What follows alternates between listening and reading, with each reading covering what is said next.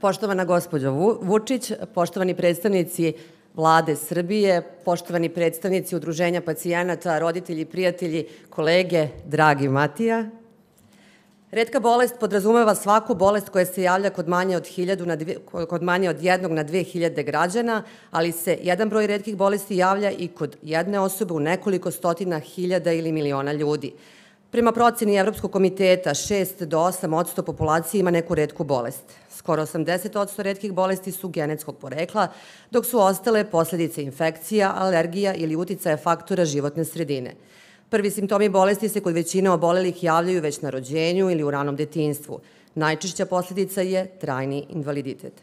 Ovo je definicija retkih bolesti. Toliko smo je puta čuli, ali svaki put se iznova zapitamo i zamislimo nad ovom statistikom. O statusu pacijenata sa retkim bolestima u Srbiji već punih 12 godina brine Nacionalna organizacija za retke bolesti Srbije, ujedno i organizator našeg današnjeg druženja. Dame i gospodo, uvaženi gosti, prijatelji iz celog sveta, poštovani predavači, učesnici, kolege novinari, dobrodošli na tradicionalnu međunarodnu konferenciju Caring for Rare.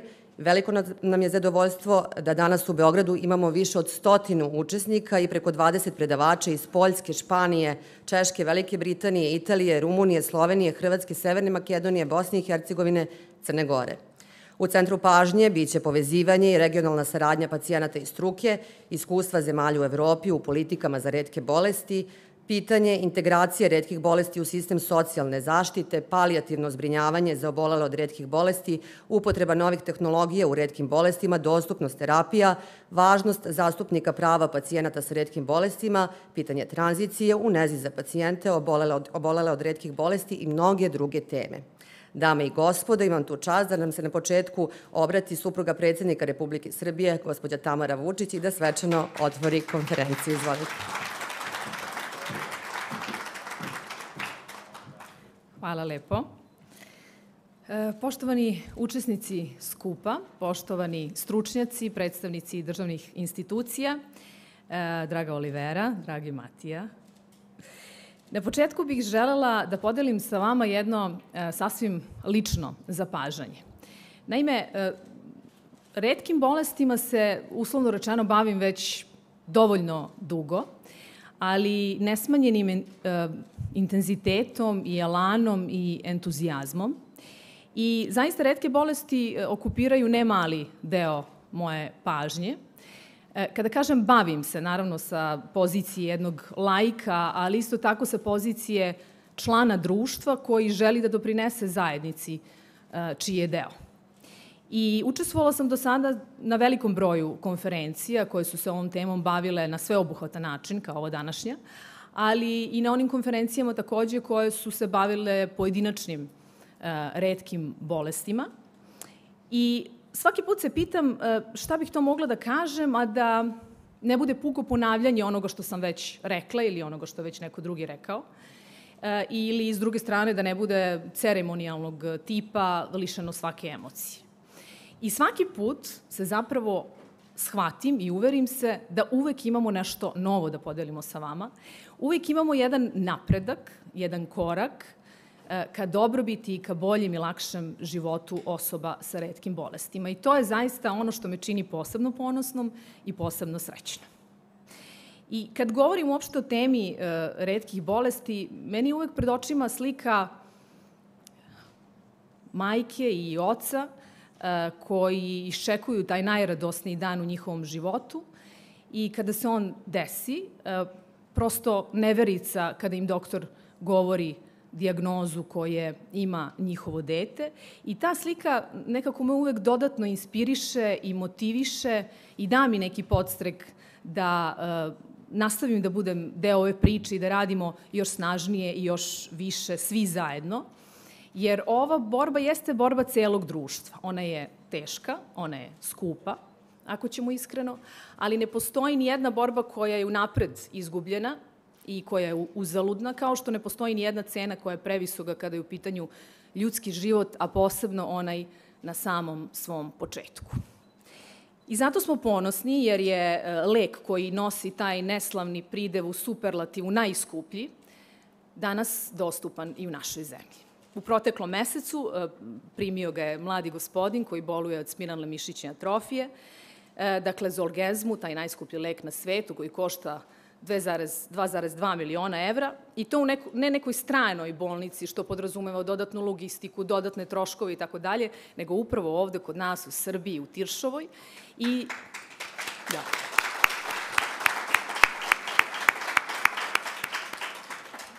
to zaslužuje aplauz, hvala vam. I zaista plan je da se svake godine izdvajaju sredstva u budžetu kako bi ovaj lek moglo da primi od 5 do 8 dece, dakle na godišnjem nivou. U Republici Srbiji se ove godine, kada su u pitanju retke bolesti, leči 580 pacijenata, ali će se taj broj i povećavati, imajući u vidu rebalans budžeta, gde su dodatna sredstva izdvojena i ove godine, 2023. budžet za retke bolesti iznosi rekordnih 7,2 milijarde dinara.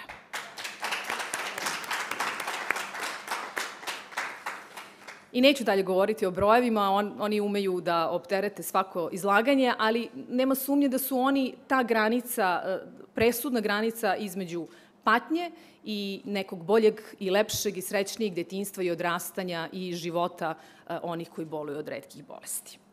Republika Srbija se poslednjih 10 godina primetno i sve odlučnije, dakle sistemski, multidisciplinarno, uključuju u borbu sa retkim bolestima.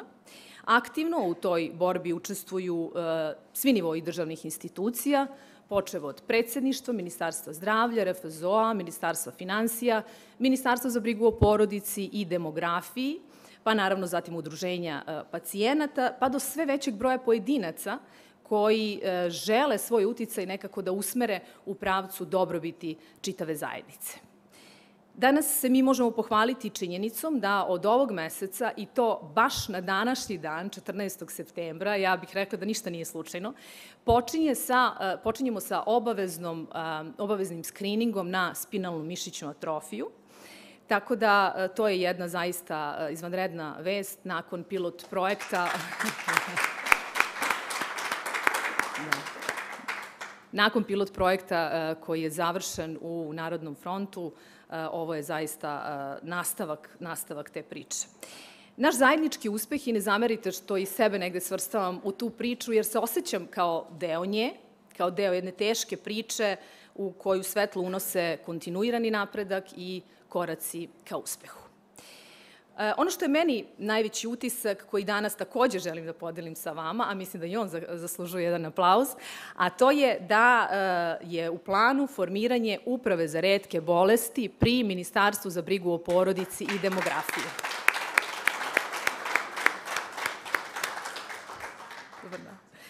Ovo je zaista, rekla bih, kruna dosadašnjih naših stremljenja, potvrda da smo kao društvo negde sazreli i shvatili važnost retkih bolesti.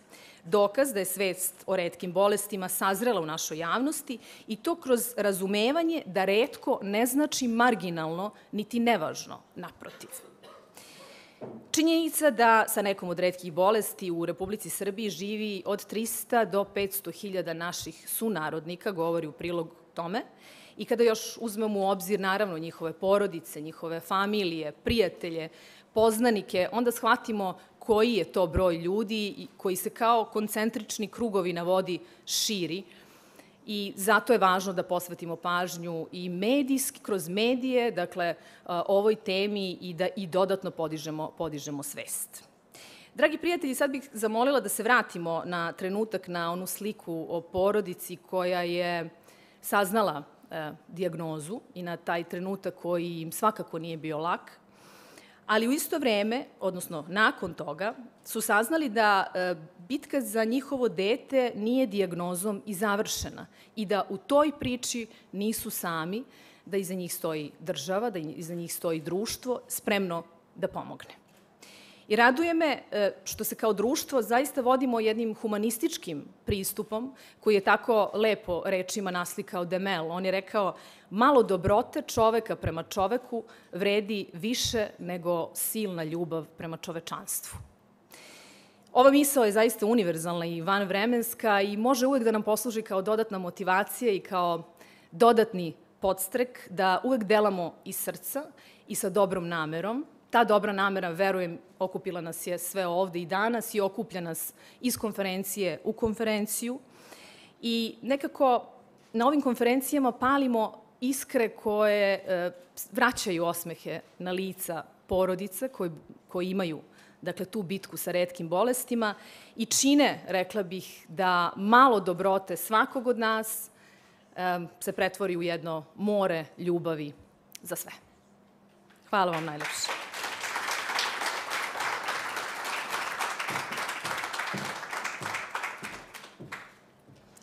Hvala. U nastavku će nam se obratiti dr. Mirsad Đerlek, državni sekretar u Ministarstvu zdravlja. Izvolite.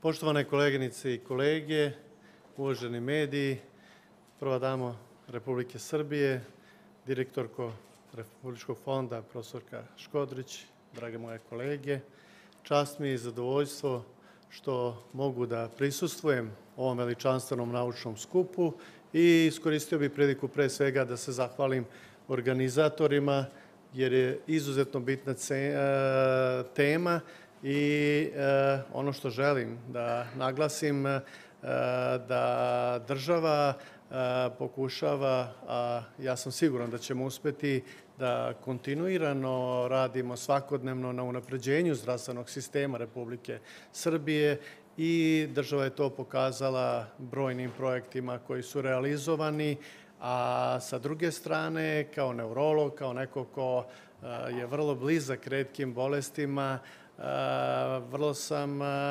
počastvovan što sam deo tima koji prati retke bolesti, jer sam neurolog od 2000. godine i dobro se sećam perioda od 2000. do 2012. kada niko nije razmišljao o retkim bolestima, a odlično se sećam i od 2012. do danas u poslednjih 10 godina koliko smo to svi zajedno, pre svega država, učinili da retke bolesti, da se roditelji i pacijenti ne osete da su sami u ovoj situaciji. Iz tog razloga, kažem, održali smo 2 sastanka u Vladi Republike Srbije, u Ministarstvu zdravlja i zaista moram da ponovim ono što je rekla prva dama.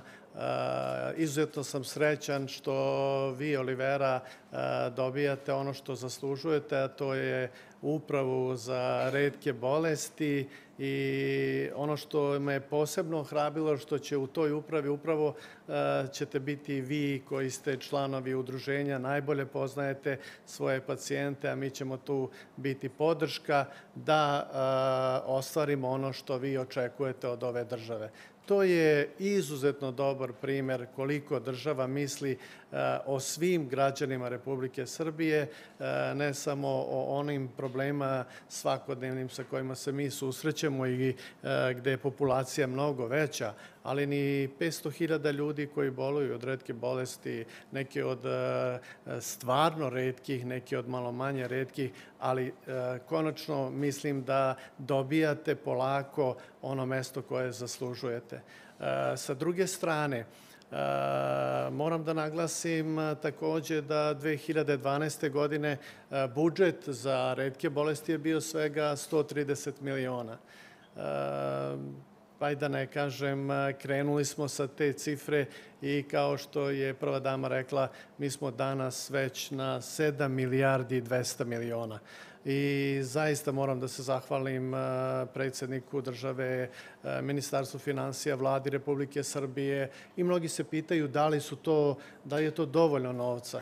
Sigurno da još nismo došli do te cifre koja će biti dovoljna, ali me strašno ohrabruje da smo taj budžet u poslednjih 3-4 godine uvećali za 300%. To je ponovo jedan od načina na koji država pokazuje koliko želi, koliko hoće. Svi ovi danas ljudi koji su prisutni ispred države pokazuju da imamo iskrenu želju da našim pacijentima i našim roditeljima pomognemo u tom smislu. Znači, mnogo novina kad su retke bolesti u pitanju, mnogo stvari i nadam se da će paneli, sesije, međusobna iskustva koja ćete vi razmeniti na ovom naučnom kongresu pomoći svima nama da unapredimo, poboljšamo zdravstvenu zaštitu, poboljšamo zdravstvene usluge kad su pacijenti sa retkim bolestima, što je osnovni zadatak Ministarstva zdravlja.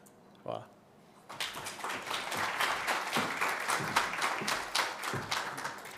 Hvala. Čuli smo već, mislim da je ovaj 14. septembar zaista istorijski dan i pravo iz porodilišta, jednog od porodilišta u Beogradu, iz Kliničkog bolničkog centra Zvezdara i profesorka Sanja Radojević-Škodrić, direktorka Fonda za zdravstveno osiguranje, gde su danas prve bebe testirane na spinalnu mišićnu atrofiju. Hvala.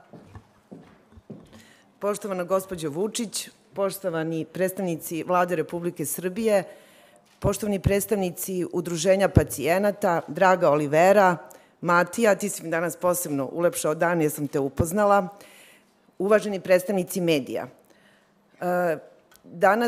Današnju konferenciju zaista bih izdvojila kao posebnu konferenciju, zato što, kao što je rekla prva dama, su se desile sasvim slučajno dve stvari u mesecu kada se obeležava Dan retkih bolesti, a to je da je krenuo skrining upravo danas, odnosno prve bebe koje su rođene posle ponoći su testirane već na spinalnu mišićnu atrofiju i ja sam obišla dečaka i devojčicu koji su prve rođene bebe u gradskoj bolnici na Zvezdari. Nakon ove konferencije ću takođe obići porodilište u Valjevu i bebe koje su rođene tamo i kojima su takođe urađena testiranja. Druga stvar koja je zaista ogromna jeste na inicijativu predsjednika Aleksandra Vučića urađen je i završen je rebalans prethodne nedelje i sada imamo rekordnih 7,2 milijarde dinara, što je 55 puta više u odnosu na budžet iz 2012. godine.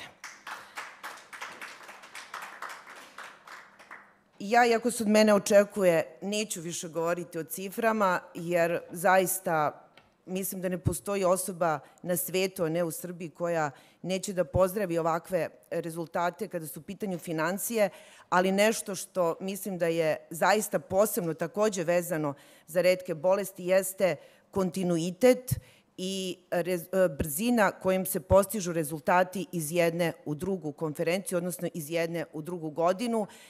I ja zaista moram da se zahvalim prvoj dami. Draga Tamara, posebno ti hvala na podršci koju pružaš i udruženju, ali i nama, jer bez obzira na svoju funkciju i moram da vam kažem da je ogromno olakšanje kada možete da pozovete još nekog u državi ko će podjednako da vas razume i čije savete u svakom momentu možete da realizujete, jer Tamara ne samo što je razumna, emotivna, posvećena, već je krajnje racionalna, tako da nikada naše priče ne ostanu prazne, već pređu u dela. Ono što takođe moram se zahvalim jeste predstavnicima udruženja koji su sa nama 24 časa i hvala vam, draga Olivera i Milice, na tome i svim ostalim predstavnicima udruženja koji se bore za sve članove udruženja i koji poznaju svakog pacijenta i nas informišu o novinama gotovo svakodnevno, pa čak, nažalost, ali i prvim bebama koje se rode sa dijagnozama retkih bolesti.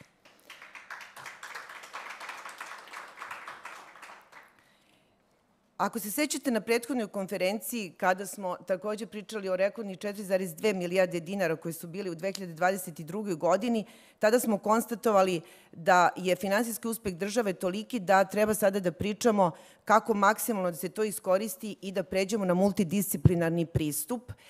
I to je već ove godine ostvareno, kao što je Tamara najavila, otvaranjem upravo kancelarije za retke bolesti, gde ćete sve vaše druge probleme moći da rešavate na jednom mestu i mislim da vam je to ogromno olakšanje i ogromni značaj koji je država omogućila, jer se pokazalo da kako za one koji imaju terapiju, tako i za sve ostale retke bolesti, a podsjetit ću vas da samo 5% retkih bolesti ima terapiju, su bitna sva ostala pitanja i prava, kao što su socijalna pitanja, zapošljavanja i sve ostalo što poboljšava kvalitet života kako obolelih, ne samo dece, već i odraslih obolelih od retkih bolesti, tako i njihovih porodica. I zahvaljujući kancelariji koja se otvara pri Ministarstvu za brigu o porodici, vi ćete zaista imati još jedno dodatno olakšanje. Ja zaista neću biti duga, kao što obično pričam, i nadam se samo na osnovu svega ovoga što sam rekla da ste shvatile, a i na osnovu prethodnih godina, da je država 24 sata uz vas.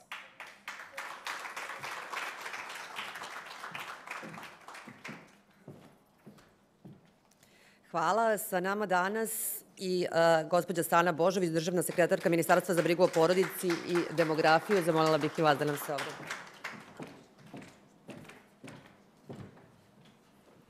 Poštovana gospođo Vučić, uvažena Olivera, poštovane kolege iz Vlade Republike Srbije, poštovani učesnici međunarodne konferencije, dame i gospodo, na samom početku želim da vas pozdravim u ime resorne ministarke Ministarstva za brigu o porodici i demografiji, profesorke doktorke Darije Kisić-Tepavčević, da vam pošaljem sve njene pozdrave i podrške, jer je naša ministarka potpuno posvećena ovoj temi i možete potpuno računati na njenu podršku. Ona je trenutno u Budimpešti na demografskom forumu, ali ćemo naravno narednih dana biti sa vama za sve stvari o kojima su već i pričali uvodničari.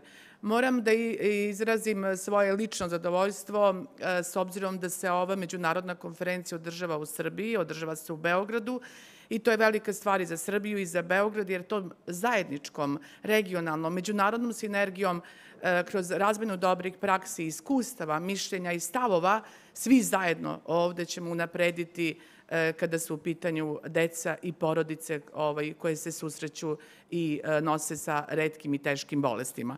Ono što želim takođe da naglasim da su institucije Republike Srbije svakodnevno posvećene i čine napore u poboljšanju i napređenju položaja dece i njihovih porodica. I naravno, pre svega, to su već rekli direktorka fonda, to je već rekao i državni iz Ministarstva zdravlja, kroz unapređenje prevencije, zatim dijagnostike, terapije, obezbeđivanje dostupnih lekova, medicinskih sredstava, podizanje svesti javnosti, što je izuzetno važno, zatim učešće osoba sa ovakvim zdravstvenim problemima i njihovih porodica u sve društvene tokove života. Ono što želim da naglasim da je ovo isključivo zahvaljujući politici koju promoviše i na kojoj insistira naš predsjednik Aleksandar Vučić. Ono što je jako važno, već su rekli u uvodnom delu i direktorka fonda i prva dama, sticajem svih ovih okolnosti i potrebom da pomognemo, da budemo tu u funkciji naših svih građana i građanki, posebno kada su u pitanju retke bolesti, stvorili su se uslovi da se napravi sistemska podrška, a to je formiranje posebne jedinice u Ministarstvu za brigu o porodici i demografiji i ova posebna jedinica će biti koordinator, koordinirat će rad svih organa u Vladi Republike Srbije. Hoću da kažem da će to biti krovno mesto i glavno mesto Ministarstva za brigu o porodici koje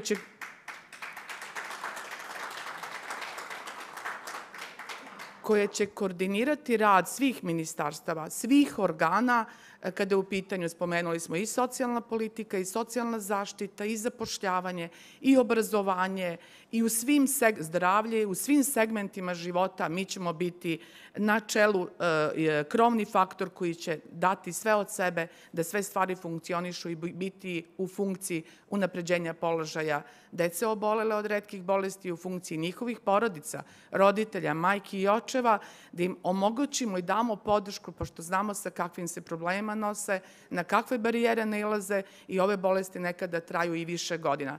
Tako da možete računati na potpunu posvećenost ministarke Darije Kisić-Tepavčević i našeg tima, jer evo i ja ću biti lična i moja profesija i moja javna funkcija koja me obavezuje nekih 25 godina je najbliskije povezana sa vama, tako da ću dati sve od sebe i naš tim da zacrtamo i da odradimo sve ono što smo rekli. I nemojte mi zameriti, ali ja moram ponoviti da bismo došli ovde gde smo došli, da bismo uradili ovo što smo uradili, to je samo pitanje formalizovanja. Sve pripreme su urađene na tehničkom nivou u vladi, čeka se. Najveću zahvalnost dugujemo za to našem predsjedniku Aleksandru Vučiću, dugujemo našoj premijerki Ani Brnabić, ministru finansija, našoj ministarki Dariji Kisić-Tepavčević i Sanja, nemojte se ne ljutiti, i direktorki Fonda za zdravstveno osiguranje Sanji, zahvaljujući njima, njihovoj snazi, njihovoj podršci, njihovoj strategiji, mi danas čekamo osnivanje ovog posebnog tela koje će, znači, pružiti podršku svim porodicama i deci i gde će svi biti uključeni u rad svih komisija i radnih grupa koje su zadužene strateški za zakone i strategije koje se tiču retkih bolesti. Ono što želim takođe da naglasim jeste da ovo će biti ključna tačka i ono što je jako važno da će upravo ova jedinica imati stručni kadar, mi ćemo imati podršku ovde i nacionalne organizacije i upravo ta podrška i ta sinergija će biti izuzetno važna. Jeste da ćemo imati saradnju sa svim institucijama, ali verujte, nama su najvažnija udruženja, nama je najvažnije nacionalno udruženje. Ko bolje zna od roditelja, ko bolje zna od najbližih, najbliskijih sa čim se sve susreću. Tako da ćemo mi biti jedan tim na istom mestu sa istim zadatkom u funkciji naše dece i naših građana. I na samom kraju, pošto je već sve rečeno i oko novca, čuli ste koliko je država izdvojila, koliko je država dala novca, nastavit ćemo znači da radimo. Ono što je jako važno jeste da, naravno sa vama Olivera i sa vašim saradnicima, jeste da, evo na samom kraju, još jednom želim da se zahvalim vama kao organizatoru ove izuzetno važne konferencije i nadam se da će zaključci ove konferencije svih vas biti nama alat za dalje politike koje ćemo voditi i naravno koristim priliku i da istaknem da je država uz vas, uz vašu decu, uz porodicu, svih 24 sata. Niste sami, bit ćemo zajedno na zajedničkom putu da istrajemo i da ostvarimo sve one ciljeve koje vi sanjate i mi zajedno sa vama. Hvala vam na pažnji, želim vam uspešnu konferenciju i nadam se sledeći put sa nama zajedno u ministarstvu.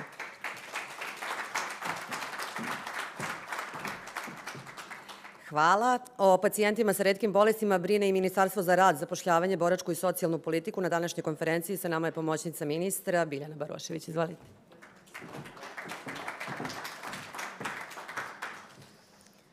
Poštovana gospođo Vučić, poštovana gospođo Božović, gospođo Radović-Škodrić, poštovani učesnici današnje konferencije, poštovana Olivera, poštovani Matija. Čast mi je zadovoljstvo što sam danas deo ove značajne međunarodne konferencije o retkim bolestima. Takođe, koristim priliku da vam prenesem pozdrave ministra za rad, zapošljavanje, boračka i socijalna pitanja, gospodina Nikole Selakovića. Naš zajednički cilj na ovoj konferenciji je da pošaljemo poruku o važnosti zdravlja, nužnosti unapređenja međusektorske saradnje svih relevantnih aktera i unapređenje regulatornog okvira u cilju obezbeđivanja održivosti novog sistema integrisanih usluga u zajednici. Upravo zbog kompletnosti problema i pojedinca i porodicu uvodimo u sistem socijalne zaštite, bilo da se radi o pravima ili uslugama, međusektorska saradnja je ovde imperativ. Građani koji su obuhvaćeni sistemom socijalne zaštite predstavljaju vrlo heterogenu grupaciju prema svim bitnim kriterijumima, a zajedničko im je da najčešće pripadaju marginalizovanim i ugroženim grupacijama populacije. Sistem socijalne zaštite kroz prava i usluge podržava pojedinca i porodicu u krizi sa ciljem da ih podrškom osnaži i uključi u život u zajednici. Saradnja sistema socijalne zaštite i zdravstvenog sistema, iako su poslednjih nekoliko godina ostvareni značajni koraci kada je reč o njihovom kvalitetu i dostupnosti, jeste oblast na kojoj je potrebno još intenzivnije raditi u narednom periodu. Potrebno je intenzivirati i razvijati usluge u zajednici i uspostaviti i učiniti dostupnim usluge podrške porodici. Ministarstvo za rad, zapošljavanje, boračka i socijalna pitanja čine napore da sistem prava i usluga socijalne zaštite učini fleksibilnijim i dostupnijim. U tom smislu, Ministarstvo je otvoreno za sve inicijative za pilotiranje novih usluga kroz institucije sistema i unapređenje regulatornog okvira. Znači, želim da se zahvalim, naravno, svim kolegama koji su doprineli da upravo ono što je gospođa Vučić i ceo tim i naravno udruženje danas postiglo na nivou države. Želim da se zahvalim, naravno, svim kolegama, predsjedniku i Vladi Republike Srbije koje prepoznaju brige i brinu, naravno, o svim građanima rešavajući sve njihove probleme. Želim da vas pozdravim u ime Ministarstva za rad, zapošljavanje, boračka i socijalna pitanja, da vam poželim uspešan rad i naravno da računate na Ministarstvo za rad, naravno i podršku države koju su ovde naši govornici u samom uvodnom delu i izneli i čestitam još jednom celom timu, čestitam naravno gospođi Vučić, direktorki Republičkog fonda za zdravstveno osiguranje, gospođi Sanji Škodrić, Stani Božović, gospodinu Đerleku, predsjednici udruženja i svima vama koji ste podržali ovu konferenciju koja je od izuzetnog značaja za sve nas, a naročito za sva naša udruženja i svu našu decu. Hvala još jednom.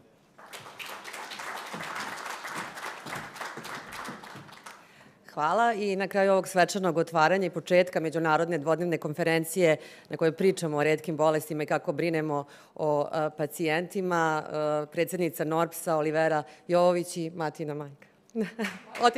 Pobegla.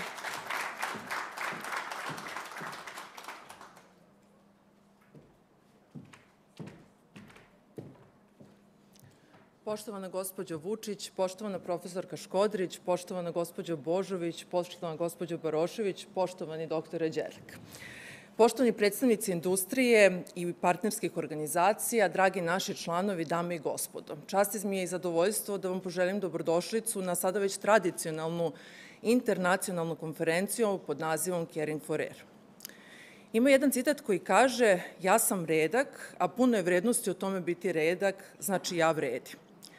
Kada se osvrnemo unazad, put dug više od deceniju nije bio lak. NORPS postoji 13 godina i ono što smo postigli je zaista neverovatno.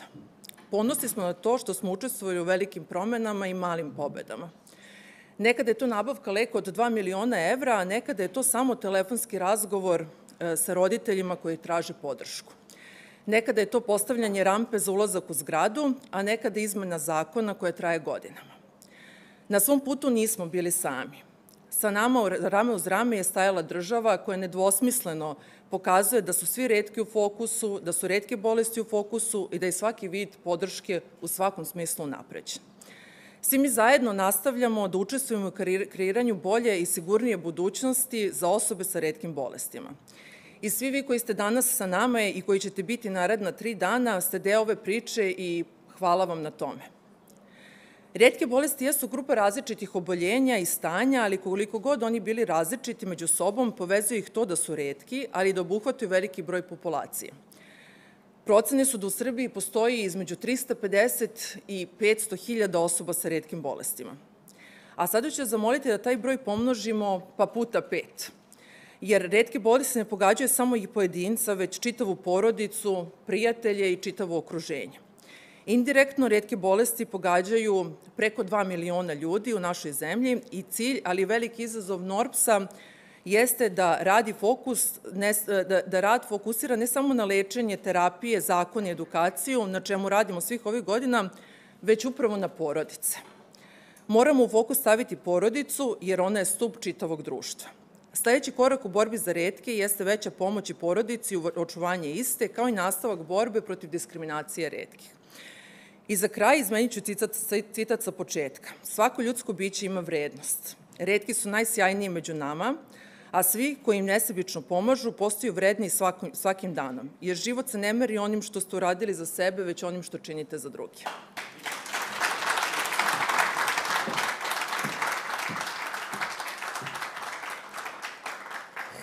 Hvala, Olivera. Ja ću na kraju dodati ono što uvek govorim. Retki su snažni, retki su važni, retki su posebni, retki nisu retki i retki nisu sami, što je pokazala i ova konferencija za novinare. Ovaj zvanični uvodni deo je završen.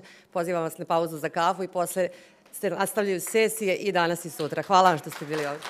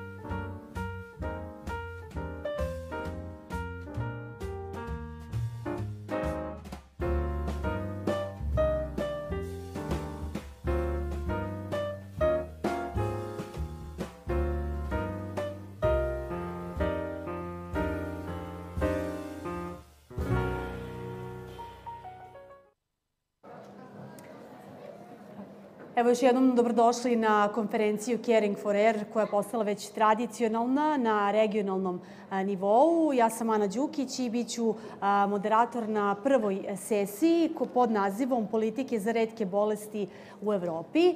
Današnji panelisti su Olivera Jovović, predsjednica NORBS-a, dobar dan. Ivana Hrastar, socijalna radnica Hrvatski savez za retke bolesti, ona nam se uključuje online. Maržena Nelken, direktorka Nacionalne organizacije za retke bolesti Poljske. Dobar dan, hvala vam što učestvujete.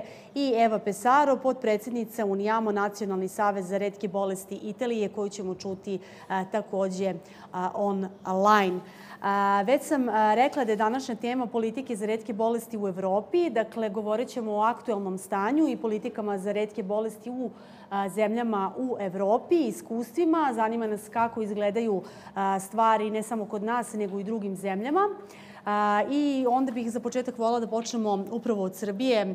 Evo, Olivera, kakva je situacija vezano za politike za retke bolesti konkretno u našoj zemlji? Kakva je trenutna situacija? Kako ocenjujete? Da, u ovom trenutku Republika Srbija nema program za retke bolesti. On je istekao krajem 2022. godine. Na njemu se intenzivno radi. Ono što je važno reći i istaći da je prethodni program takođe donet na inicijativu samih pacijenata i sami pacijenti su učestvovali u izradi programa. Takođe je ista situacija i sada, s tim da je praktično tokom cele prethodne godine, to je polovina prethodne i polovina ove godine, održavani su mnogobrojni sastanci sa svim predstavnicima pacijentskih udruženja za retke bolesti i negde se zaista ovaj put, čini se, je uvezana i prosveta i negde je više stavljen akcenat na, da kažemo, socijalne probleme, jer u Srbiji, ukoliko govorimo o zdravstvenoj zaštiti, svakako da je situacija u mnogome bolja u odnosu na onaj deo vezan za socijalnu zaštitu osoba sa retkim bolestima. I negde se čini da će ovaj program zaista biti nešto koji očekuje se do kraja ove godine, ali ajde da kažemo da ne budemo previše optimistični, da on može početi naredne godine i čini se da će ovaj put ministarstva između sebe više sarađivati, jer negde je uvek to problem što se čini da ne da se čini, nego naprosto retkim bolestima je potreban jedan multisektorski pristup i zato je potrebno da prosveta se ne bavi samo, da kažem, svojim delom, nego da ona uveže Ministarstvo zdravlja i zaista deluje da će to tako i biti. I evo samo da se nadovežemo, kratko pomenuli ste taj neki socijalni aspekt, pomenuli ste i zdravstvenu zaštitu i pokoliko su retke bolesti prepoznate u sistemima socijalne i zdravstvene zaštite, negde se čini iz vašeg prethodnog odgovora da je bolja situacija vezana za zdravstvenu zaštitu nego za taj socijalni aspekt. Tako je, ali to ide iz onog dela gde naprosto logičan sled okolnosti jeste da se Ministarstvo zdravlja više bavi retkim bolestima. Međutim, tu vrlo često nalazimo, da kažemo, na grešku u samom prepoznavanju retkih bolesti. Retke bolesti su, kao što sam i malo pre rekla, multisektorske, multidisciplinarne, nazovimo to kako god, ali prosto mislim da je to razlog jer se mnogo više pažnje obraćalo u tom zdravstvenom sistemu, što je negde, da kažemo, i logično, jer ako znamo da o retkim bolestima do pre 2010. godine se apsolutno nije pričalo i nije se znalo, mi danas ipak imamo značajno drugačiju situaciju, jer od te 2010. pa do sada više se naravno obraćalo pažnje da ta zdravstvena zaštita bude onakva kako zaslužuju osobe sa retkim bolestima. Sada kada smo došli do tog nivoa da možemo da se pohvalimo da zaista zdravstveni sistem prepoznaje retke bolesti, da li postoji mesta za unapređenje, mislim, uvek svakako postoji u životu za sve, pa tako i za ovo, ali kada je sistem socijalne zaštite u pitanju, naprosto retka bolest kao takva nije prepoznata. A vrlo često se susrećemo, u stvari, zašto je to negde problem kada su retke bolesti u pitanju, jer postoje one osobe koje imaju nevidljiv invaliditet. Ako pričamo o osobama sa vidljivim invaliditetom, one svakako da jesu prepoznate u sistemu zdravstvene zaštite, jer su osobe sa invaliditetom, socijalne zaštite, jer su osobe sa invaliditetom naprosto prepoznate kao takve. Ali ako pričamo o nevidljivim invaliditetima i toj grupi pacijenata, tu dolazimo do problema, ali ono što jeste pozitivno jeste da je skoro promenjeni pravilnik o telesnim oštećenjima i gde retke bolesti kao takve su ušle u sam pravilnik. To je, da kažemo, početak promena i zaista deluje da u narednom periodu i da sledeći put kada se budemo našli na ovu temu, da će situacija biti značajno drugačija i u tom aspektu. Evo sada bih... The situation will be certainly much different. Now let's hear from Ivana Hrastar from Croatia to hear what the situation is in Croatia. So what is the situation relevant to rare diseases in Croatia? Can you hear me? Da, we can hear you. Okay. Thank you for inviting us. I would like to say hello to everyone and sorry for not being in Belgrade. I will try to explain the situation in Croatia, but it is, I will say, quite similar as in Serbia. For all patients, in context of their position, the situation at the moment is very difficult because we have a large shortage of health professionals and also some medicines. But maybe the main problem would be very slow administration to get the therapists to health insurance list. In addition to already existing problem with large lack of services like physical therapy, specialized services, it very much affects, it has a major impact actually on this very sensitive group of patients with rare diseases. But in order not to be negative, I would say that in my experience, a small group of experts and volunteers dealing with rare disease in Croatia are making progress despite all obstacles. Same as in Serbia, at the moment we do not have a national program. It expired almost 3 years ago, and we do not know the exact number of patients. We do not have a registry, but also we do not have a systematic field analysis of needs of patients. But we have an increasing number of associations who deal with rare diseases. We have a new working group that is going to make a new national rare disease program. And we also have a national strategy that will, it's a recovery strategy,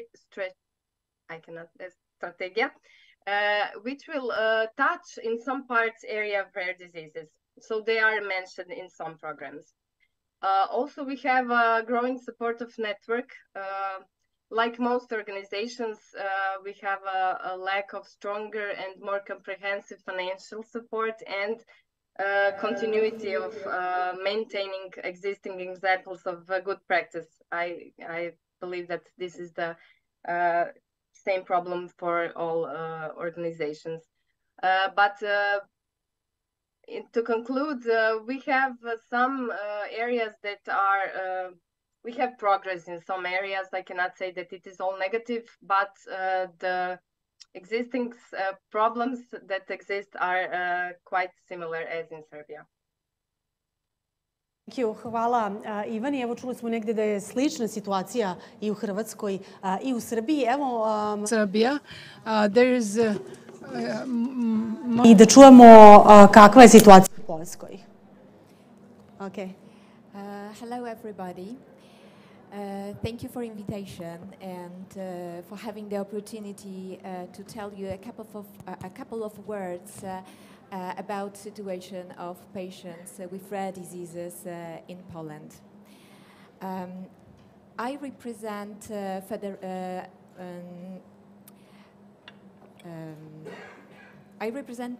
organization, National Forum Orphan, which is the umbrella organization.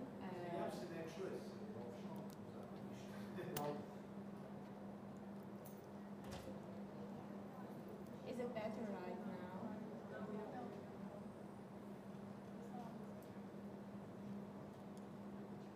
Yeah? Možete. You may continue. Yeah? Is it better? Okay. All right. So a couple of words about the association I come from. This is National Forum Orphan, an umbrella organization bringing together 59 legal entities. The majority of them are patient associations with rare diseases area, and some foundations supporting patients. Oh, now it's working. Yeah. All right, everything is changing here because it stopped somehow.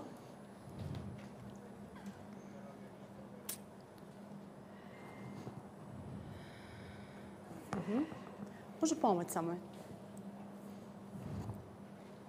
Evo. Okay? Aha. Oh my God, sorry for that. Sometimes electronicity is much more difficult than we think. All right, so come back to my presentation. Oh my God, sorry for that.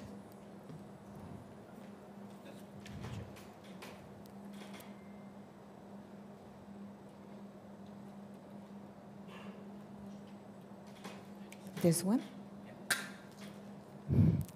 Okay, ladies and gentlemen, National Forum Orphan, an umbrella organization bringing together 59 members, the patient associations and foundations supporting patients.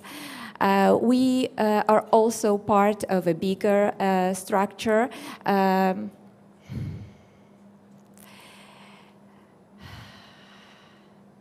We are members of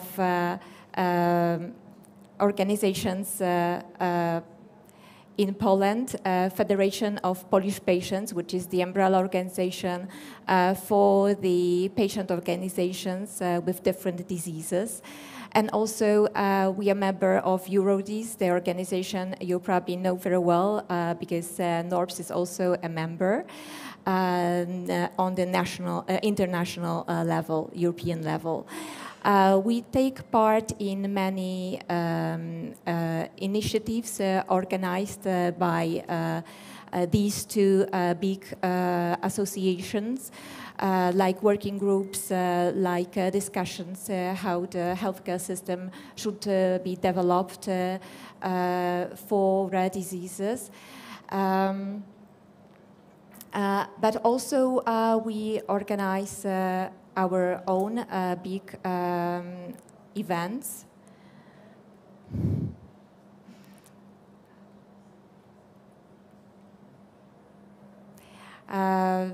One of them is the Rare Disease Day. I'm struggling with this, I know that you can see that. The annual conference for rare diseases. The celebration takes part in Warsaw, in Palace on the Isle, in Łazienki Królewski Park. This is a historical heart of the capital center in Poland. During this conference, the National Forum Orphan awards a very special prize, which is Crystal Star Prize, to the most distinguished people for rare disease community. In this particular event, take part patient organizations, representatives of patient organizations, best experts on rare diseases, clinicists, doctors, Minister of Health with their whole team, representatives of Polish government, Polish Sejm, Senate, representatives of pharma industry, and also media, because we want to raise awareness in area of rare diseases. We take part also in the initiative Light Up for Rare. You probably know this initiative started from EuroDis when in solidarity with rare disease patients. We light up the most important buildings, central buildings in our cities all over Poland. Here we have just one example of lighting up the city center, the central the Palace of Culture and Science in Warsaw. The second big event we organize as National Forum Orphan is Rare Disease Day during Economic Forum. This event, the Economic Forum, is organized every year in Karpacz in Poland. This is an international event dedicated to discuss political and economical subjects. One of them is healthcare system. And on this economic forum, we have the part of healthcare forum. And at the healthcare forum, we organize very special panels dedicated to rare diseases. One of them is expert panel on system solutions in rare diseases with presence of Ministry of Health. And the second one is a round table for rare diseases where experts on rare diseases are discussing certain issues, certain solutions in certain indications, in certain diseases, and they work out solutions for further proceedings. So this is a really very important event in Poland. Apart from these two events, our work focuses on making sure that the patient voice, the voice of patients with rare diseases, is heard everywhere, that we as a rare disease community are visible, are seen, and we are heard.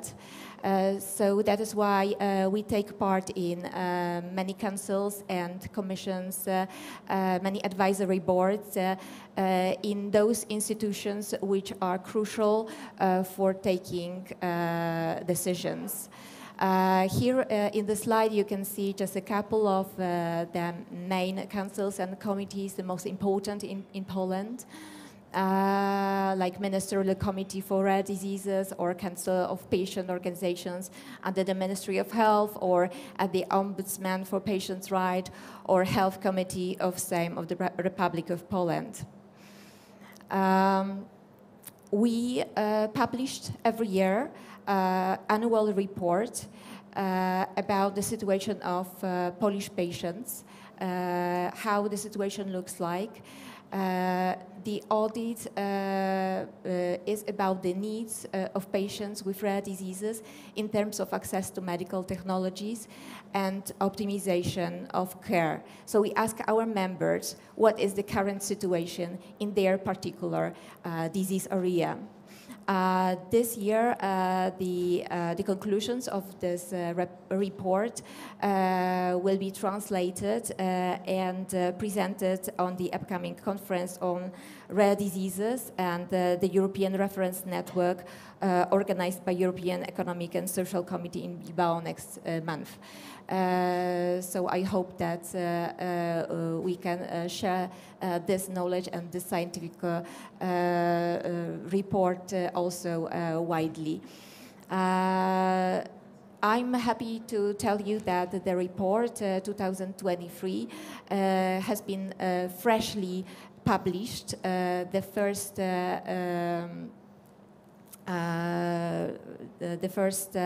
launching was during Economic Forum 1 week ago. So it's the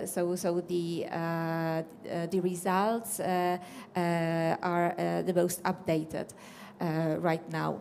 And what it shows, Actually, the situation of rare disease patients in Poland is pretty much similar to the rest of the world when it comes to treatment.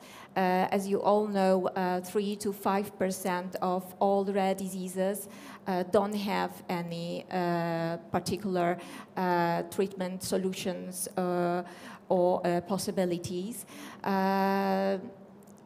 But we have also good examples. We have also rare diseases which have great diagnoses, which have treatment available and fully reimbursed by Polish government, where we have expert centers, where we have treatment paths, so we know exactly what should be done when a patient is diagnosed. As an example, could be here SMA. I'm very glad to hear that you have finally also the screening. We do have it as well. We have the diagnosis through the newborn screening. We have treatment, actually all options available. Even gene therapy has been introduced last year. And it is fully reimbursed for Polish patients with SMA.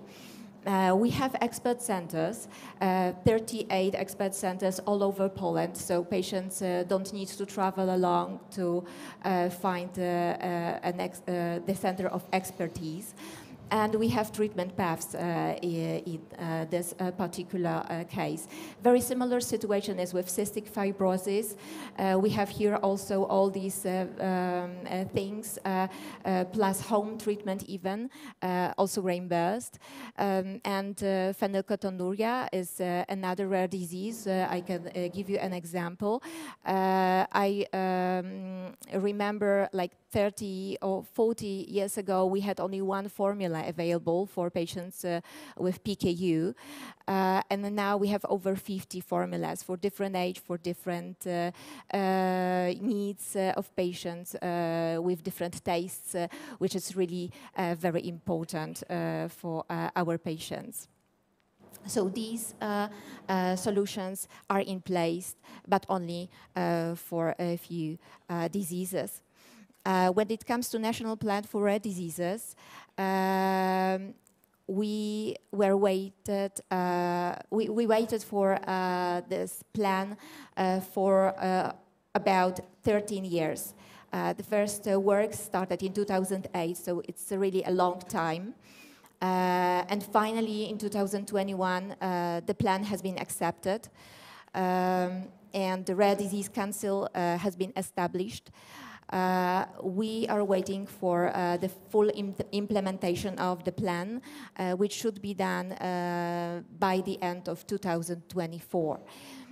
In our plan, in Polish plan for rare diseases, we have 6 areas. You can see in the slide: expert centers, diagnostics, access to drugs and food for special and nutritional users, Polish registry, card of patient with rare disease, and information platform for rare diseases. A lot of work has been already done. Some areas are still in progress, is work in progress. In some other areas, we are waiting already because everything is ready. For example, the information platform should be published this month. So it will be already something very important for our patients. From our audit, we see that already 14 patients' organizations see the changes after introducing a national plan for rare diseases. This is mostly connected to new treatments which became available and reimbursed. It is important to say that during last 3 years, we have over 100 new molecular indications have been reimbursed in Poland. So this is really a great result, especially in comparison to previous years.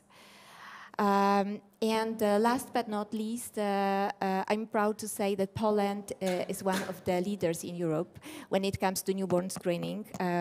We have 29 diseases in national screening panel, 32 diseases in the panel in all regions. Only Italy is better than us, but we are working on being on the first because we see that it is really important and crucial, especially for rare diseases, that we have the diagnosis just from the beginning and we know how to plan the treatment and everything which is connected with healthcare for these patients. Thank you for your attention. If you have any questions, I will be available all the conference and I will be happy to talk to you. Thank you so much. Evo, čuli smo negdje iskustvo, vola bi sam... We have heard certain experiences. However, I would like to hear from Olivera and Ivana what they have to say. How similar do they think their situation is? Samo kratko, 30 sekundi, osvrt na ovo što... So, just briefly, in 30 seconds, tell us what you think about what Mažena said. Is better in Poland and what is better? Because we heard administrative problems, the lack of drugs, and similar. I have thought most about this situation relevant to screening. That's something we need to do in Serbia and will do in Serbia, because if we look at the numbers, yes, we are running late in this respect. This is the first thing that I thought of and that I would like to mention. Now, let's see if Ivana has to say something, maybe 20, 30 seconds. Relevant to this experience similar from Poland. That the newborn screening are late in the numbers. And I would like to quickly ask about the report. Is that a sample representative? Who are the participants of the questions for the report? Thank you. Thank you. I sada ćemo čuti Evo Passaro iz Italije. Ona ima...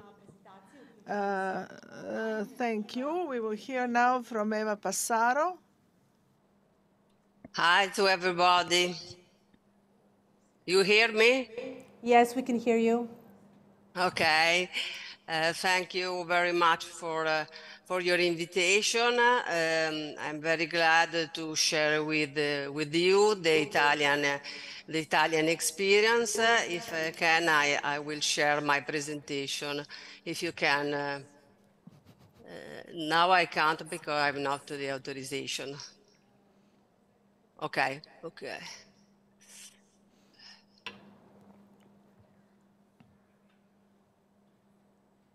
You see? We can see. Okay. Allora, starting from the beginning, I'm Eva Pesaro. I'm the Vice President of the Uniamut Federation, that is the National Alliance for Rare Disease in Italy.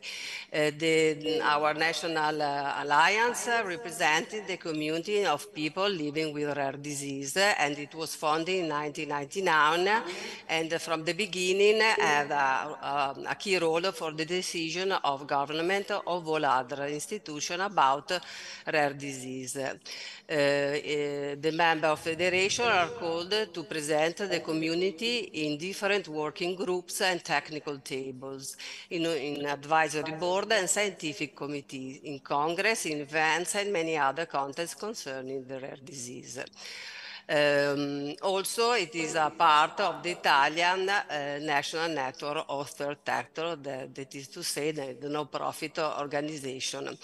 Our organization nowadays has about 190 members, and they take part, and it is involved in 15 national institutional tables, and also is participated in 17 scientific working group committees.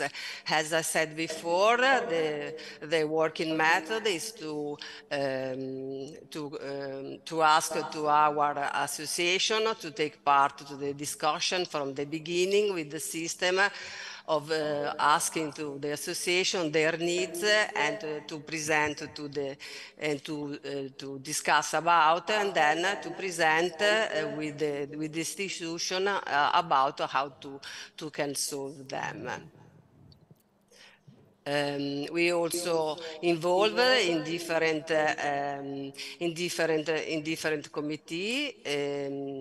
For example, we are a member of National Coordination of Rare Disease and Ministry of Health. And also a representative of UNIAMO, of patient, is a member of Central National Coordination of the Territorial of Ethic Committee in order to give the point of view of patient about all the activities that are related to scientific research, for example, about the production of consensus and other documents that patient has to sign when there are some experimental initiative. Also, we are a member of the newborn screening coordination and the working group of the newborn screening. Also, in Italy, the organization health is organized by each region that are about 20, and we are now represented in the regional coordination of 7 regions. Also, we take part to a DNI, the Unknown Disease Network, the International Task Force with the ORDIS. Also, we are involved in different initiative programs, like such as SOVDRD, Screen for Care, Karen, and also an European project, the Recon for IMD. Okay, we also member European Forum of Disability and member of BMRI Stakeholder Forum Patient Pillar. Also, we are in the National Council of Third Sector. What are our achievements and the long pathway that we have to reach? We started as all other alliance from the Europlan project in order to develop a specific national plan for rare disease. And the methodology that the previous representative talked about, the creation of working group that involve multi-stakeholder representative in order to put forward proposal for each part of the plan. The model that I said are working table coordinated and minuted by patient representative and made up of representative of main institution. They discussed for 2 days and they issued a final report. And from this work, there was the first rare disease national plan that covered the 2030 and 2016 period, and from beginning of this year there are the new national plan. Starting from this experience, we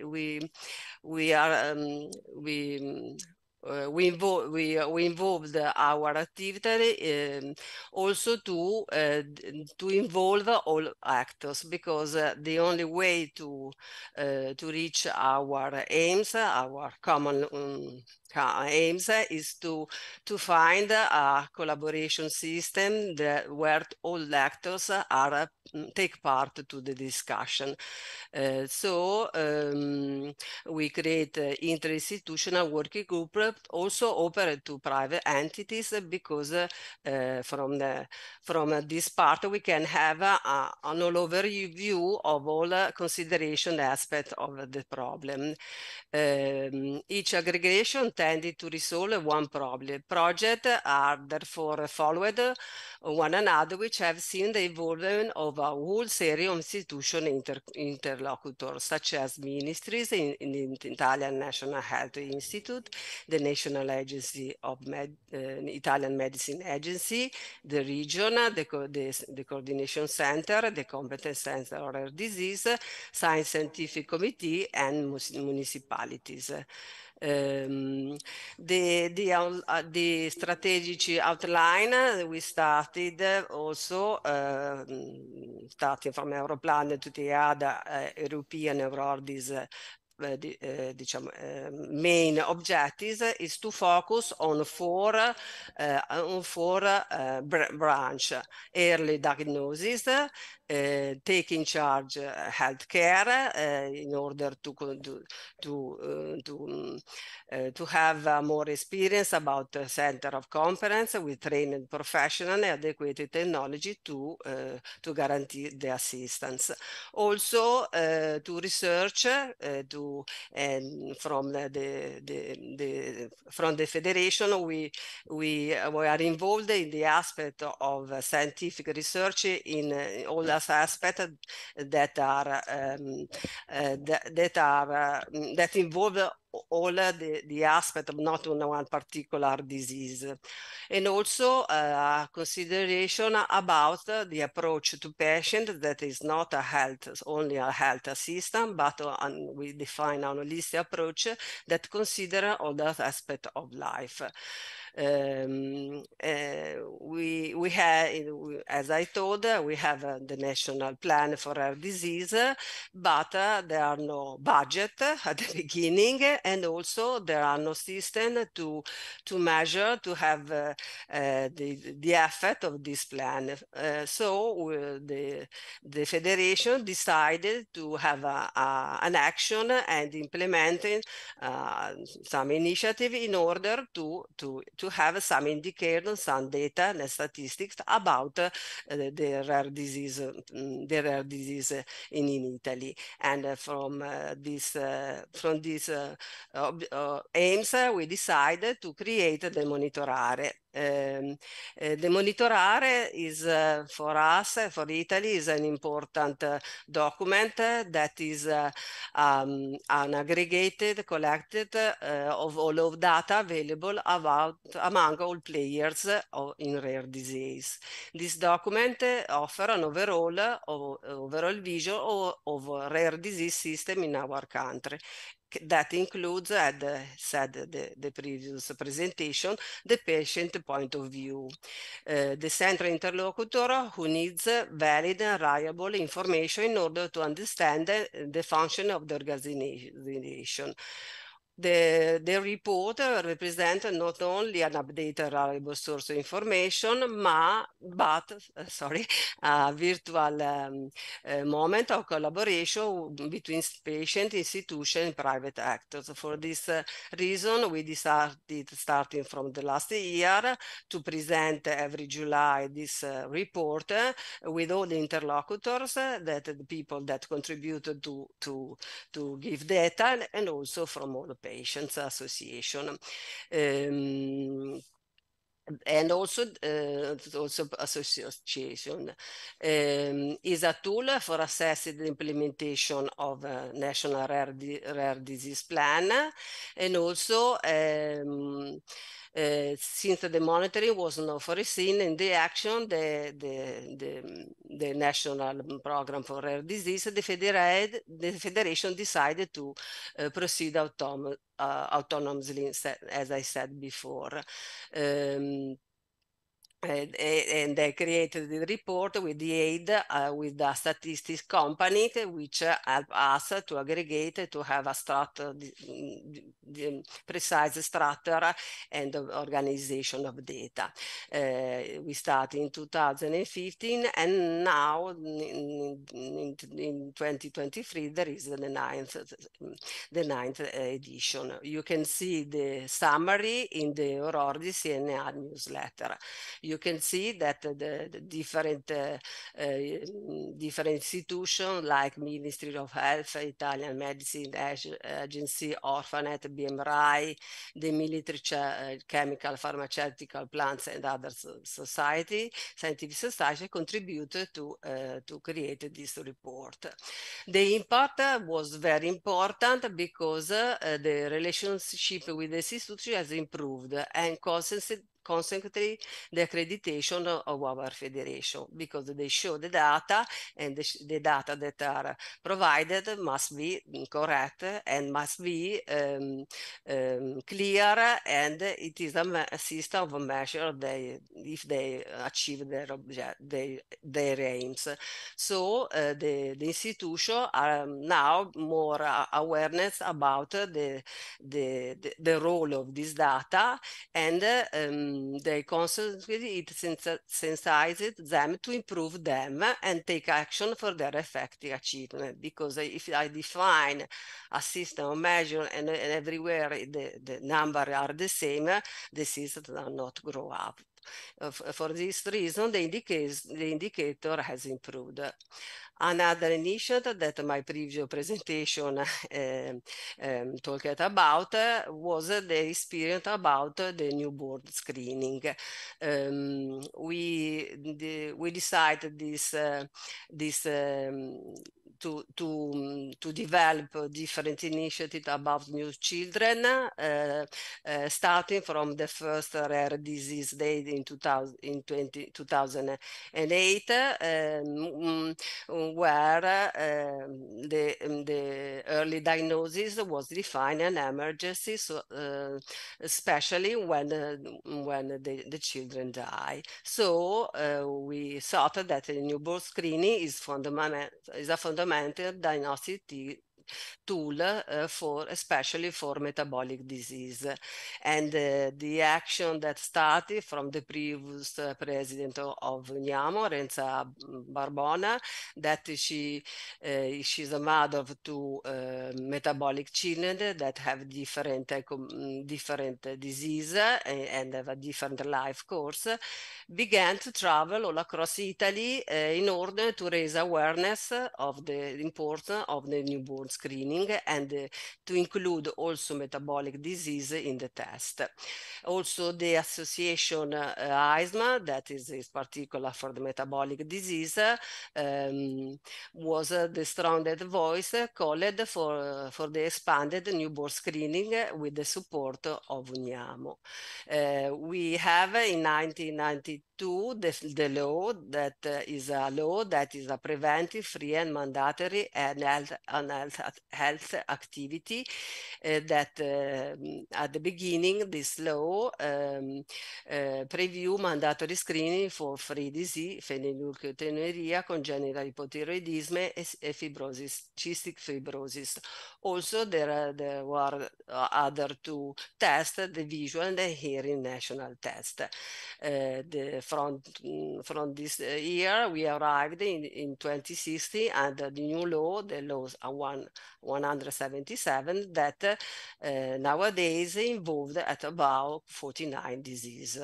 I think that are not a challenge between different countries, but I think that is important to share the system and the knowledge about the institution that of the importance of the newborn screening.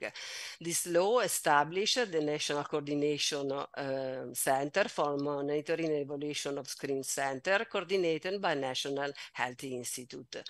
This system preview that all regions have to guarantee the newborn screening. They provide a technical scientific support to the professional involved. There was a close collaboration with regions and also a region of affected babies. An archive to evaluate cost benefit for each disease and promotion of high quality standard for laboratories, and also uniformity of information.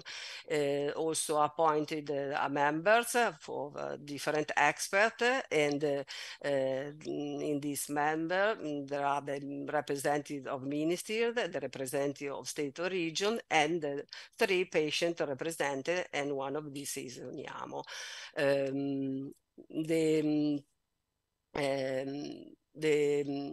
The screening program is articulated in 4 main functions: the screening laboratory, the laboratory for confirmation of diagnosis, the clinical center, and the regional coordination supervision.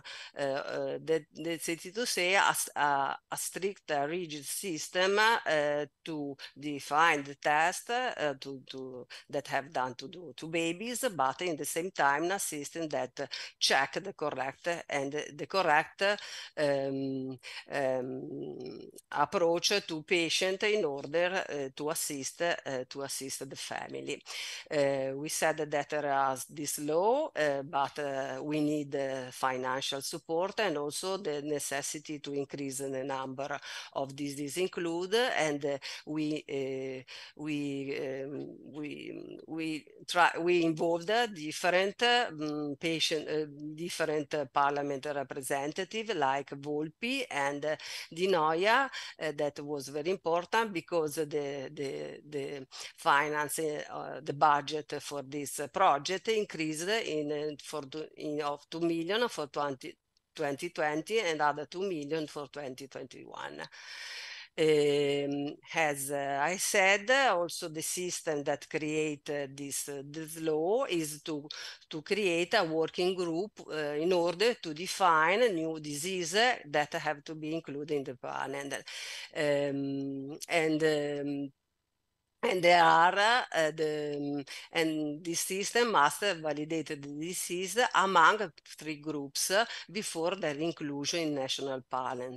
Nowadays, they are developing the operative protocol for care follow-up of patient identity through the newborn screening, also identification of new pathology to be added in official national plan. And I try to define a specific approach model in order to be added to other patients in the moment that they are considered to be included. From the side of our involvement and our awareness the activities, there are not only the political aspect, but also all system of involvement of patient and all after of the system. And in fact, we started in 2016 with the play to decide at the Chamber of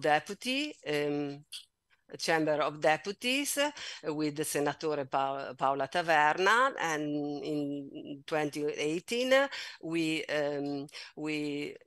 have 5 open days all over Italy in order to improve the parental awareness, because we know that it's important to involve the system, but also family and the new parents about the importance of this new system. Also in 2019, with the association, we create a position paper of the 10 newborn screening recommendation. And in 2020, this document was presented to European Conference on Rare Disease. This help us to be involved, as I said before, in the working group of newborn screening.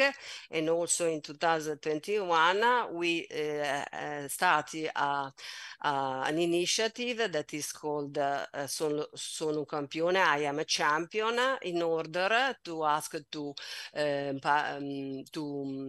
Italia, to our government representative, to present to Europe this model in order to add other countries to have the same system. Nowadays, all the region have this system. About 400,000 tests are every year, and 800 children every year are identified have a positive test. Also, I think that I think is important, some regions decided to extend the tools of pathology, and that we hope in the future there will be available and inside the system for all regions. Also, there is a position of Ordis about the principle of newborn. What is the message that we can share with you? The Italian law on newborn screening is a result of a long patient advocacy and lobbying action carried out from 2005 to 2019. But, as I said, it's not finished. The turning point for us was the Senator Paola Taverno, who took our case in her heart until she is the first signatory of the law. The new board is not only a test, but a system where all stakeholders are involved at different steps.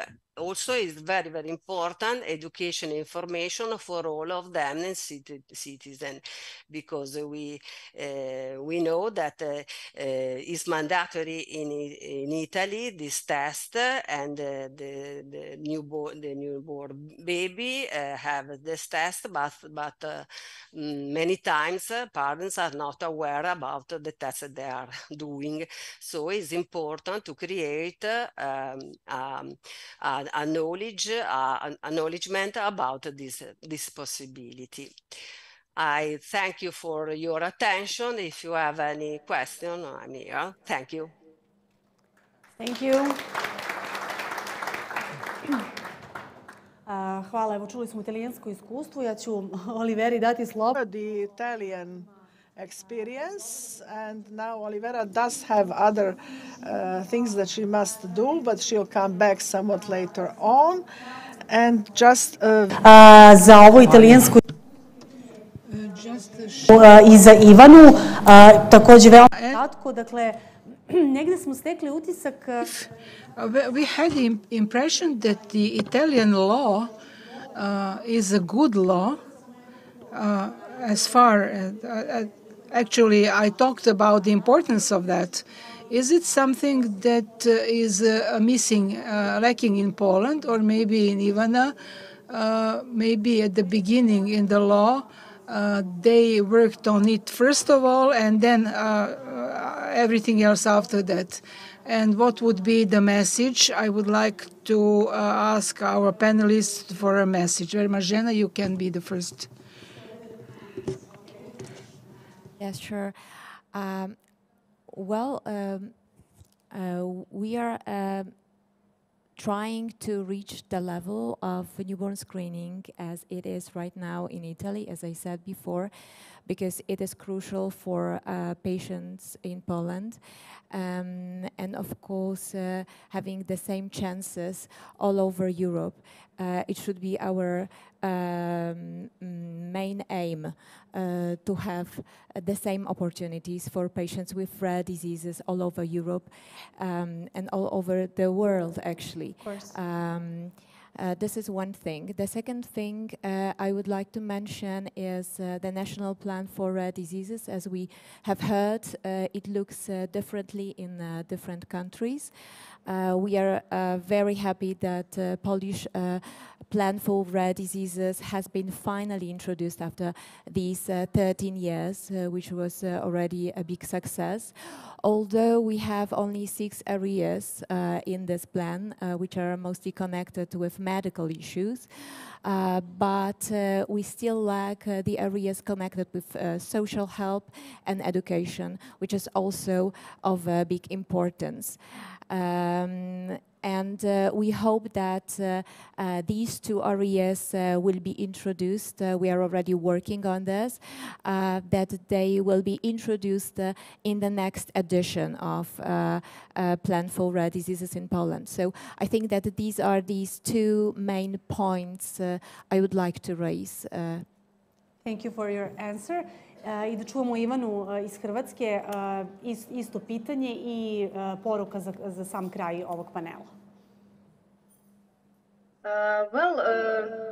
I would just like to say the numbers in Croatia. So we have only 10 diseases in newborn screening, which is little. And also we are currently without the national plan for rare diseases for 3 years now. And the thing that we are going to focus on is to make national plan, the next one, more suitable for our national situation, because I think that maybe our policymakers make same mistakes over again. We have now seen that this is not good to copy paste other national plans from European countries that are more developed, that have different situations. So our national plan just stays like just a letter on the paper. We need to be more less ambitious, but to secure the continuity and the realization of the plans that we make. Hvala Ivani, hvala mojim današnjim panelistima. Thank you, Ivana. Thank my today's panelists. I would like to thank all of you who participated in this. I do hope that we addressed some of the issues, but our conclusion is we must cooperate, maybe through such events, to share our experiences. We are now going to have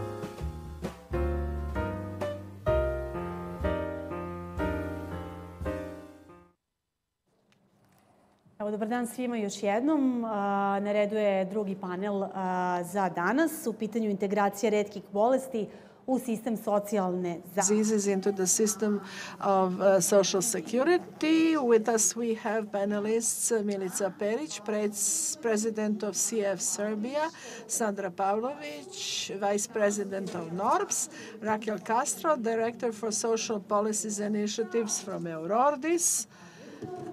She will be with us virtually, and Dorica Dan, the President of National Organization for Rare Diseases of Romania and the Vice President of Eurordis. Basically to continue the previous session where Olivera was mentioning that health protection is at a higher level, but that the social policies turn out to be the problem, which is basically the topic of this panel as well. So let's hear what are the specific challenges for patients with rare diseases and to place all this in the context of social security and to sort of bring them into the system. What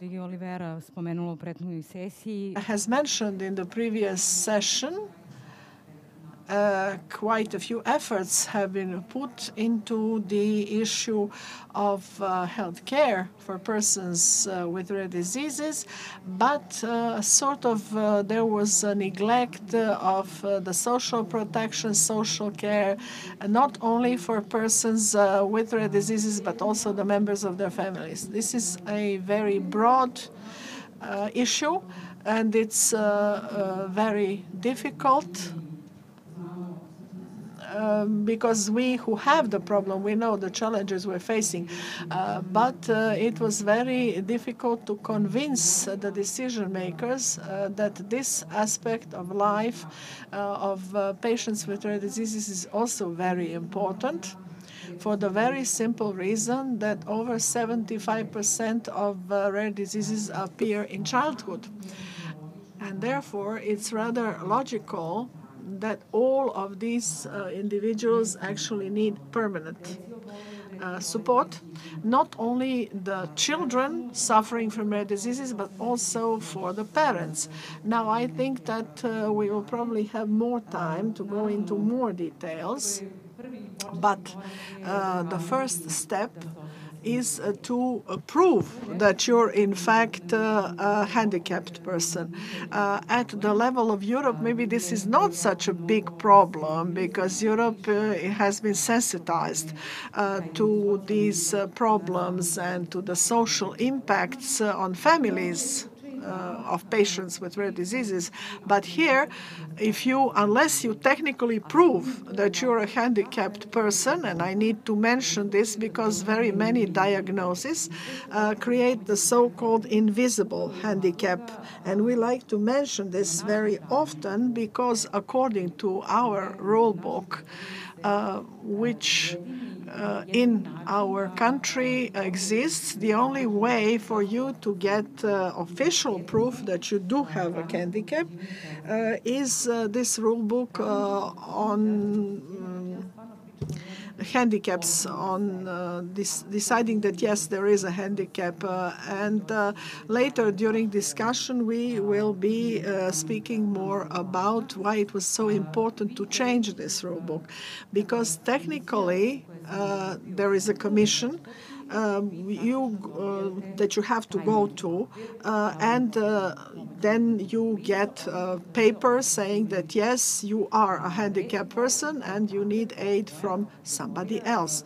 Rare diseases as a category, however, are not recognized in any way in the system of social security, and this miracle rulebook is very restrictive when it comes to persons with rare diseases. Unfortunately, it has been more than 10 years.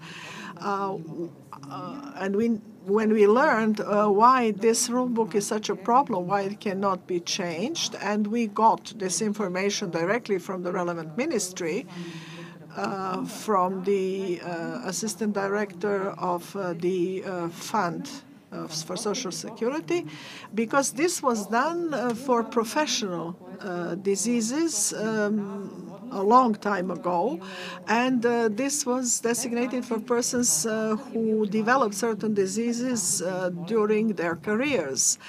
So it was adapted to this type of thing. And since currently this is the only rule book for assessing these types of situations, everyone today has to go to that commission, and this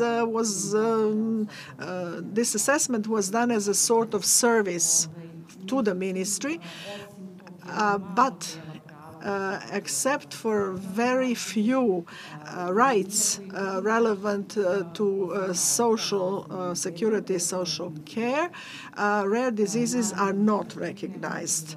So if you cannot prove that you are in fact a handicapped person, and I can give you very many diagnoses that create the so-called invisible handicap, they're simply not recognized, and then you cannot achieve any other set of rights, which basically should exist for people with handicaps. So the rights for handicapped persons need to be in accordance with their needs. But when you speak about rare diseases, you basically don't have any proof. And you cannot use this relevant to your pension or any other right. We will hear now from Raquel Castro as our next speaker. So maybe in 30 minutes, in 30 seconds, tell us what is an invisible handicap. For example, you have someone who looks quite normal physically, speaks preserved intellect, but is, for example, unable, where we have, for example, a type of hypertension. This person needs 1.5 hours to go 150 meters. When you look at this person, she looks quite healthy, or he looks quite healthy, but technically, if she needs 1.5 hours to walk 150 meters, you can imagine the impact of this on all other types of activities. When we speak about individuals, and then again, we can speak, therefore, of, for example, a person, a child who is mobile, but they need the support, and they ask for support from their parents. On the other hand, these parents, if a child is born with a rare disease, the parents can get a prolonged absence from work to take care, but this can be up to 5 years of the child. This is again a problem because after 5 years, it's like the disease will disappear, but in fact that is not so, because then you have the kindergarten, the school, and everything else. Now I would like to turn the floor over to Raquel Castro from Eurordis, so let's hear what she has to say.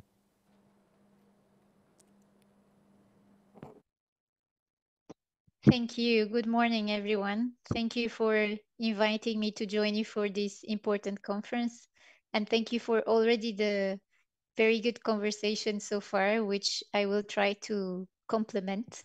And I will try to not speak too fast, as I understand there's interpretation. So I think that this complements what Sandra was just elaborating on. Why do we talk about disability when we talk about people living with a rare disease? I think is the first thing that we need to remind ourselves. And also, who are people with disabilities in general, and therefore why the community of people with a rare disease is a part of the community of people with disabilities. So we know from the United Nations Convention on the Rights of Persons with Disabilities that persons with disabilities are those who have physical, mental, intellectual, or sensorial impairments. So all these different types of disability, which in interaction with different barriers that we have in society, see their participation in society hindered, and therefore they don't participate on an equal basis with others due to these barriers. So this is really important for us to keep in mind. What are we talking about when we talk about persons with disabilities, so that we really understand why people living with a rare disease, most of them, are living with disabilities. So we saw at a European level, there was a survey from Eurordis in 2017, and we saw that there were different difficulties and barriers in everyday activities. And this relates directly to living with disability. So, for example, we saw that there were 7 in 10 people with a rare disease that responded to the survey, or of whom the family responded to the survey, that had motor and sensorial functioning impairment, so motor or sensorial disabilities. So these sometimes might be more visible, especially the motor disabilities. The sensorial, such as, for example, visual impairment or blindness or hearing impairment, or hard of hearing, might not be, or deaf, might not be as visible, actually. So this is also an example of invisible disabilities, but many others as well. So we saw 4 in 10 had difficulties understanding and learning, so potentially intellectual disabilities. And we also saw people with issues around, with challenges around controlling behavior, and therefore there's also the mental health aspects as well. And there's different kinds of invisible disabilities, as Sandra was also giving examples. And we see there's also people living with extreme fatigue, and different kinds of very invisible situations, people living with autoimmune conditions, that, for example, that do not have such visible disabilities, yet are living with disabilities because of how also the barriers in society and how society is organized.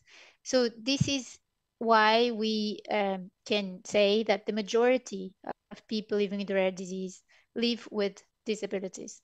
And indeed, this can be visible or invisible, as we are already talking here, but also they might progress over time in a way that makes the disability more severe, or they might vary from time to time, where there are people living with rare diseases that have periods where they are feeling better, and then they have the so-called flare-ups where they might have an acute period of the disease and the symptoms generate temporary severe disabilities that are not always captured by the systems that we have in social welfare.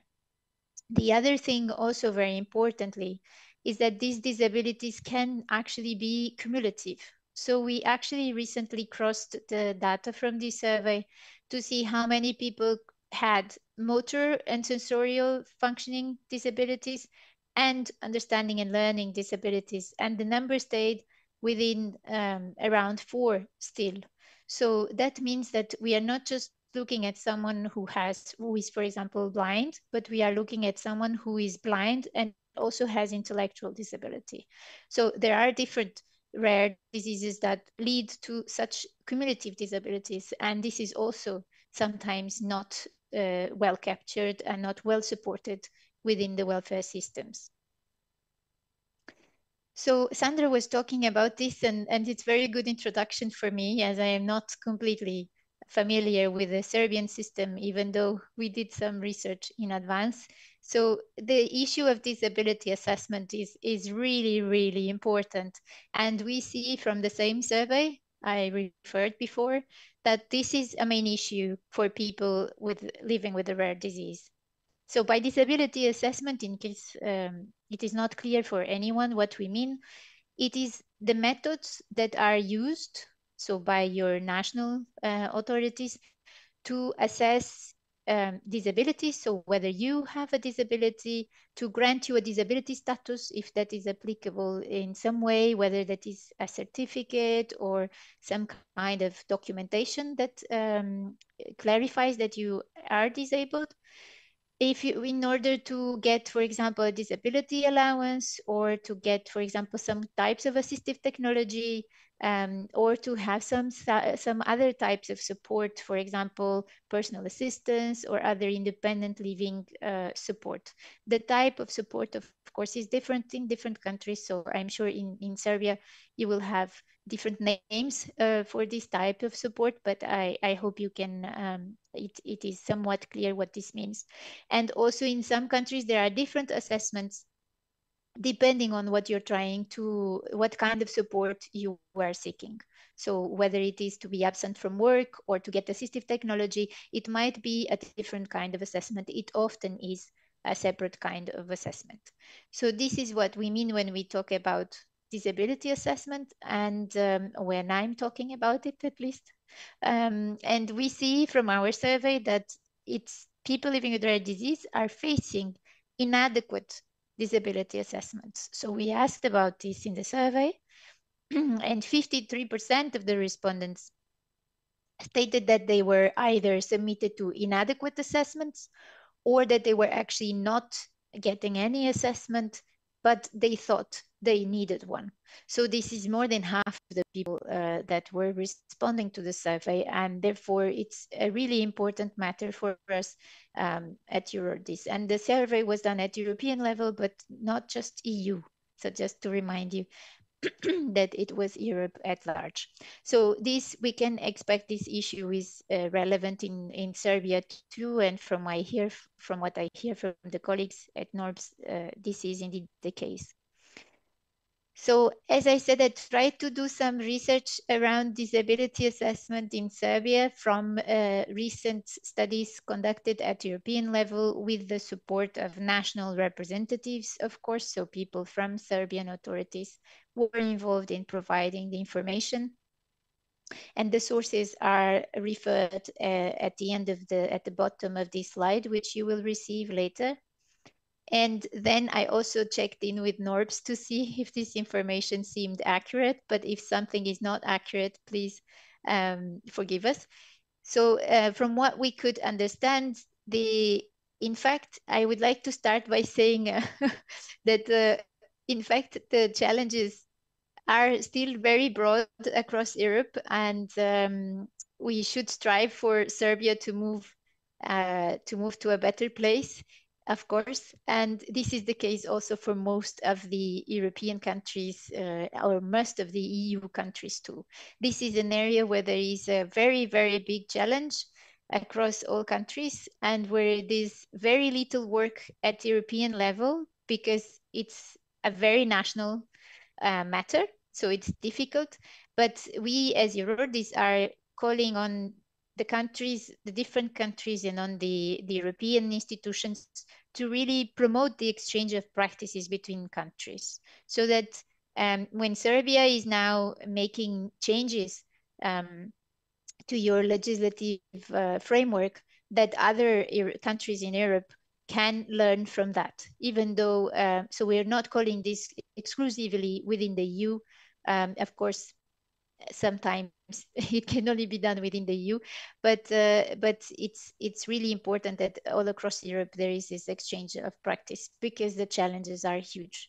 So now, referring specifically to Serbia, what we could find out is, and if this is accurate, so forgive us if not, is that most of the assessments used are mostly medical, sometimes also functional, so looking at how you actually might how your body is functioning, and how much your function might be impaired. There is, as far as we were informed, no assessment based on your actual care and support needs or on economic loss. What would this mean in practice, as far as I understand? But then I will leave the Serbian colleagues to say if that's the case. It would mean that it's mostly and seen that we use the type of evidence is mostly medical. So it means that for these assessments, there is more medical notes and reports and results of exams, but there's also no self-assessment. So it would mean that sometimes you might be looking at the function, seeing can the person walk, for example, or can the person sit physically, but it's not being asked to the person what would they need exactly to be able to do this or to participate in this way. And the person cannot provide information on how they see their own disability as such. So it's more provided by the medical documentation and medical evidence. And the interaction with individuals is limited in depending on the assessments. As I saw, you have different assessments in Serbia for different purposes. In some of the assessments, it's referred that the interaction with the individual is happening when necessary, and in some others it's not referred. It's also been referred on the same study that people in Serbia found the assessments were burdensome in terms of the documentation, so that you as the person with a potential disability had to collect a lot of documentation in order to go to the assessment.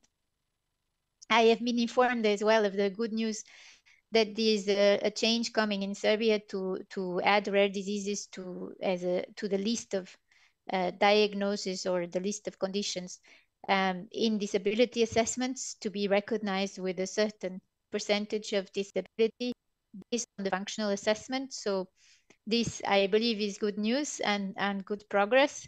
And so it's a very important step to really make people living with rare disease more visible in this system and to facilitate their access to the different schemes. However, and I will be maybe a bit controversial in my last minutes, I would like also to bring your attention to the fact that this is really good progress. So it opens really the door to for things to improve. At the same time, it is really important to keep in mind the models of disability and not to fall into the trap of the diagnosis list only.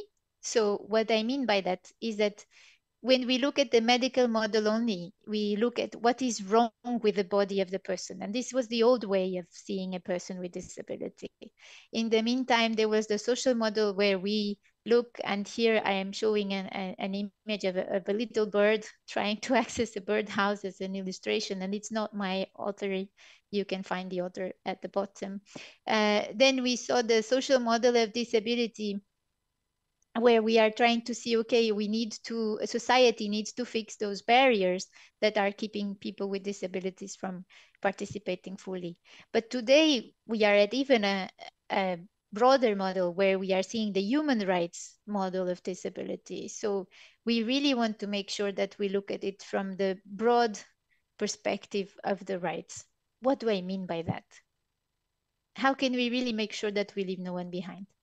So really, when you look into the future, it's to really think about the rights that are in the UN, in the United Nations Convention, and really think of how to do things in the holistic approach. Why do I say this?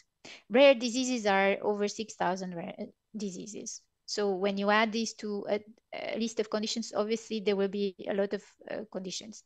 But then within people living with rare disease, as in within any other kind of group of people with disabilities, people with similar diseases will have different disabilities because of how they live, how they wish to live, of where they live, if they live in a city, if they live in the countryside, if they have a family around them, if they are not lucky to have family around them and close ones. So the environment changes a lot the needs of the person.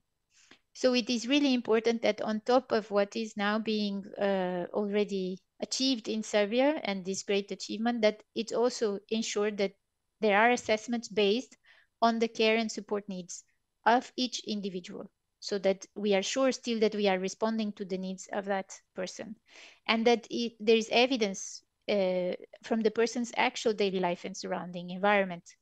And also that the person can provide such information, because it will be very hard for medical reports or to have all this information that concerns daily life or the environment or how the support network of the person is, and so what does the person really need to live as independently to their full potential.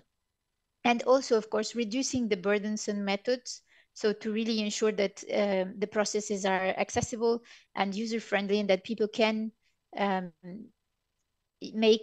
really access this disability assessment and not be blocked from it because of administrative and bureaucracy that they are not able to comply with.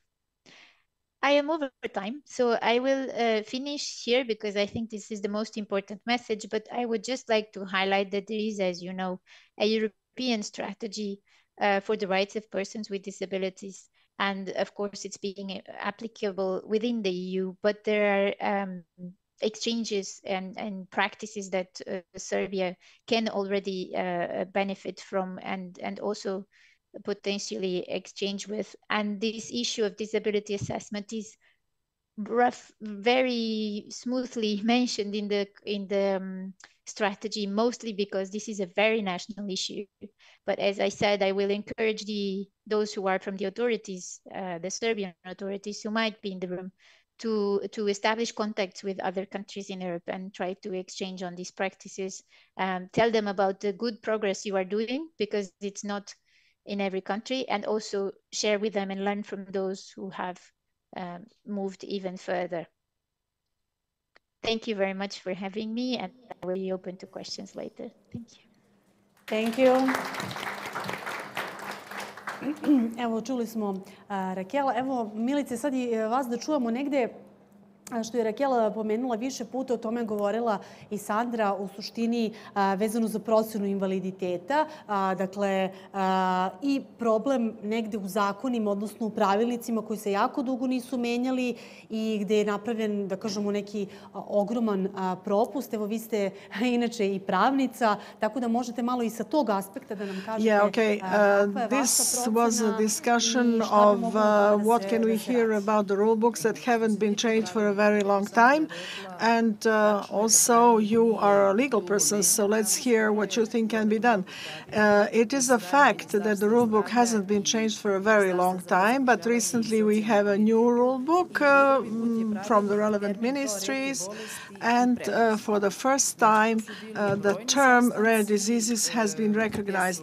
There were very many meetings where patients' representatives asked for much more, but now we are at least recognized in this respect, and however much we may think that this is insufficient, it has created a firm foundation that we now need to build on. As far as interpreting the law, we are among one of the best countries when it comes to laws, but regretfully we do not apply them. We have heard at the beginning that there is a problem of applying, but you say you have been heard, at least to a certain level. So what has not been accepted from your requests? There is the issue that people are not sufficiently educated relevant to rare diseases. We have the commissions, we have the rule books, but unfortunately these commissions don't know all the diagnoses, and they don't interpret them in a proper way. And we have examples which do happen where the commission reads the diagnosis, doesn't even go into the essence. And however, all rare diseases are similar, they have similar requirements, but they do differ also. And Raquel mentioned that diagnosis is important because the disabilities can be quite different. We have mentioned also the invisible disability. We even have visible disabilities in achondroplasia, where it's quite simple to see that these people differ from healthy healthy individuals, but even they are not recognized. For example, there are very short people who can, for example, not use an ATM, who cannot change a light bulb. In quite a few instances, personal hygiene is also a problem for them, but they're not recognized when they come to the commissions. Then you have lung hypertension, and other people also who have bad internal organs. The lungs don't work, the pancreas doesn't work, there's a problem with the liver. So the problems with people suffering from rare diseases, we need to have a multidisciplinary approach. When it comes to the, let's say, non-health sector, there are multiple problems, multisystemic problems that concern not only the patient but also his family or her family. And I will continue on what Sandra says, namely we call it extended assistance, something like that. For example, when a parent needs to go on sick leave because of a child with a rare disease, the commissions create a problem that you need to take the child for a control. And this happens with the assistance from other persons, with sick leaves, etc. We are speaking about a disease which is incurable. So the status of that patient cannot be better. The disease will progress. And if you have controls at 3 months or 6 months, this is an additional burden for the family. And when it comes to sick leave, the rule book recognizes that the mother or a parent is recognized as having sick leave until 18 years of age. This is starting to be applied. But then you have a problem that if you have a parent who is working, because of using the sick leave, has a problem with the employer. There's a problem with the career. Most of these families are barely sustainable financially anyway, and then quite a few people will be laid off in this case, and these parents will stay at home. And the status of such parents is simply not regulated. You have parents who are staying with their children for 17, 18, 19 years, and then the child dies. But nobody recognizes this, and these parents cannot go back to, let's say, a place of work, and they don't get any type of assistance from the state either. So this is a very broad topic, and there are very many problems. We'll go back to that. Just briefly, Milica, since we mentioned all this, maybe one thing can be resolved, but then something else opens up. So let's forget the application. Yes, it will be applied, the law. But if we look in the long term, what happens? I think that this step that the state will now undertake to open this directorate for rare diseases, and to have this participation with all the other commissions, it will be possible to adequately interpret the diagnosis, to start from a different position, to present the situations of the families, and I do think that this is another firm foundation, like a cell is for the human body, and I do think that this will be a sort of a cell for all rare diseases between the patients and everybody else who is relevant for this. Now, let's hear, Sandra, your opinion. You mentioned the assessment of disability, the manner of assessment, that it's a big problem. So now let's see what we will do. While Raquel was speaking, we have had very many topics opening up. So basically, I don't know how come our relevant institution for social issues has not recognized this by now. So some things have changed, in fact. But what Milica mentioned, this is something new. And we can say that this is maybe a small thing in this ocean of needs, this change of the rule book for assessment of disabilities. But maybe it may sound ironic, but the definition that was introduced in this rule book was the term that rare diseases. But you know there are very many people who are suffering from rare diseases, which again it disables the state to plan for the money for the next year, and they were really against it. So there was no other way that could be found but to use this term exactly as such. Rare diseases or genetic diseases, or we'll see how it will function practically in the field. But let's go back to Raquel. She has mentioned the holistic approach, and this is something that we all strive for. What would that be? Let's keep it simple. To date, we are mentioning the miracle rule book, which sort of sums up the bodily disabilities. It's the body that is looked at. But a holistic approach also takes into account many other diagnoses, achondroplasia, etc. And not only do you assess the level of disability, and I need to make a distinction here because very many things have been mentioned and all of them are important. I need to make this distinction, let's say disabled people. And we keep telling this also to the decision makers. Disabled persons as classified today as seen by the station are people who are suffering. I think basically that would be proper. They are persons with disabilities, but with constantly acute and progressive states. So it's not the same if you live in a wheelchair for the rest of your life, but you don't have other health problems. It's not the same as if you have a disease which constantly progresses, you're constantly from hospital to hospital, your life is threatened very often.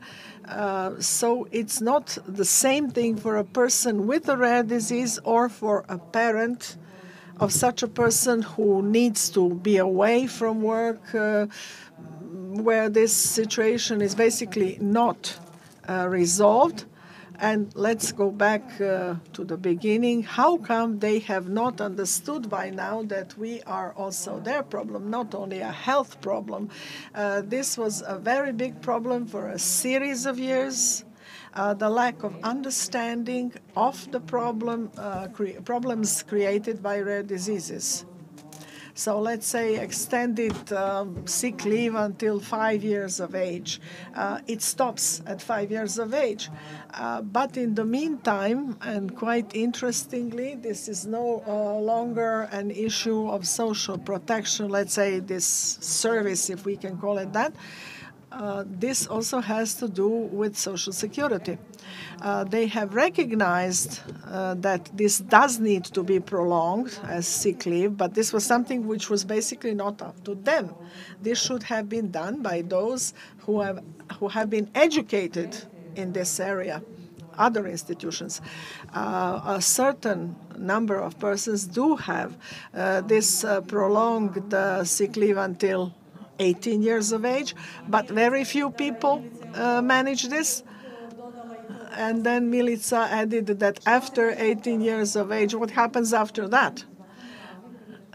We have said here that when we speak of sick leave until 5 years, there is one rule book, which is the so-called functional model, something which is closer to us, more recognizable, let's say.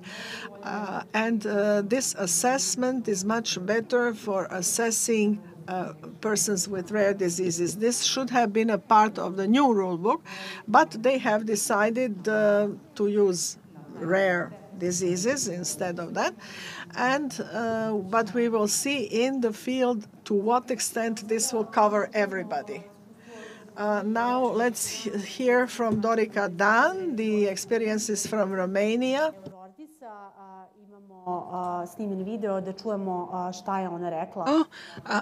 Let's see. First of all, I would like to thank you to the organizers, Rare Disease Serbia, for inviting me to speak at this important event for all the patient advocates in Eastern European countries and not necessarily only in Eastern European countries. I was participating in these meetings from the first conference on rare diseases that you organized, and I'm happy to be part of this together with you, because it is very important for our patients to share our experiences among the countries.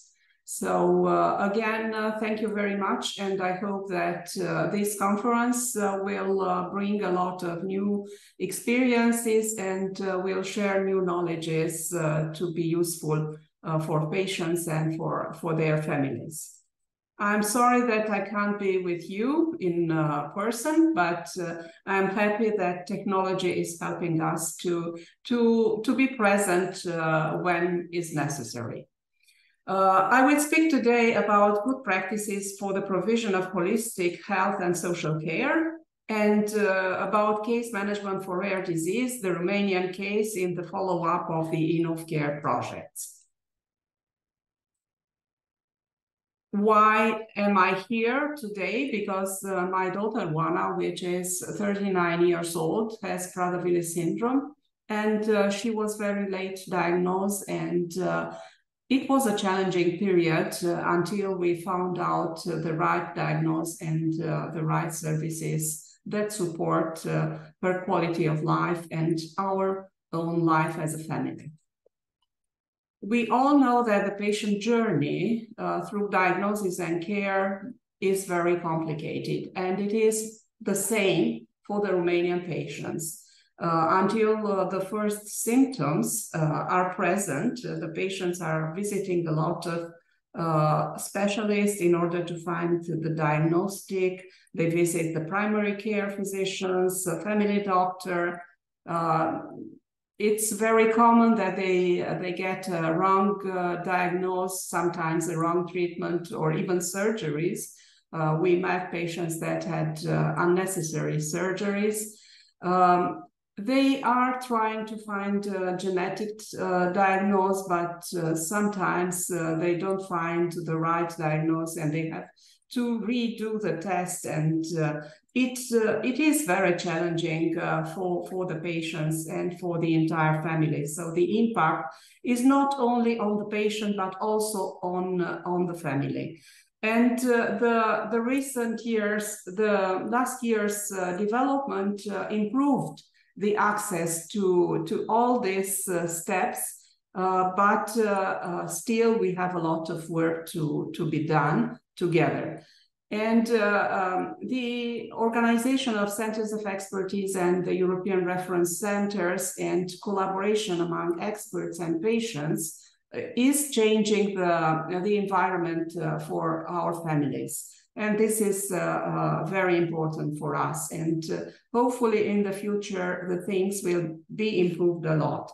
And we are all here today, and we are trying to find solutions to simplify this patient journey in order to reduce the waiting time until the patient are diagnosed and care.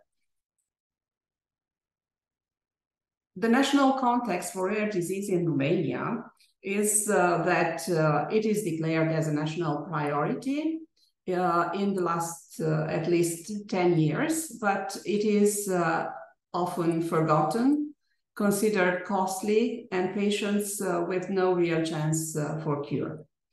Rare diseases are complex, serious, chronic, and multisystemic conditions associated with physical, sensorial, and intellectual disabilities. Not always, but in many times. Patients require follow-up management from multiple medical specialties and health and social care professionals involving a high level of integrated care, service coordination, and specified care pathway.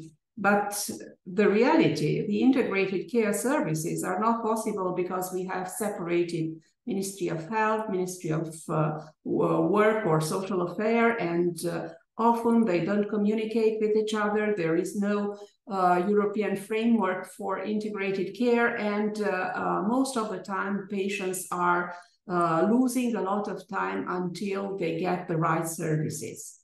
When we started NeuroCenter in 2011, we wanted to have a service where patients are receiving social, medical, and educational services. And we are trying since then to integrate all these services in one and to be a one-stop shop services where patients and families receive everything in one place. And we have implemented together with Eurordis and other European partners the InnovCare project during 2015-2018. And through this project, as you remember, probably we tested a holistic care pathway to strengthen the medical, social, and educational services, integrating into the healthcare system the case managers for patients living with rare diseases. To upscale our experience from this project at national level, we identified that community nurses have the background and could support patients with rare disease, even the most isolated patients with rare disease in Romania, with a proper training. So we try to and advocated to integrate case management for patients with rare disease into their job description at national level. Here are some brief information about our pathway of rare disease in Romania. So we started in 2003 when Romanian Prader-Willi Association have been established. In 2007, we bring together other patient organizations and created the National Alliance for Rare Diseases. And in 2008, at the first European Rare Disease Day at that time, we have signed the first partnership to implement a national plan for rare disease in Romania. Of course, the first years were without recognition and without funding, but it was a partnership, and we always refer to this partnership in our advocacy activities. In 2010, we have signed again the National Plan for Rare Diseases, but it was integrated, but not funding allocated. In 2011, as I mentioned, NeuroCenter was established through EEA and Norway grants, and we also established the Romanian Association for Rare Cancers. In 2013, we have, it was established at the Ministry of Health, the National Council for Rare Diseases, where 3 organizations of patients with rare disease, including the National Alliance for Rare Disease, became members of the National Council for Rare Diseases with voting rights, which is the first commission of the Ministry of Health where the patients have the right voting. In 2014, the National Plan for Rare Disease was included in the National Strategy for Health. And because of this, in 2016, we started the accreditation of centers of expertise. In 2020, during the pandemic, we have signed a partnership agreement with Ministry of Health, with AMRA, National Alliance for Rare Disease, and Romanian Prader-Willi Association to train community nurses on case management for rare diseases. And in 2023, we are waiting for publication of the National Strategy for Health, where the objectives of the National Plan for Rare Disease updated are integrated. And this time there will be funding allocation. This is how we identify that the disease management, rare disease management look like. So in order to deliver care for patients with rare diseases, which is complex, organized, have to be most of the time proactive from patient side or from the family side, or sometimes from professional side.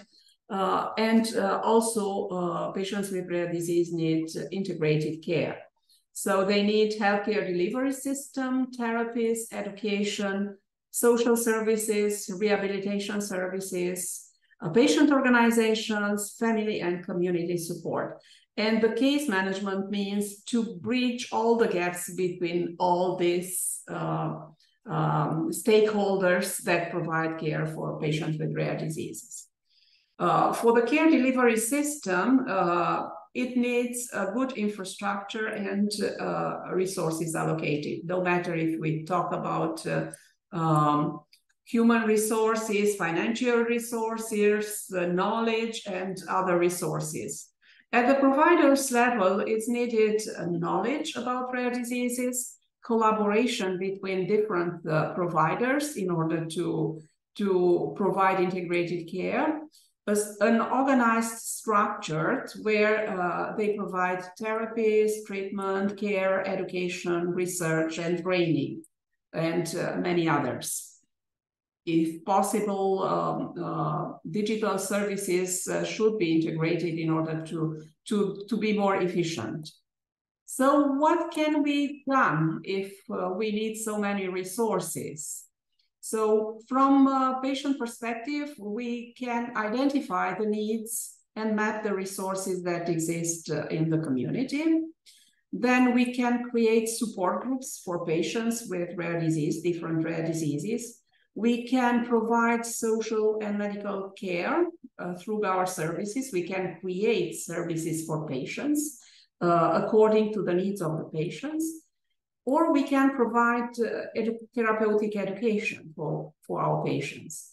And of course, as national alliances, we can do advocacy at national level in order that all these services to be designed according to the needs of the patients. Each of these would contribute to the short-term outcomes, but together they will contribute to improve the quality of life of the patients and to long-term outcomes. This is the framework and which support the integrated care at European level.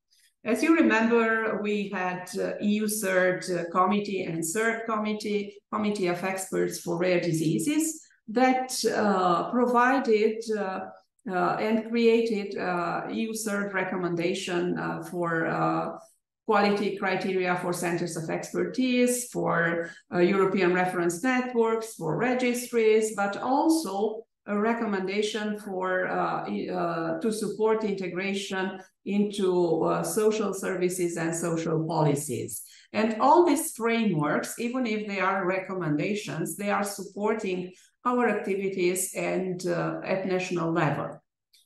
So Nono Center have 12 years since its opening, and we are happy that until now we are sustainable and can continue to provide integrated health, educational, and social services for people with rare disease and their families. We have accredited social services, medical services, and authorized trainings for different stakeholders. So we are also accredited as a center of expertise by Ministry of Health, and together with 4 genetic centers, we created a national network for congenital anomalies with intellectual disabilities, and with this network, we became a full member of ERN-ITACA, which is for congenital anomalies with or without intellectual disabilities. So we are integrating in our center many therapies, and we include here psychological counseling, sensorial therapy, art, music, gymnastic, massage, hydrotherapy, MIRA therapy, which is therapy assisted by computer, behavior, and medical consultations. We have 3 doctors and 25 different therapists and social workers. So rare disease is an important public health issue. And all the member states should give a high attention to, because they have collective effects on individual patients, on families, and community. And because they affect different organs and systems, they need also integrated approach to minimize barriers and make connection, whether biological, therapeutic, or social, within and between rare diseases. And for this, in order that everything to happen, we need a more integrated structure with appropriated support to coordinate across the rare disease. And rare disease patients are receiving their rights from the state if they are integrated as a disabled person. The problem with assessment of disability is complex and very difficult to be implemented in Europe, because the criteria for disability assessment are more medical, and our patients, as you remember, most of them, more than 90% of the patients with rare disease have no access to treatment, and they need social services and holistic approach. So if they are not well integrated and assessed for disability, they do not have rights. And they are not integrated also into the healthcare system or care system, because some of our countries are using a wrong codification. For instance, in Romania, or not complete codification, not appropriate codification. In Romania, we are using ICD-10, and ICD-10 have only about 500 different rare diseases out of 8,000, 6,000 to 8,000 rare diseases. So the rest of the patients are lost in the system. And this is why we can't find our patients at national level. Also because we don't have a registry, a national registry, but ICD-10 would create a problem even if we would have a registry at national level. So most of the patients are not visible in the care system. If we don't do anything, they would have a poor quality of life, both patients and families, because the impact is also on the family side. They would have severe economical burden for families and society, because they don't get their rights, including financial rights or financial compensation for their disability.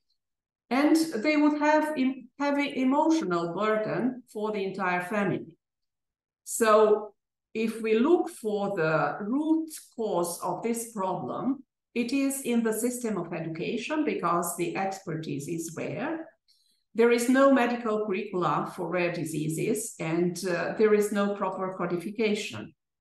It is also in the system of diagnosis and care for rare disease, because the care pathways, as I said, are not structured and they are complex, and there is fragmentation, and where there is care, there is no communication and lack of coordination.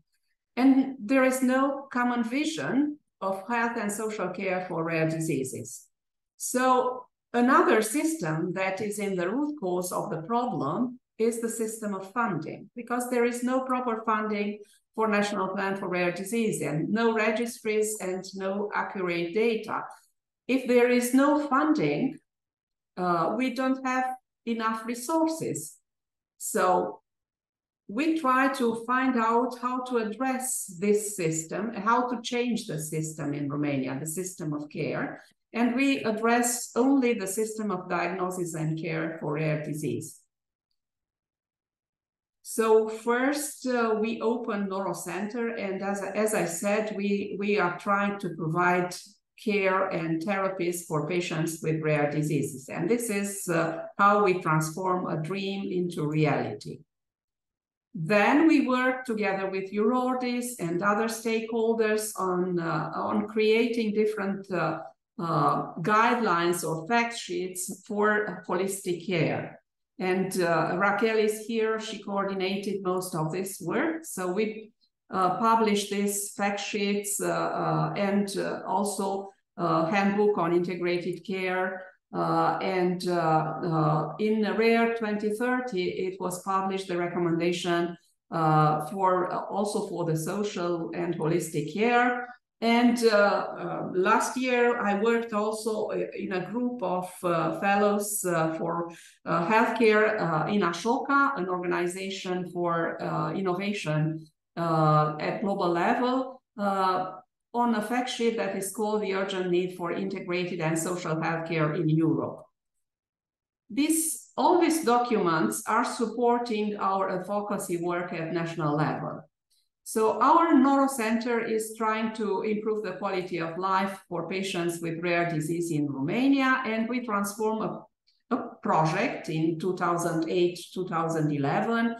It was implemented in this period into a services. So what was in the project, the Rare Disease Task Force, became National Council for Rare Disease.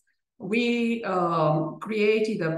built our center during the project, and both equipments and accredited our services, and now it became a center of expertise. What was in the project, the e-university, is now an online website, Edubolrare, and what was best practice exchange with Frambu Center for Rare Disease became Rare Resource Net, the European Network for Resource Centers. So this is how we work. We are helping patients with rare disease and their families. We have 2 daycare centers funded by the local council and county council.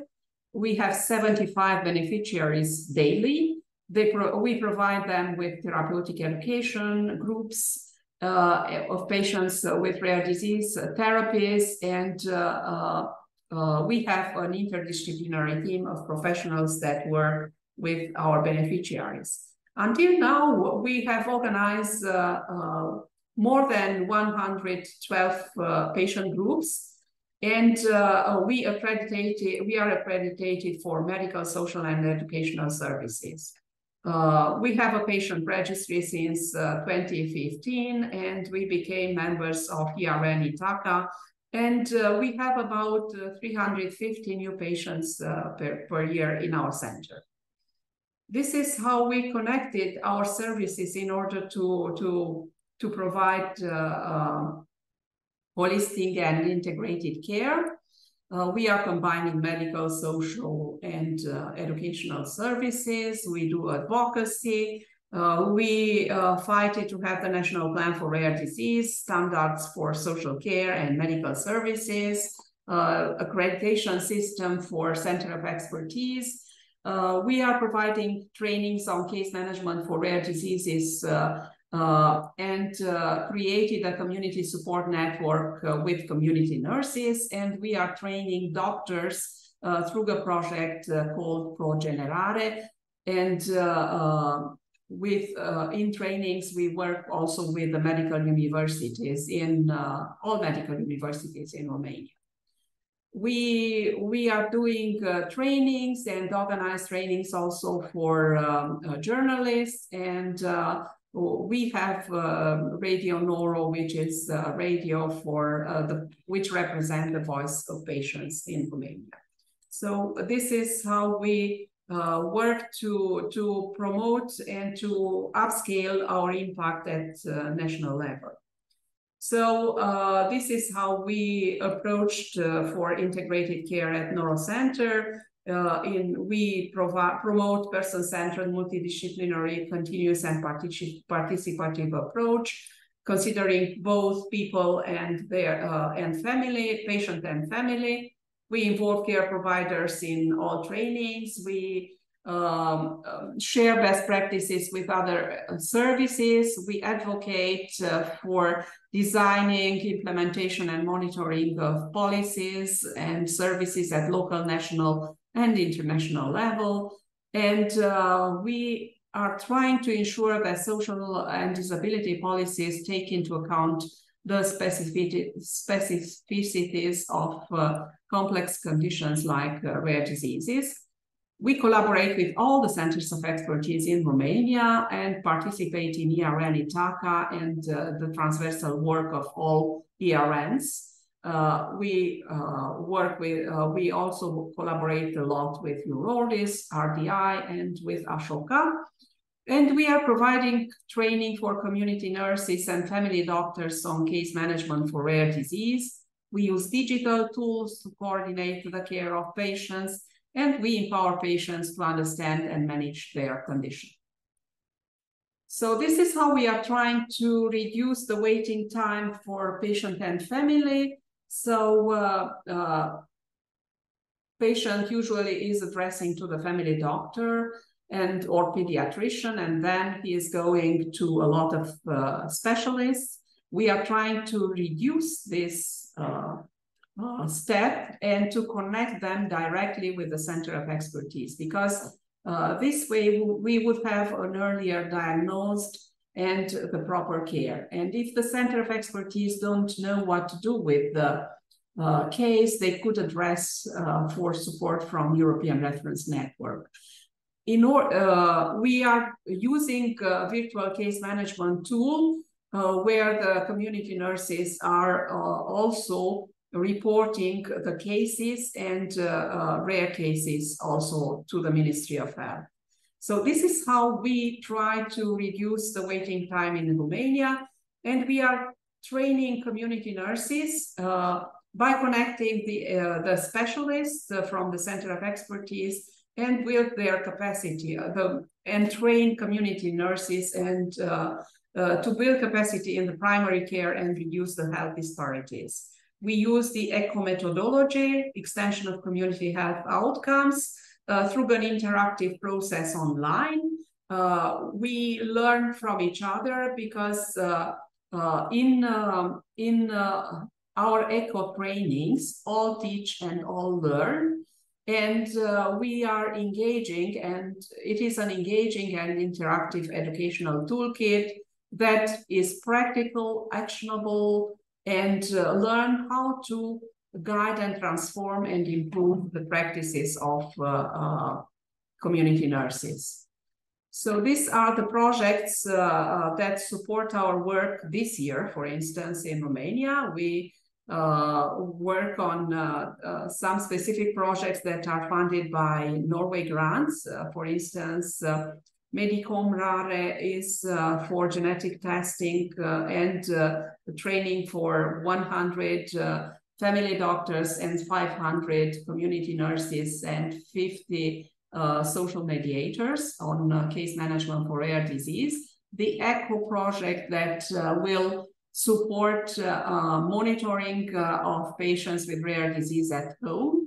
And Metabo MS is a project that supports the upscaling of the neonatal screening in Romania. We also have a project called Integrare, and the funding of the Neuro Center is supported by the local authorities and national authorities. This is what worked for us.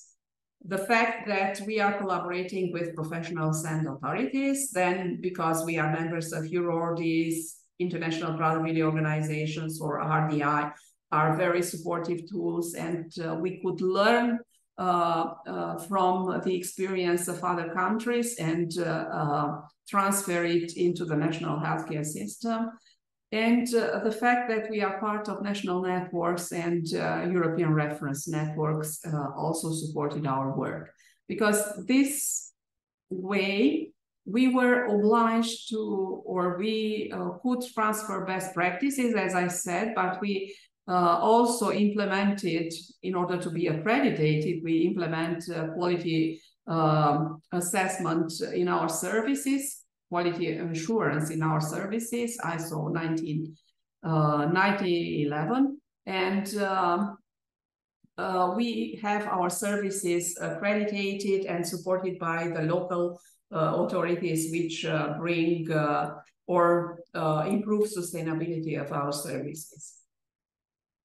In conclusion, I think that addressing the root cause of the problem is very important, and combined services with advocacy is also very supportive in changing the system in any country.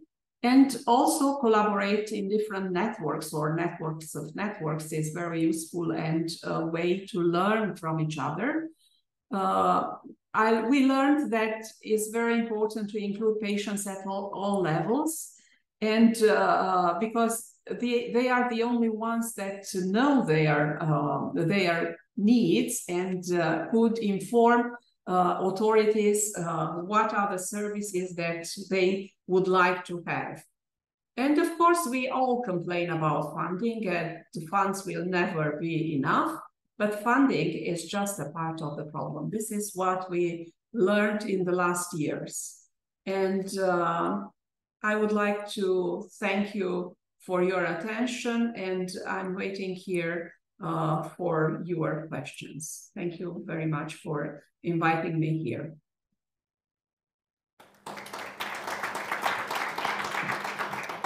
Evo, bila je to sjajna prezentacija, onako poprilično detaljna. Presentation, rather detailed.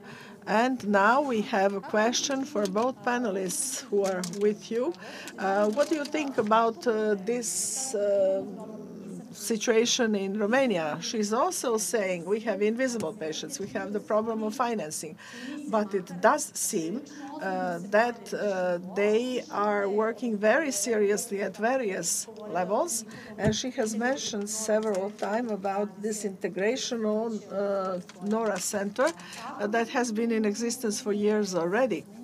So what can we learn from Romania? Is there something that will enable us to approach them in this respect? Concretely speaking, it is no secret that even in the EU, not everything has been resolved, especially, for example, when it comes to disease codification, because we have the same case in Serbia.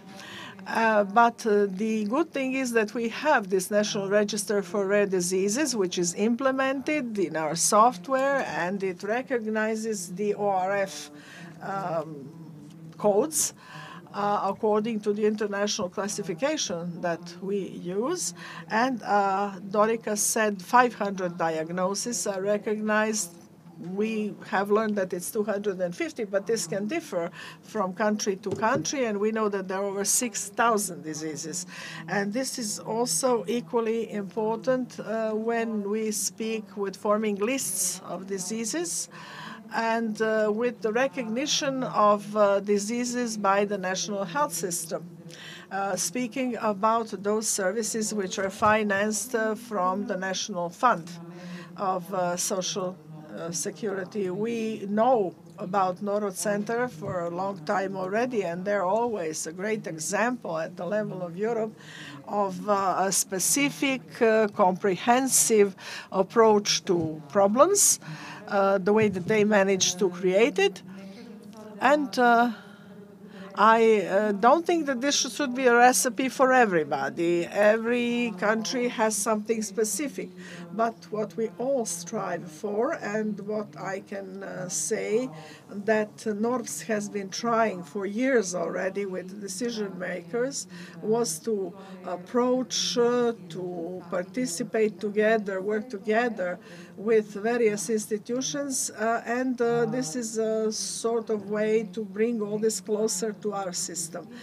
Some were successful in some things, others were successful in others. I personally don't speak in favor of, and I go back to social protection. When we started with NORPS, we heard from their state secretary that to solve our problems, we as an organization need to create an organization for personal assistance services. That's just one component of what is required, and that we need to be the ones who will license this service, and should we be the only ones who should work with this?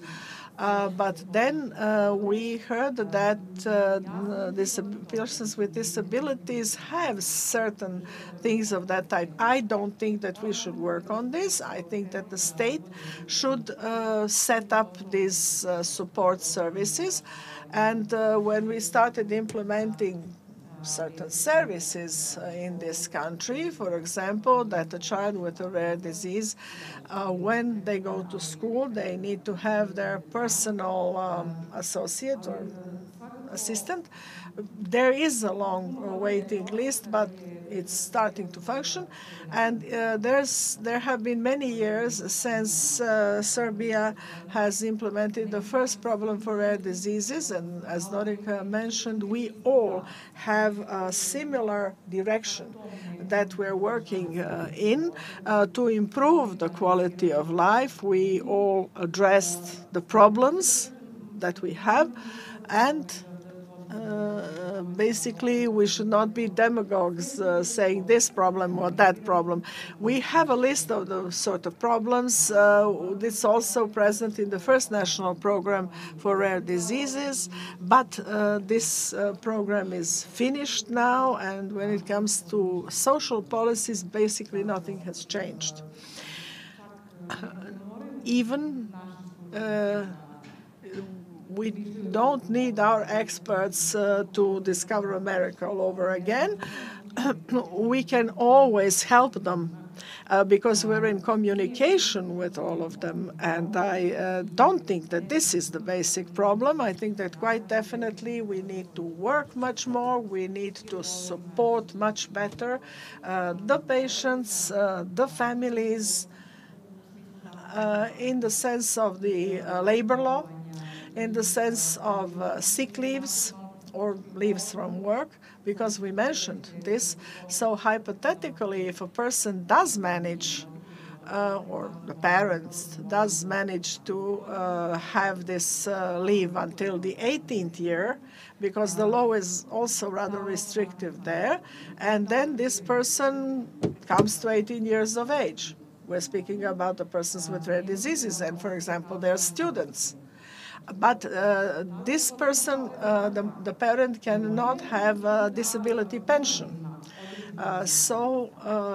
Because they need to have a certain years of work in order to achieve this, which is a nonsense. And then people are fictively become employed at their relatives for a year in order to get this precondition to get a disability pension. Basically, this all seems as if segments are resolved, not the entire issue. We have seen in Romania, in the EU, in other countries. So I ask you, Milica, what is your point of view? Parts are being resolved ad hoc. Resolutions are present, but we have many children, many patients. They're the parents as well. So in conclusion, what we'll be working on? As Sandra mentioned, I won't repeat, we had the national program.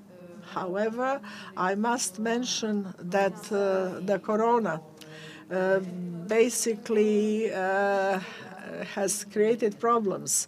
So the problem this was not implemented fully, and we need a multisystemic, multidisciplinary approach for treatment, but this also goes for the social issues. For example, SMA, those children who already get Spinraza or some other type of treatment, they can now already go to school. Before, this was not possible because they would live for 2 or 3 years. And now, with this situation, we have new problems because the schools are not ready to accept such children. On the other hand, when we're speaking about schools, in addition to a personal assistant, you also need a health care expert there. because the personal assistant cannot give any type of drug to this patient. So we have representatives of the healthcare centers where we need much closer cooperation relevant to these topics. And, well, we only have an hour and a half, so this is too short a time to discuss this issue. We could speak about this for ages. We're speaking about a set of services required for persons with disabilities, and we don't have this result, which is indeed bad. We all need to permanently apply latent pressure. The problem of screening. You have persons who have a healthy child, and then it turns out that the child suffers from a rare, non-curable diseases. In some cases, this is not even seen. For example, cystic fibrosis, you can see it. But the Center for Social Assistance or healthcare centers or hospitals, they don't work with these parents. So this child is neglected, and then the patient comes in a terminal phase. But okay, let's sort of round off this story, although it's not possible basically to round this off. This is something that we need to work on at all times. Is there a country in the world that has this system set up as it should be? I think this is a question for Raquel or for Norika. Somebody said Scandinavian countries. Well, not all models can be equally applied in all countries. Of course, we strive for the best.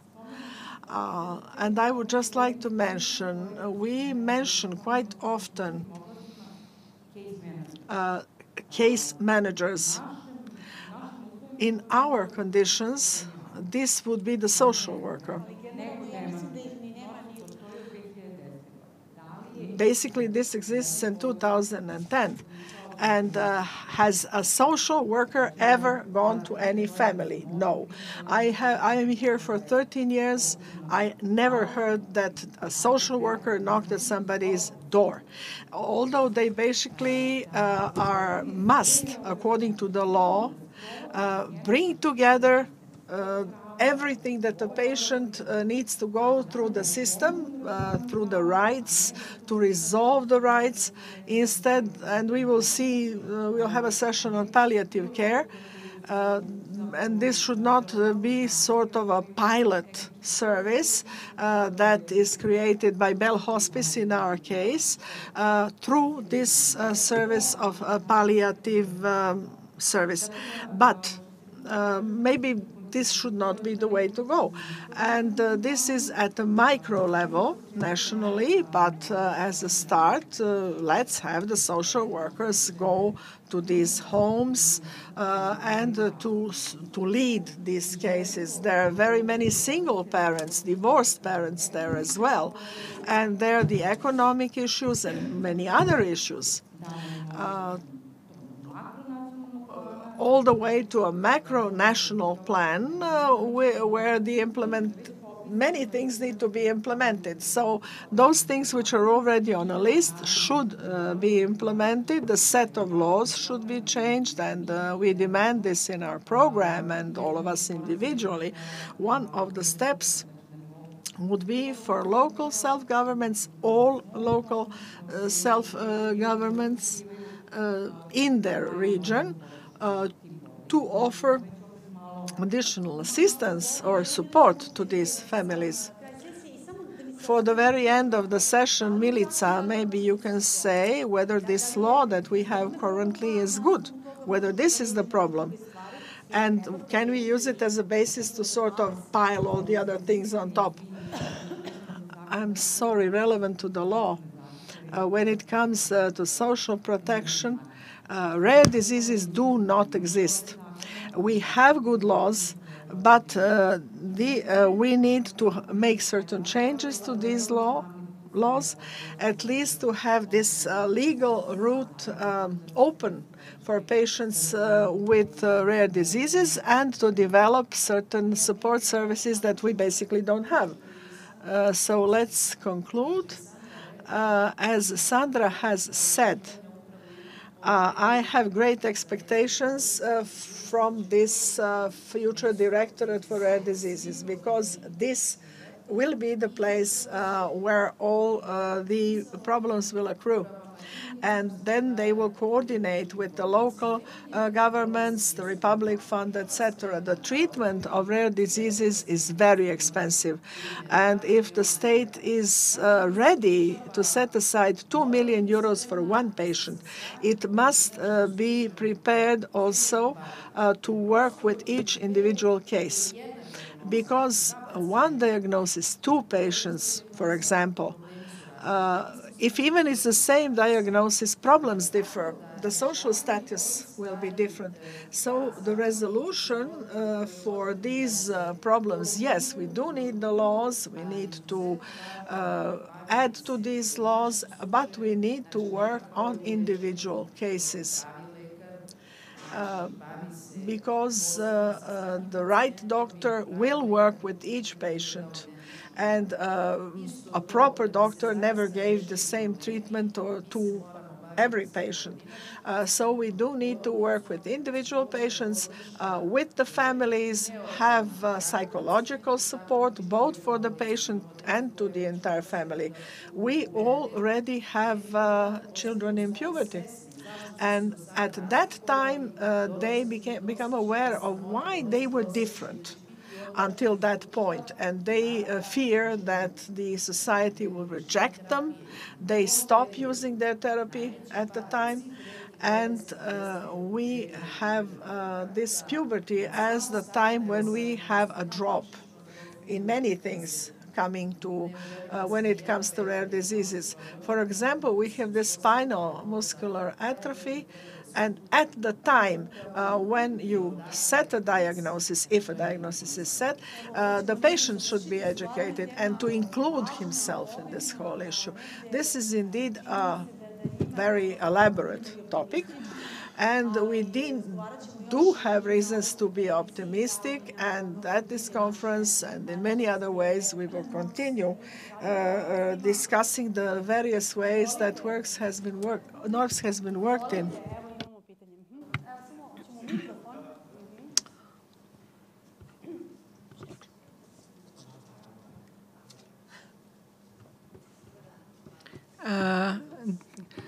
Good afternoon.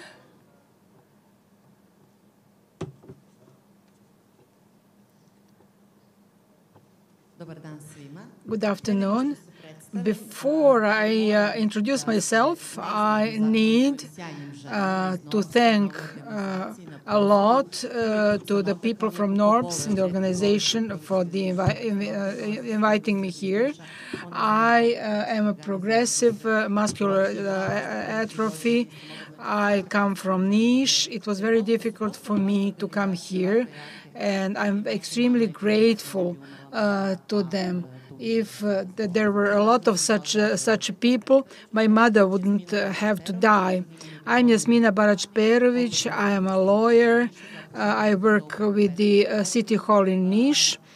And in spite of dystrophy that I obtained at the age of 15, 16, the family is very important. So I am a mother. And although all of doctors told me to terminate my pregnancy, I didn't listen to them because it was my greatest wish. And mothers with rare diseases are not many. Everything actually is nice. But if you have mother, you have everything. If you have family, you have everything. But if you don't, what else? My son actually is healthy, but that child actually depends on me, and I am disabled. If we do not have personal assistance, house helps, etc. Today I was late because my house help was late. I actually wept all day yesterday because there was no one to bring me here. My brother actually took care of the children. So tomorrow when you don't have mother or a brother or your family, what will happen to them? We must take care, all of us. what actually these women, those people managed to do, it is an enormous step forward. My proposal is that we have such institutions in Niš and Novi Sad, because just to decentralize that, not to concentrate everything in Belgrade, that is one of my ideas. So I'm not going to dwell further about the inclusion, etc. I could talk all day long of what I actually experienced during this inclusion. I had my brother, I had my mother. Actually, my mother actually just waited for me to give birth to my child, etc. As soon as I actually gave birth, my mother died. At that time, they asked 8,000 euros for my child to be screened.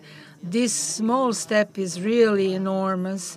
I'm at your disposal for my experience, so that the next generation wouldn't have to go through what I went through. And as for those persons, they're very sincere. I was ill when I was in adolescent. I was at neurology, and I actually, when they told my parents that there would be no drug, there would be no therapy, I just actually thought about suicide. I thought that my parents would actually discard me, etc. And in the high school, as soon as I actually had ill or very contagious diseases. But that support from my family and from my mother, as a team, we can change everything. One person can only be between the walls. Ja mislim, izvinjavam se da ne postoji lepši način. I think there is no nicer way to finish this session, but with the optimism of the lady, and to promise one another that we are going to act like a team. Opet se vraćamo na temu ove današnje sesije. Let's go back to the topic of today's session. We actually didn't manage to mention all the problems and gaps that we have in our social care. A big problem is that what will happen with a rare disease person when their parents die. We discussed the topic with them.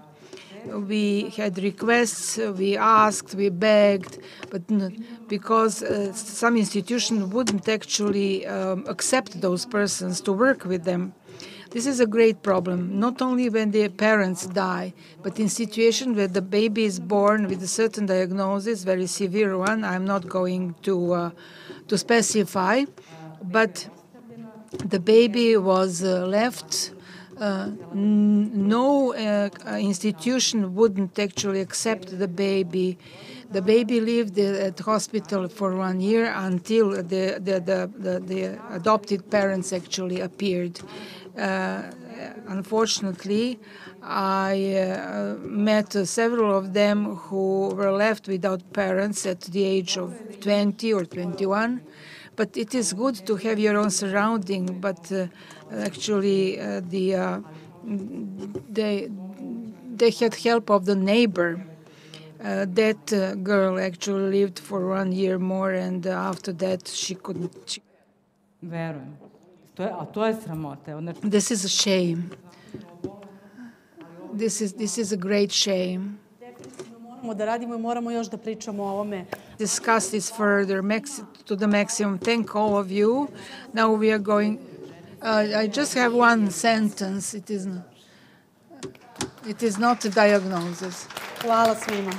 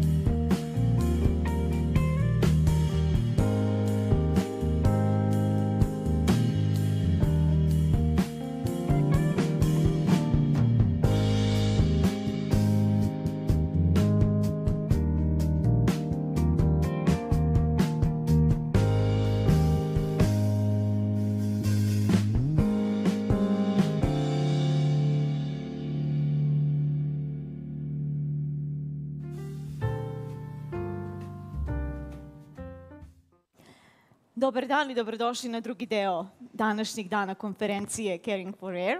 Ovaj drugi deo otvaramo sesijom palijativno zbrinjavanje za obolele od retkih bolesti. Ja sam Iva Omrčan i bit ću vaš moderator u ovoj sesiji, a sa mnom danas su Vera Mačkalj, direktor Bell Hospica, Isidora Jarić, sociološkinja, a putem videa će nam se obratiti Jordi Cruz, direktor MPS Španije. Nacionalna organizacija za retke bolesti Srbije neguje prijateljstvo sa Bell Hospicom već skoro neko vreme. Pa Vera, ajde da čujemo malo nešto, da nam kažete više o tom nekom prijateljstvu i šta je u stvari Bell Hospice radi kada su retke bolesti u pitanju. Najlepše vam hvala na pozivu i veliko mi je zadovoljstvo što danas učestvujem u ovom vašem velikom događaju i na ovoj sesiji i negde bih pre svega želela da se zahvalim našim partnerima NORBS-u i na pozivu kao i na saradnji koju imamo sa njima. Ukratko ću vam reći nešto o Bell Hospice-u i o projektu na kom zajedno radimo. Znači, Bell Hospice je organizacija koja od 2004. godine pruža usluge palijativnog zbrinjavanja u Srbiji. To je jedina specijalizovana ustanova i nevladina organizacija koja pruža potpuno besplatne usluge našim korisnicima. Bell Hospice se bavi pacijentima koji su oboleli od kancera, odraslim pacijentima, a 2022. godine pokrenuli smo pilot projekat koji se odnosi na zbrinjavanje dece koja imaju dijagnoze neizlečivih bolesti i negde u tim naporima smo potpisali sporazum o saradnji i blisko sarađujemo sa NORBS-om.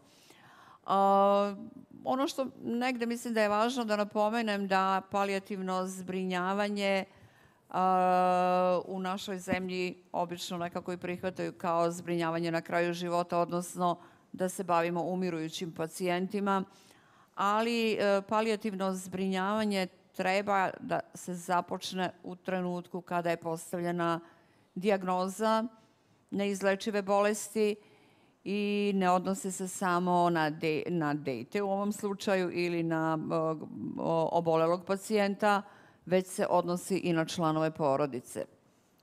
Po čemu je naša usluga karakteristična i upravo da naši timovi imaju holistički pristup i mi negde imamo u našim timovima lekare, medicinske sestre, socijalne radnike, psihologe, fizioterapeute, ovo sad pričamo o ovom projektu za decu. Saradnju smo napravili tako da znate da postoje određene zakonski problemi u smislu da medicinski deo ne može da se radi od strane nevladinih organizacija, tako da smatram da je tu Bell Hospice napravio inovaciju u smislu da smo potpisali sporazum o saradnji sa Institutom za majku i dete i na taj način smo premostili taj neki deo i integrisali sociozdravstvenu uslugu i krenuli sa radom. U ovom trenutku imamo 25 dece, odnosno porodica o kojim brinemo. Mislim da su porodice jako zadovoljne i ono što hoću da vam kažem da za odrasle postoji služba kućnog lečenja, ali za decu još uvek u državi Srbiji ta usluga nije uvedena i Bell Hospice je prva organizacija koja pruža usluge u kućnim uslovima deci. Zašto nam je važna saradnja sa NORBS-om? Jer negde deca koja imaju retke bolesti pripadaju skupini pacijenata, odnosno dece o kojim treba brinuti i primeniti dobre prakse palijativnog zbrinjavanja, jer napomenula sam ko su članovi tima, ali mislim da je vrlo važno da istaknem da je vrlo važno brinuti o fizičkom, emocionalnom, socijalnom i psihološkom delu kako deteta, tako i same porodice. Na taj način je i koncipirana naša usluga i odnosi se ne samo na dete, nego i na roditelje. I prosto mislim da NORBS za portfolio koji ima i korisnike koji se obraćaju NORBS-u u okviru udruženja, mi imamo već 4 korisnika koji koriste usluge Bell Hospice-a koje smo dobili preko njih, ali negde mislim da sad u ovom datom trenutku imamo 26 dece i uglavnom su to deca koja imaju retke bolesti ili eventualno teška neurološka stanja. Podrška je kontinuirana i negde ja bih voljela sa vama da podelim, da vidite koliko ta podrška znači i detetu i članovima porodica, tako da bih vas zamolila da pustite video koji ukazuje na to.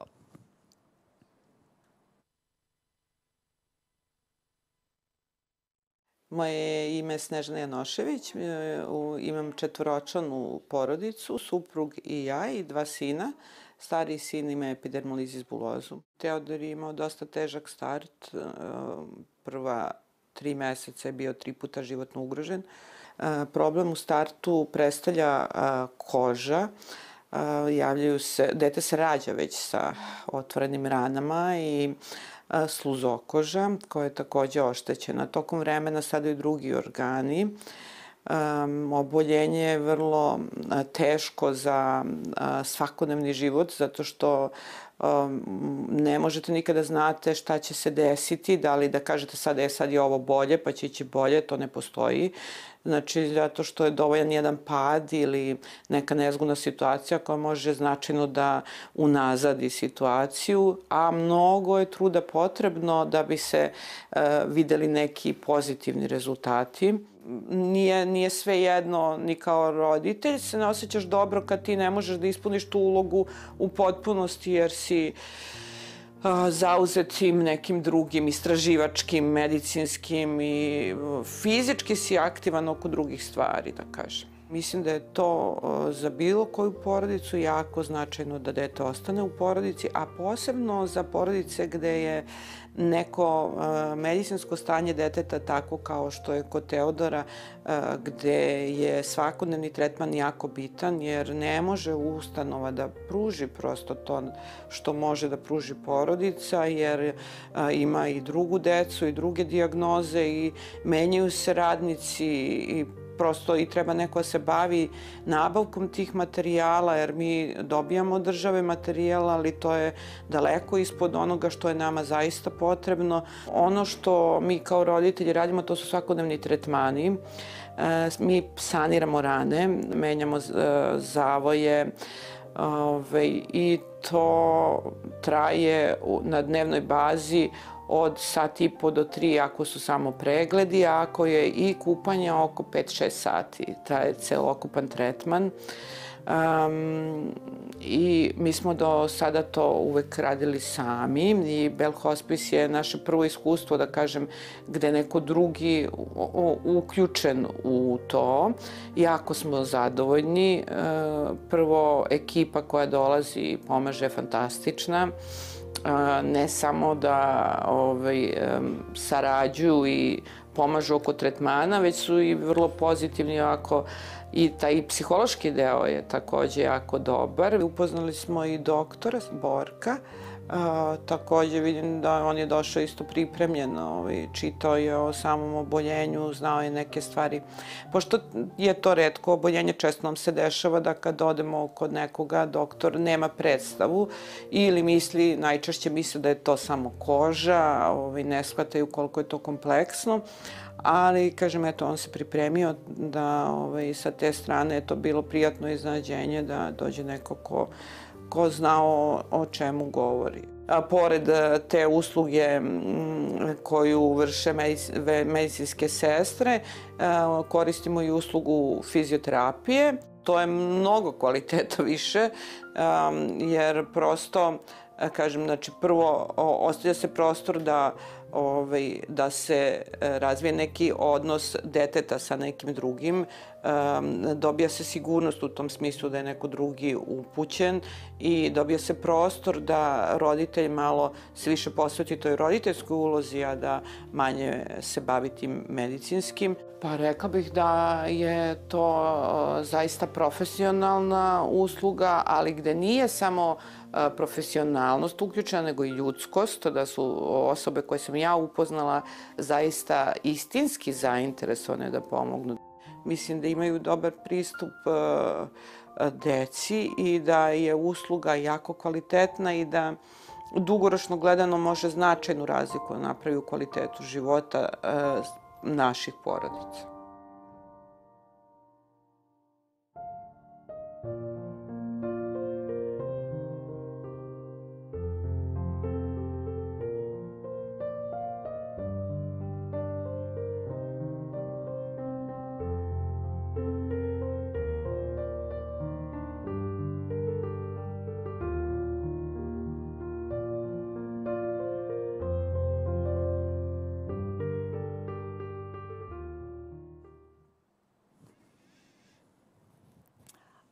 Znači, na Bell Hospice YouTube kanalu možete vidjeti i druge snimke o našoj usluzi.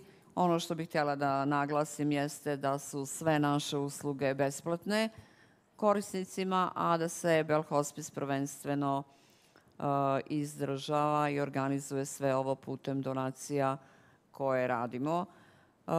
Čisto da vam pojasnim kako organizacija funkcioniše i želim da vas pozovem da ukoliko znate bilo koga, da je potrebna podrška tim roditeljima i deci, samo neka se jave Bell Hospice centru. Hvala vam najlepše i otvorena sam za pitanje. Evo, ima li neko pitanje za Veru možda u ovom momentu? Neko? Ne. Evo, Vera, ja ću... Evo, aha, izvolite. Anđelka?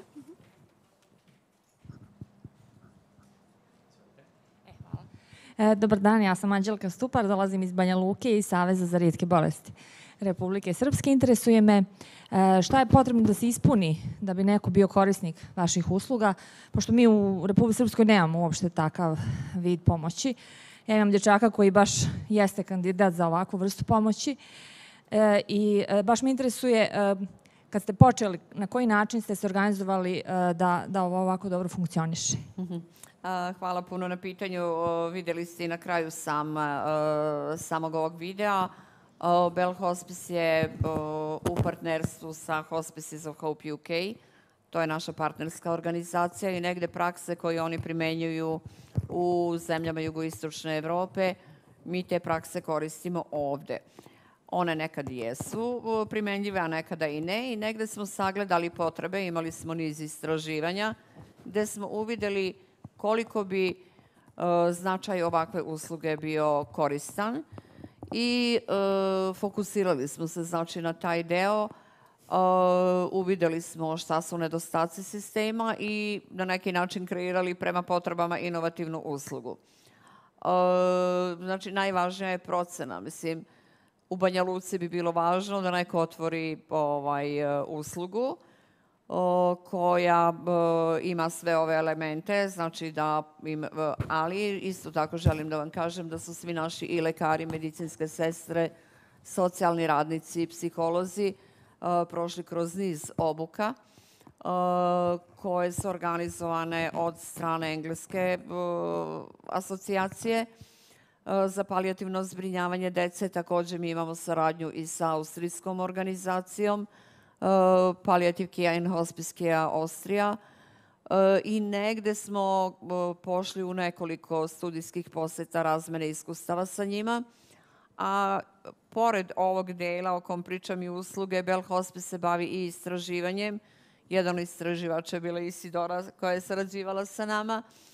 Mi također imamo nekoliko edukativnih programa koje se odnose zaista na to kako treba raditi uslugu i pospešiti kvalitet u usluzi.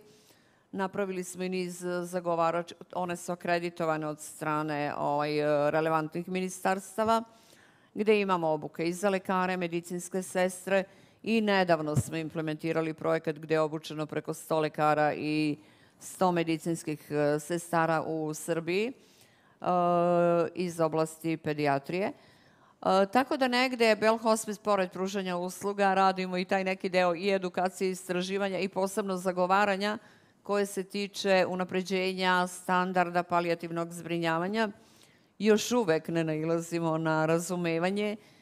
Možda naiđemo i na razumevanje, ali ne na taj neki deo implementacije koji uvek je naravno teži, ali prosto smatram da je važno verovati ono što radite, da radite ispravnu stvar i obzirom na značaj teme i načina na koji radite, sve veći broj ljudi to razume, tako da se ja nadam ne samo u Beogradu i u Srbiji, nego i u Banja Luci da će ova usluga moći da živi, ali ukoliko vam je potrebno bilo kakva podrška i pomoć, javite nam se.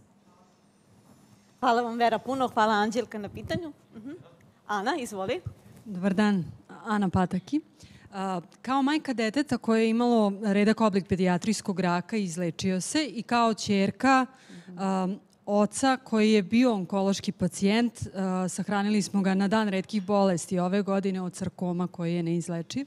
Htjela bih samo da čujem vaše mišljenje i komentar možda na najavu otvaranja Centra za palijativnu negu pri Institutu za onkološke bolesti, odnosno novoj bolnici na Mišeluku u Sremskoj Kamenici, pošto su rekli da će jedan deo biti izdvojen sa 50 ležajeva za palijativnu negu pacijenata. Hvala puno. Znači, Bell Hospice radi usluge i bereavementa, podrške u procesu tugovanja, prosto da znate. Tako da, eto, to je jedna od aktivnosti koju nisam malo pre napomenula. Vezano za ovu inicijativu u Novom Sadu, smatram da je sjajna. Mislim da u Novom Sadu postoji veliki broj ljudi koji je prošao velike obuke u oblasti palijativnog zbrinjavanja uz Bell Hospice centar. Tamo radi i dr. Tomi Kovačević koji je negde od, recimo, 5-6 zadnjih godina sarađuje sa Bell Hospice-om i vrlo intenzivno je uključen u svetske tokove i trendove, kao i veliki broj lekara. Ono što može biti izazov nije samo broj kreveta i zgrada, već može biti izazov kako mi to radimo, a isto i taj neki naš kulturološki moment, koliko zaista verujemo da to može da pomogne i da li će pristup biti samo za pacijenta ili će biti za pacijenta i članove porodica. Ono što ja nisam razumela još uvek vezano za Novi Sad jeste da li je, na koji način je urađena kategorija pacijenata, da li će biti onkološki posebno smešteni, da li neurološki pacijenti posebno ili će biti svi zajedno, jer od toga zavisi pristup i načini na koji bi se trebalo raditi. Ali u svakom slučaju, da bi došlo do razvoja, potrebno je početi od nečeg i jako pozdravljam inicijativu koja je započela u Novom Sadu. Hvala puno. Hvala vam, Vera, najlepše. Malo pre smo čuli upravo da se Bell Hospice bavi istraživanjima. Isidora Jarić će nam nešto više ispričati o istraživanju Pediatric Care, My Care, My Right. Isidora, izvolite. Hvala, ali neću govoriti samo o tom istraživanju, već i o nekim drugim istraživanjima. Ja sam probala da napravim jedan miš-meš različitih istraživanja koje sam radila. Da, zaista ja sam sa temom palijativnog zbrinjavanja došla u kontakt upravo zahvaljujući Bell Hospice-u, ali ja sam se tokom svoje karijere bavila i nekim drugim temama koje se tiču sociokulturnog položaja pacijenata. Između ostalog, bavila sam se i pacijentima obolelim od retkih bolesti. Tako da sam sada prosto pokušala da razmišljam u jednom pravcu koji, moram da kažem, u ovom trenutku nije operacionalizovan u okviru postojećeg sistema zdravstvene zaštite.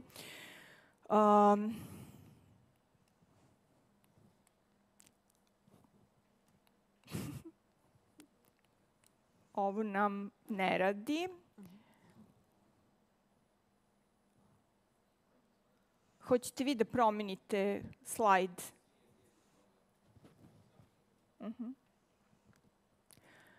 Znači, ja sam ovu prezentaciju zamislila tako da na jedan vrlo rudimentaran način vam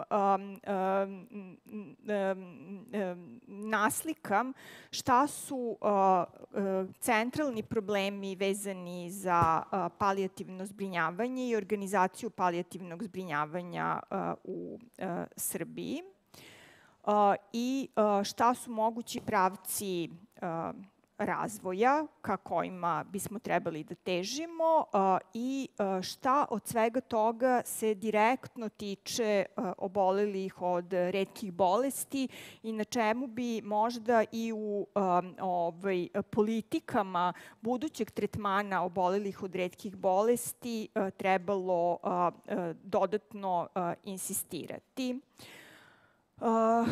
Vera je već napravila odličan uvod vezan za palijativno zbrinjavanje. Znači, palijativno zbrinjavanje ne bi trebalo da bude samo briga o pacijentima na kraju života, već bi to trebao da bude jedan kontinuirani proces u koji ulazimo u trenutku kada dobijemo dijagnozu za koju je jasno da je neizlečiva. Zašto? Zato što centralna misija palijativnog zbrinjavanja treba da bude poboljšanje kvaliteta života pacijenta. Znači, medicina je jako napredovala, mnoge tegobe, simptomi koji prate određena oboljenja mogu biti ublaženi ako na njih reagujemo u realnom vremenu, tako da i kvalitet tog kraja života ne mora biti, tako da kažem, toliko loš. Ono što je još jedna važna karakteristika palijativnog zbrinjavanja jeste da to nije briga samo o pacijentu, o palijativnom pacijentu, već i briga o njegovoj porodici i njegovim najbližima koji takođe prolaze kroz velike izazove u brizi za svog najbližeg. Zašto je važno, pored podrške pacijentu, obezbediti podršku porodici i najbližim osobama? Pa zato što tako jačamo rezilijentnost i pacijenta, ali i članova porodice. A kako jačati rezilijentnost? Pa tako što će različite tegobe koje se stvaraju na tom putu biti uspešno otklanjane tako što će postojati određene usluge, postojaće uputstva kome da se obraćate, postojaće osobe ili institucije na koje možemo da se oslonimo. Procena je Svetske zdravstvene organizacije da globalno od svih ljudi koji imaju potrebu za palijativnim zbrinjavanjem maksimalno 14% njih uspeva da dođe do ove vrste usluga. Dakle, u tom smislu ni Srbija nije izuzetak, s tim što i u Srbiji postoje određeni dodatni izazovi koji imaju veze sa našim lokalnim kulturnim kontekstom, organizacijom određenih društvenih podsistema kao što su zdravstveni, socijalni i neki drugi. I evo, ja sam ovde izdvojila, izvinjavam se unapred što je prezentacija na engleskom. Ja sam nekako podrazumevala da će ovaj razgovor biti na engleskom, ali smo se onda u hodu dogovorili da ipak ide na srpskom. Ja sam ovde izdvojila citat iz intervjua sa jednim specijalistom palijativne medicine koji kaže kako se kod nas pruža, kako izgleda palijativno zbrinjavanje u našoj zemlji, pa ja mislim da ono uglavnom počiva na entuzijastima koji rade na terenu i koji nemaju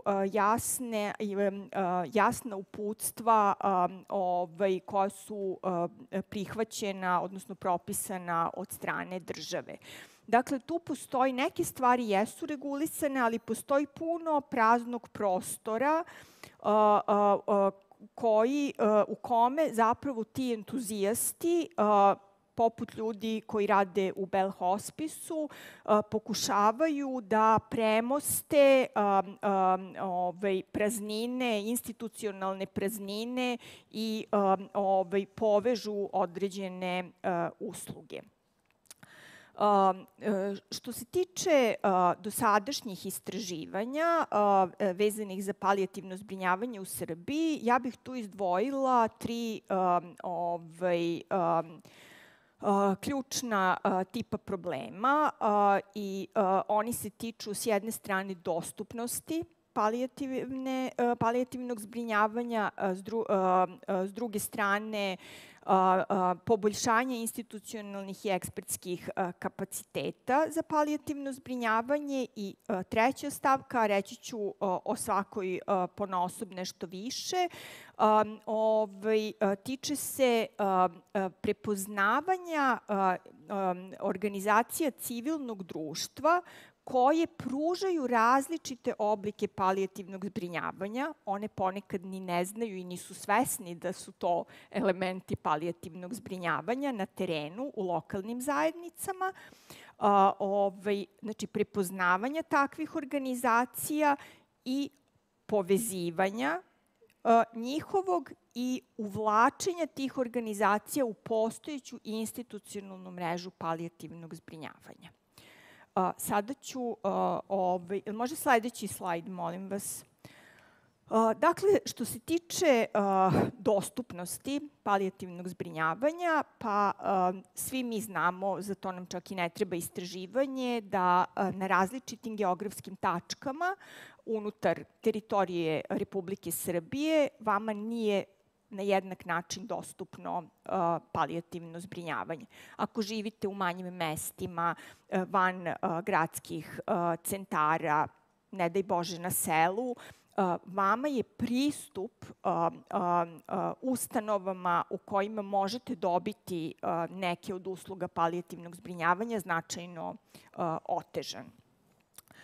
Mnogi ispitanici sa kojima sam razgovarala se žale na hronični nedostatak informacija.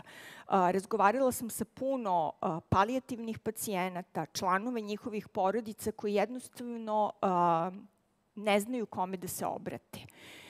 Oni znaju, na primjer, za onkološki pacijenti da za terapiju bola bi trebalo da se obrate Institutu za onkologiju, ali ponekad u nekoj fazi bolesti njihova klinička slika je toliko teška da oni ne mogu fizički da odu do tamo i da se ta terapija prilagodi.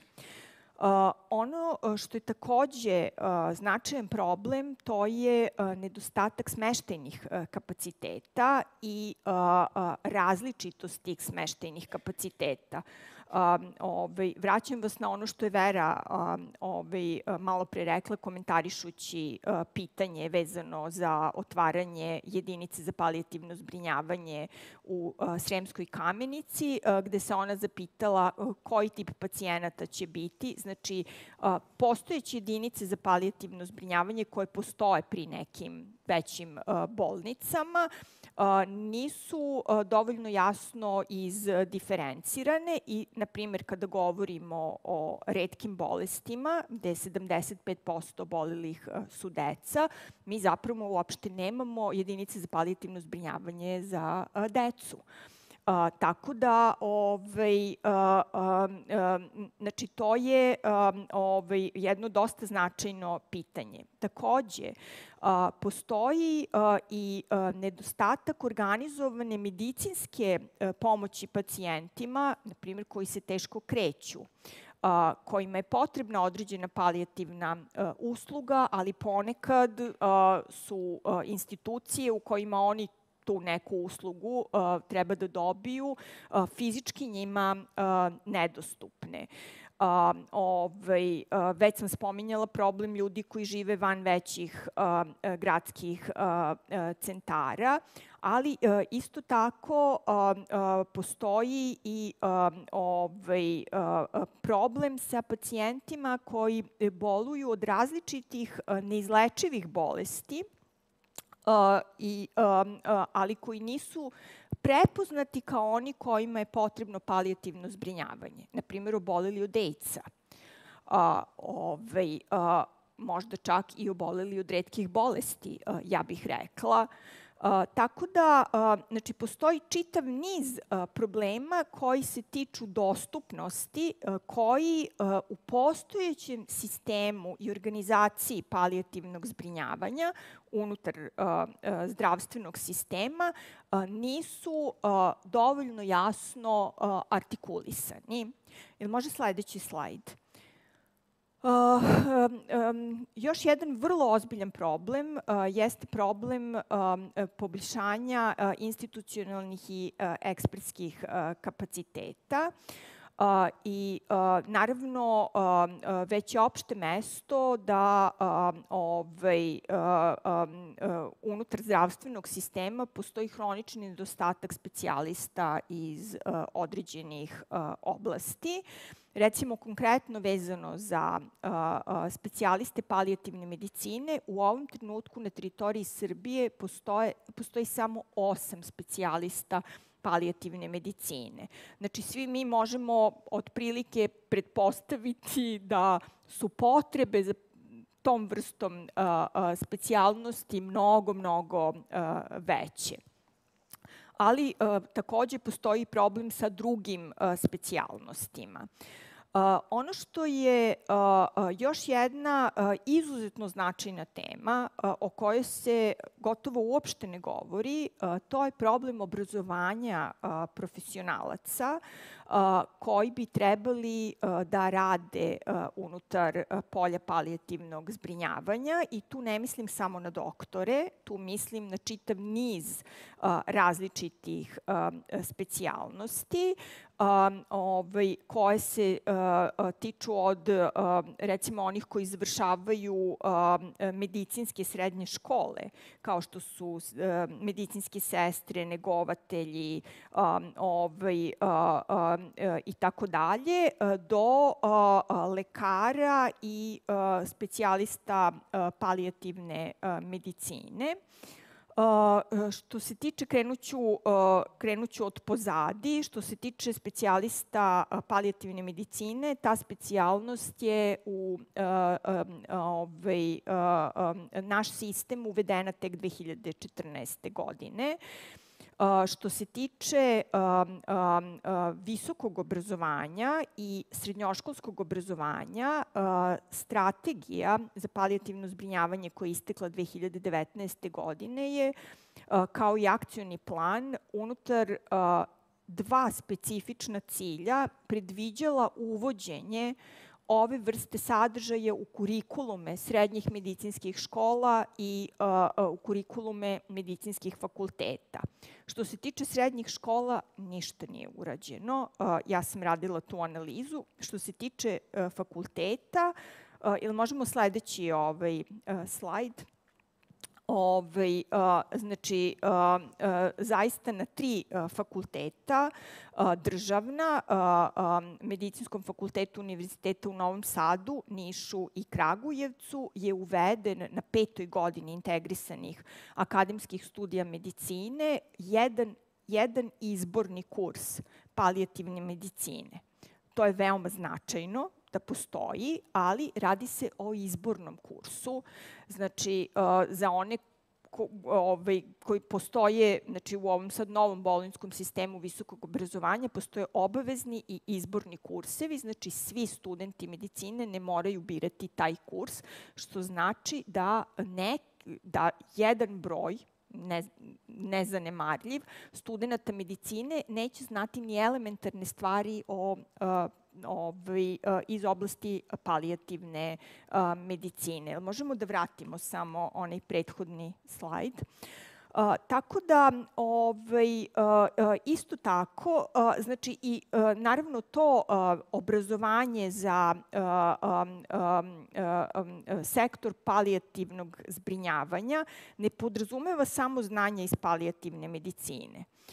To je jedan set interdisciplinarnih znanja koja i samim profesionalcima bi trebalo da pomognu da taj posao obavljaju na bolji način za pacijente, ali i za njih same, jer čuli ste verovatno za fenomen sagorevanja. Znači, mnogi profesionalci koji ne poznaju tehnike kako da se nose sa određenim stresnim situacijama, a umiranje druge osobe je uvek stresno za sve nas. Jednostavno, posle određenog trenutka više nisu u stanju da obavljaju taj posao, zato rad sa palijativnim pacijentima često predstavlja visoko rizičnu profesiju po same profesionalce koji se time bave.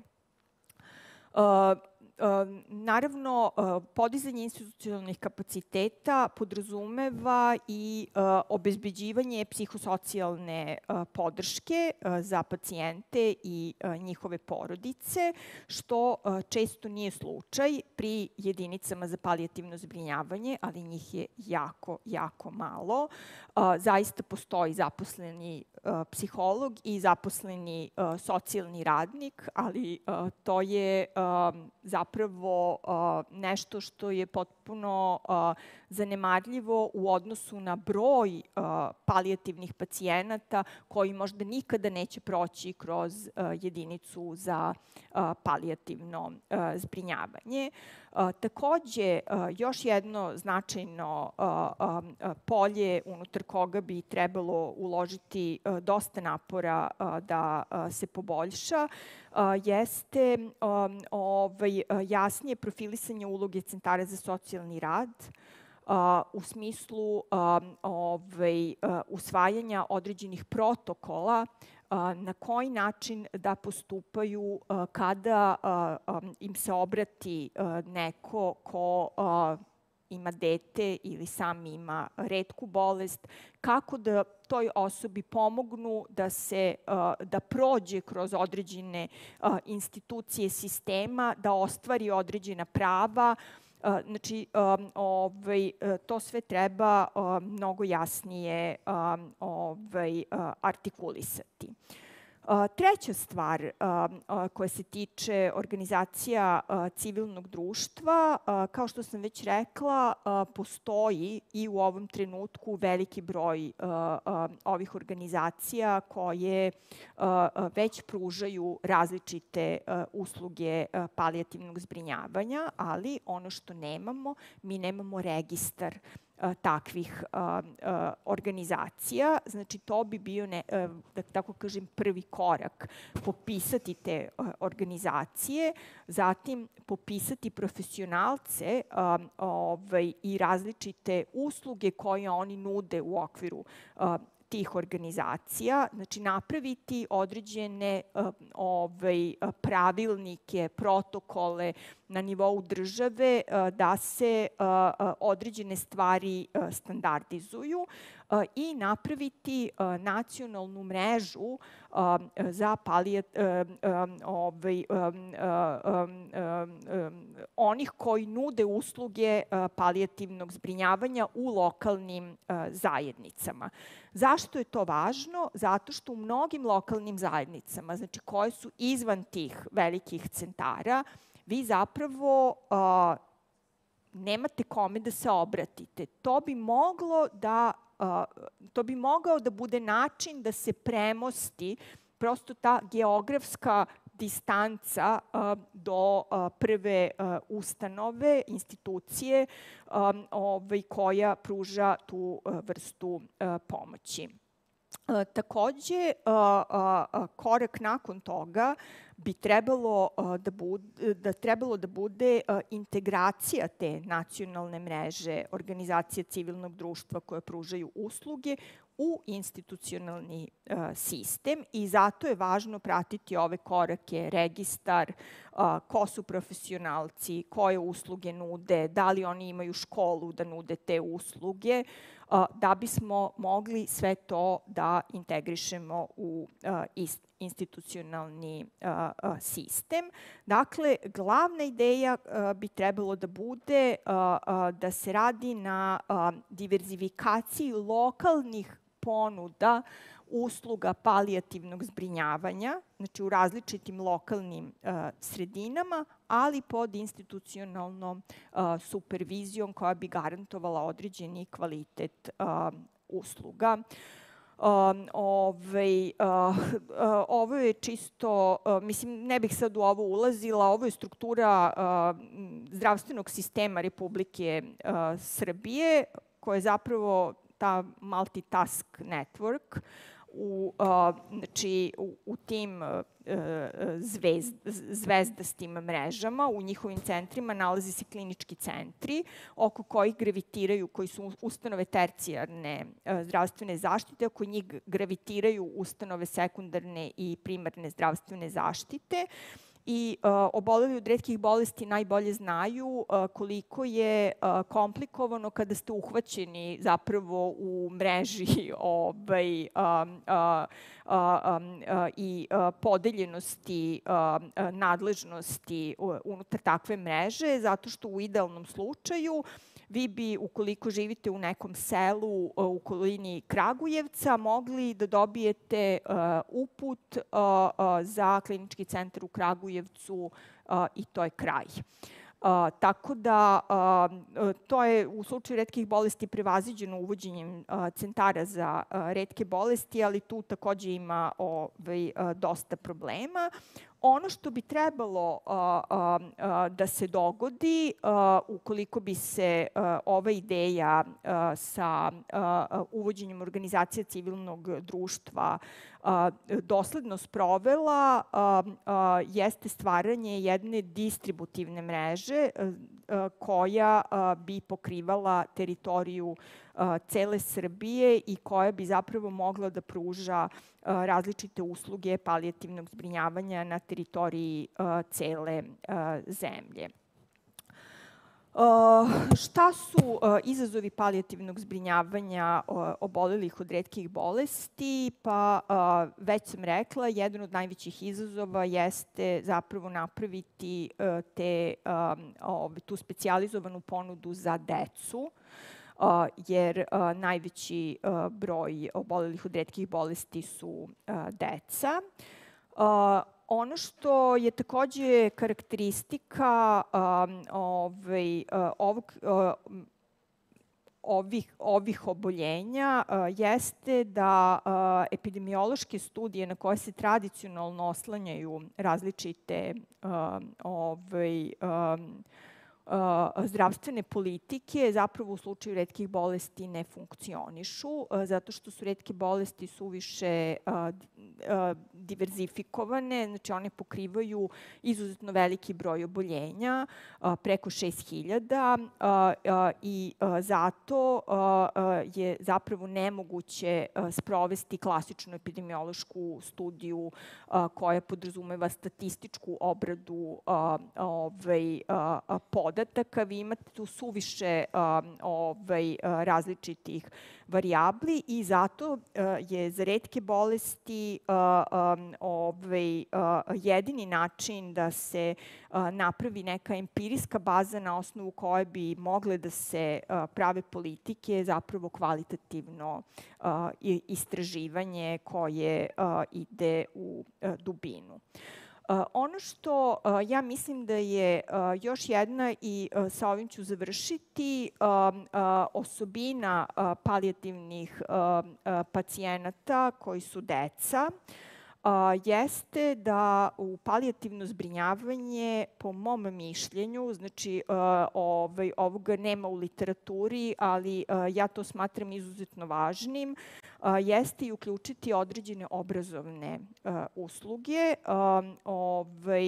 koje mislim da treba da postanu integralni deo tog paketa palijativnih usluga. Zašto? Zato što deca, bez obzira na to što boluju od neizlečive bolesti, su još uvek deca i bez obzira na težinu njihove kliničke slike, mi moramo naći način da podstičemo njihov razvoj.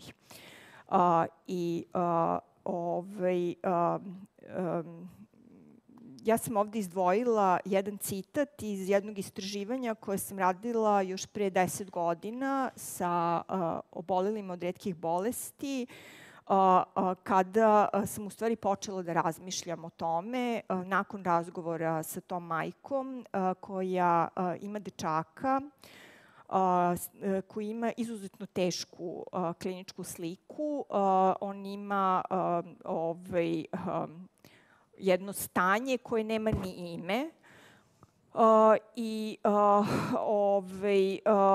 Ja sam u tom istraživanju imala jedan deo razgovora posvećen obrazovanju i ona mi je tada, razmišljajući o tome, rekla, mislim da ne čitam sad, ja ću otprilike parafrazirati, da ona nije sigurna šta bi njemu zapravo tačno bilo potrebno, da on ne govori, on jedva da razaznaje svetlo. Znači, ona na neki način sa njim komunicira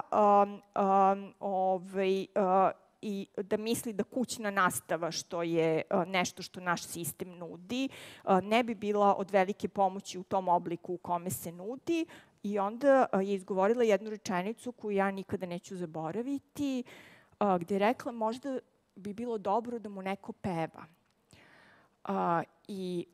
Ja mislim da to jako dobro opisuje koliko zapravo mi ne obraćamo pažnju na takvu vrstu potreba. Znači, čak i dete koje je u tako izuzetno teškom stanju zaslužuje da se njegov razvoj na neki način podstiče.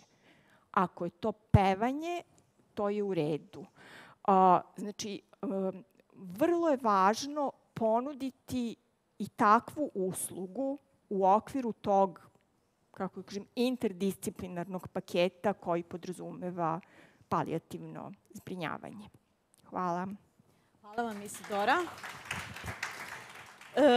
Pošto je gospodin Kruz morao da nas napusti, vidjet ćemo video na našim društvenim mrežama, on će poslati. Otvorilo nam se vreme za neka pitanja, ako neko ima da postavi, pa evo, Isidori, pa evo, izvolite, ako neko ima neko pitanje, slobodno.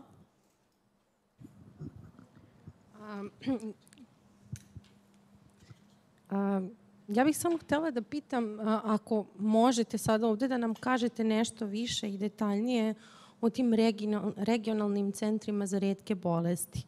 Pošto prosto osobe koje imaju retke bolesti nisu u dovoljnoj meri prepoznate za neko uključivanje u palijativni sistem, a opet jako se malo znaju o tim regionalnim centrima za retke bolesti.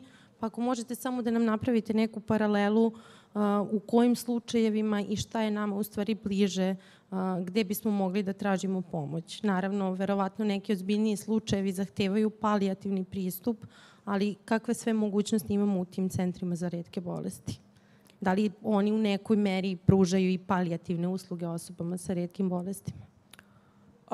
Pa ovako, moram reći da sam i sama učestvovala na izvestan način u zagovaranju te ideje koja se tiče centara za retke bolesti, jer je jedan od najznačajnijih rezultata tog velikog istraživanja o retkim bolestima koje sam radila sa Komitetom pravnika za medicinsko pravo, bio zapravo da postojeća struktura zdravstvenog sistema koji sam vam prikazala zapravo ne odgovara pacijentima od retkih bolesti zato što je koncentracija specijalista za retke bolesti nije jednako, znači oni nisu jednako raspoređeni u svim ustanovama tercijarne zaštite, već je ta koncentracija najveća u Beogradu.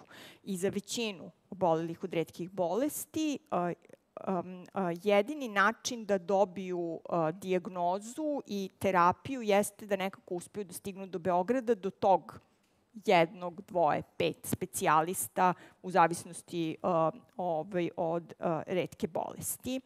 I moram da kažem da je zakonodavac čuo to i ja interpretiram uvođenje tih centara za retke bolesti kao nešto što je nešto što bi se moglo imenovati kao prepoznavanje problema. U praksi, ja sam se time bavila u jednom istraživanju koje sam prošle godine radila za Institut za filozofiju i društvenu teoriju.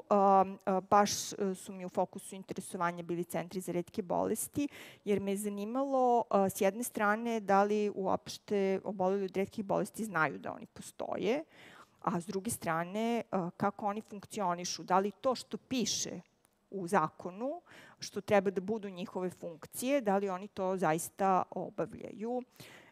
I uvidi do kojih sam ja došla mi pokazuju da jako mnogo obolelih pojma nema da u stvari ti centri postoje, a zapravo oni su iste te klinike na koje su pacijenti pre toga odlazili, tako da se veliki broj pacijenata silno iznenadio kad sam ja rekla pa da, ali ta klinika jeste, ona ima status centra za retke bolesti. Sa druge strane, svašta je predviđeno da ti centri za retke bolesti obavljaju. Oni treba da budu i kao neka vrsta i tih resurs centara i da rade edukacije sa lekarima i da vode registre i da, mislim, gomila stvari, to se ne dešava. Znači, postoji čitav niz problema koji su vezani za operacionalizaciju tih stvari koje stoje u zakonu i koji nisu još do kraja artikulisani. Da li će se to dogoditi kroz neke podzakonske akte u budućnosti, ja to ne znam. Meni se čini da u ovom trenutku ta odredba još ne živi onako kako je zakonodavac predvideo. Ima li još neko pitanje? Izvolite.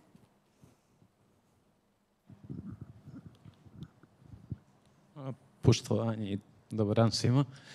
Pre svega hvala na ovim informacijama. Samo jedna dopunska informacija. Da li postoji neka adresa gde mi možemo dopunski da se informišemo koja su to prava i mogućnosti koje pacijenti imaju što se tiče dijagnostike retkih bolesti, jer konkretno ja već 8 godina nemam dijagnozu, pokojna majka je 12 godina pokušavala, na kraju se ugušila, ostala bez dijagnoze. Dobijam uporno otpor na Kliničkom centru Srbije od strane neurologa jedinih koji ne uvažavaju ništa što bilo ko drugi je otkrio, koji tvrde da somatizujem, i kad sam pokušao da dobijem uput za Novi Sad, odbijen sam jer se smatra jedino Klinički centar Srbije relevantnim i savršeno je nebitno šta je rekao genetičar, pulmolog, neurolog druge ustanove ili reumatolog. Tako da, gde mi možemo da vidimo šta je ono što mi možemo, zašto možemo da se izborimo kada već ne dobijamo dijagnozu. Opet pozvao sam se i na Zojin zakon, naravno to je bio prst u oči. To sam htela da kažem, Zojin zakon bi to trebalo da reguliše da ukoliko u 6 meseci ne dobijete dijagnozu, da se otvara mogućnost. Tako je, u ovom slučaju to je bio prst u oko zamjenici direktora klinike za neurologiju, koja je nakon toga napravila konzilijarni pregled s tim da me proglase pacijentom koji somatizuje samo da se operu i to je to, završilo se. Tako da ja sam i dalje bez dijagnoze. Šta je ono što ja mogu dalje da uradim, jel? Zaštitnik prava pacijenata. Mislim, ja nisam pravnica, tako da možda mogu da vam napravim kontakt sa nekim od kolega koji se bave medicinskim pravom. Mislim da je to prava adresa. Dobro, a da li postoji neka adresa, bilo na internetu, bilo neki informator gde možemo da vidimo više o funkcionisanju tih centara za retke bolesti? Pa to je vrlo zanimljivo pitanje, zato što ja nisam mogla da dođem do spiska centara za retke bolesti i ja sam ga na kraju dobila od Olivere. A onda sam naknadno saznala da ni taj spisak nije konačan, znači na tom spisku je bilo 6 različitih ustanova, da postoji neki novi od 8. Tako da to ne postoji nigde, to javno, bar ne da ja znam, ja nisam uspela da pronađem ni na sajtu ministarstva, ni na drugim mestima gde sam tražila spisak tih ustanova. To ne bi trebalo da bude tajna, jer, kažem, to su ustanove u kojima su se i inače lečili oboleli od retkih bolesti. Ja mislim da je to prosto... Svakako se možete, evo, da se ubacim i Norsu odpratiti za neka od pitanja. Isidora, hvala vam. Hvala vam najlepše. Moramo satnicu da poštujemo. Tema je iscrpna i široka. Hvala vam puno. Napravit ćemo par minuta pauze i onda nastavljamo sa poslednjom sesijom za današnji dan.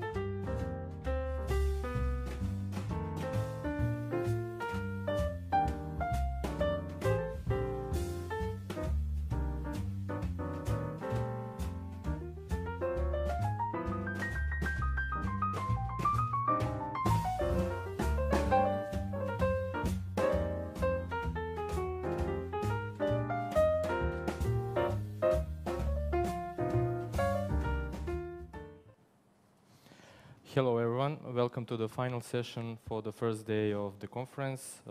This session is dedicated to young patient advocates.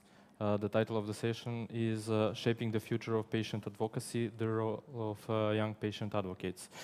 At this session, we have distinguished, let's say, patient advocates from around Europe. First of all, we have Nadezhda Pejović from Serbia. She is the president of National Organization of Porphyrias. We have Emina Hadžihasanović from Bosnia and Herzegovina. She is the chairperson and president of Association of Rare Diseases of Bosnia and Herzegovina. Rare disease patients. Rare disease patients of Bosnia and Herzegovina, yes. We have with us Adela Odrihočka from Czech Republic. She is the co-chair of Ehlers-Danlos Association, and also she is involved in Czech National Organization for Rare Diseases. And virtually joining us, Julian Dela from Eurordis. Julian works as a patient engagement manager, and he works especially with health technology assessment. So welcome, and thank you for accepting the invitation to join us for this panel. Before we start with the question, I will say a few words, like simple words. What is patient advocacy? When you title online on Google patient advocacy, what does it say? It says that the patient advocate is a person that gives a voice to patients concerning their care and ensures that providers or institutions hear their voice. And a little bit more complex, you can say, about patient advocates is that their work is to ensure that patients receive the highest quality care, that are well informed about their medical conditions and treatment options, and that they have their concerns and preferences respected by healthcare providers. So you can say that when we speak about patient advocacy, we speak about empowering patients, we speak about navigating healthcare system, we speak about protecting the patient rights, and we also speak about enhancing communication between patients and healthcare providers. So firstly, let's say we have decided to have different topics and themes that we are going to discuss. First of all, what I wanted to ask everyone to share what motivated them to become a patient advocates. Did they become the patient advocates because of the need? Or did they become patient advocates because they started, let's say, working or being engaged in patient organizations? So Nadezhda, let's start from you. Well, I would start with, like, my answer is not that simple. I would say that I was probably partially at a young age advocate for Red Cross and different activities in generally social services. But since my disease is a disease that will show symptoms later or during and after puberty, I found out about my disease later on. So basically, that started to be a need because I definitely saw that I cannot have support from the healthcare system, at least not as much as I needed. And also, I tried to make my own path and help other people that will probably see or experience difficulties getting diagnoses, getting therapies, or treatments, or medical checks to help them actually and guide them through this porphyria journey and make their lives easier. So I would say that both things actually affected my position right here. Thank you. What about you, Emina? So I was diagnosed with pulmonary hypertension. I will call it PH through the... and I was 22 years old. And at the time, I was completely alone. There was no one. So I started to search for other groups. And through them, I learned, especially through a German group, I learned to advocate for myself first. And so it was, advocating to get a right diagnosis, to get medications, and I realized that there's a need for other patients too. And through the help of a mentor from Germany, I decided that I want to be a voice for first pulmonary hypertension patients. Later, I realized that there is a need to represent all rare diseases, because there was at the time no one talking about it, and now it's a bit more. There are more people talking about rare diseases, but my illness was my first motivations. Okay, thank you. I'll go to Julian. Julian, we've heard about Nadezhda's and Emina's reasons why they started with patient advocacy. What is the situation with you? Yes, so first, can you hear me? Yes. Okay, great. Sorry I can't be there with you, I would have loved to, but here I am online. My situation is a bit different because I am not living with a rare disease, nor is a family member. But my mom worked in rare diseases for years. So since I've been little, I heard about the world of rare diseases and stories of people living with them, also the carers. And then I started studying marketing, and I did an internship in the rare disease world. And I realized, first, I didn't like marketing, but second, that I wanted to work in rare diseases afterwards. So I started new studies in European public policy, and I focused all my work, all my papers and dissertations on different aspects of rare diseases. And then I moved to my master, but I did the same with my thesis. And I've been with Eurodis now for 4 years.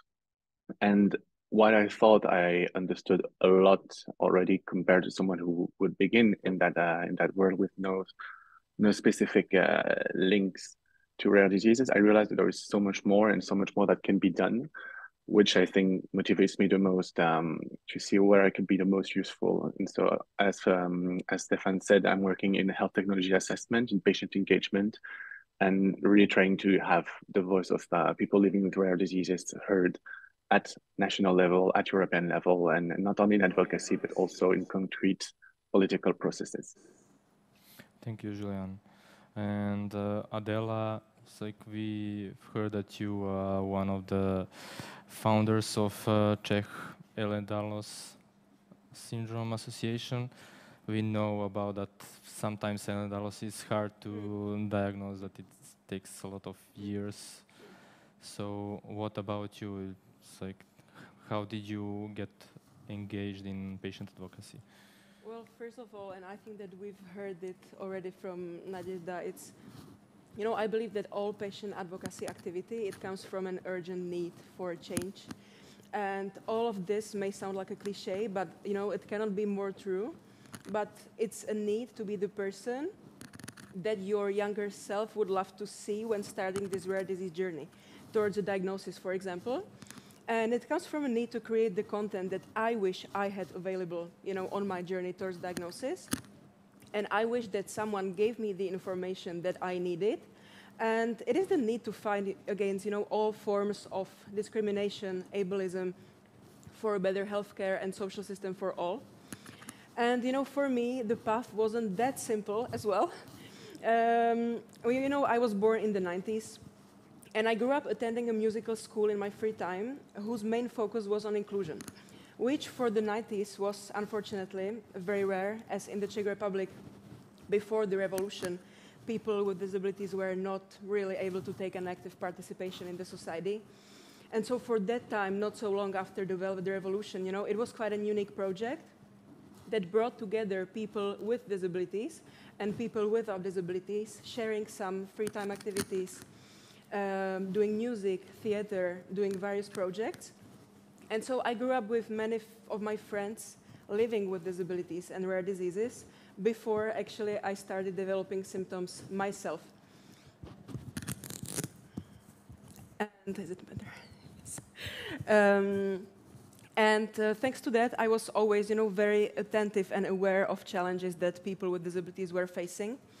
And at a very young age, I got interested in, healthcare situation and policies.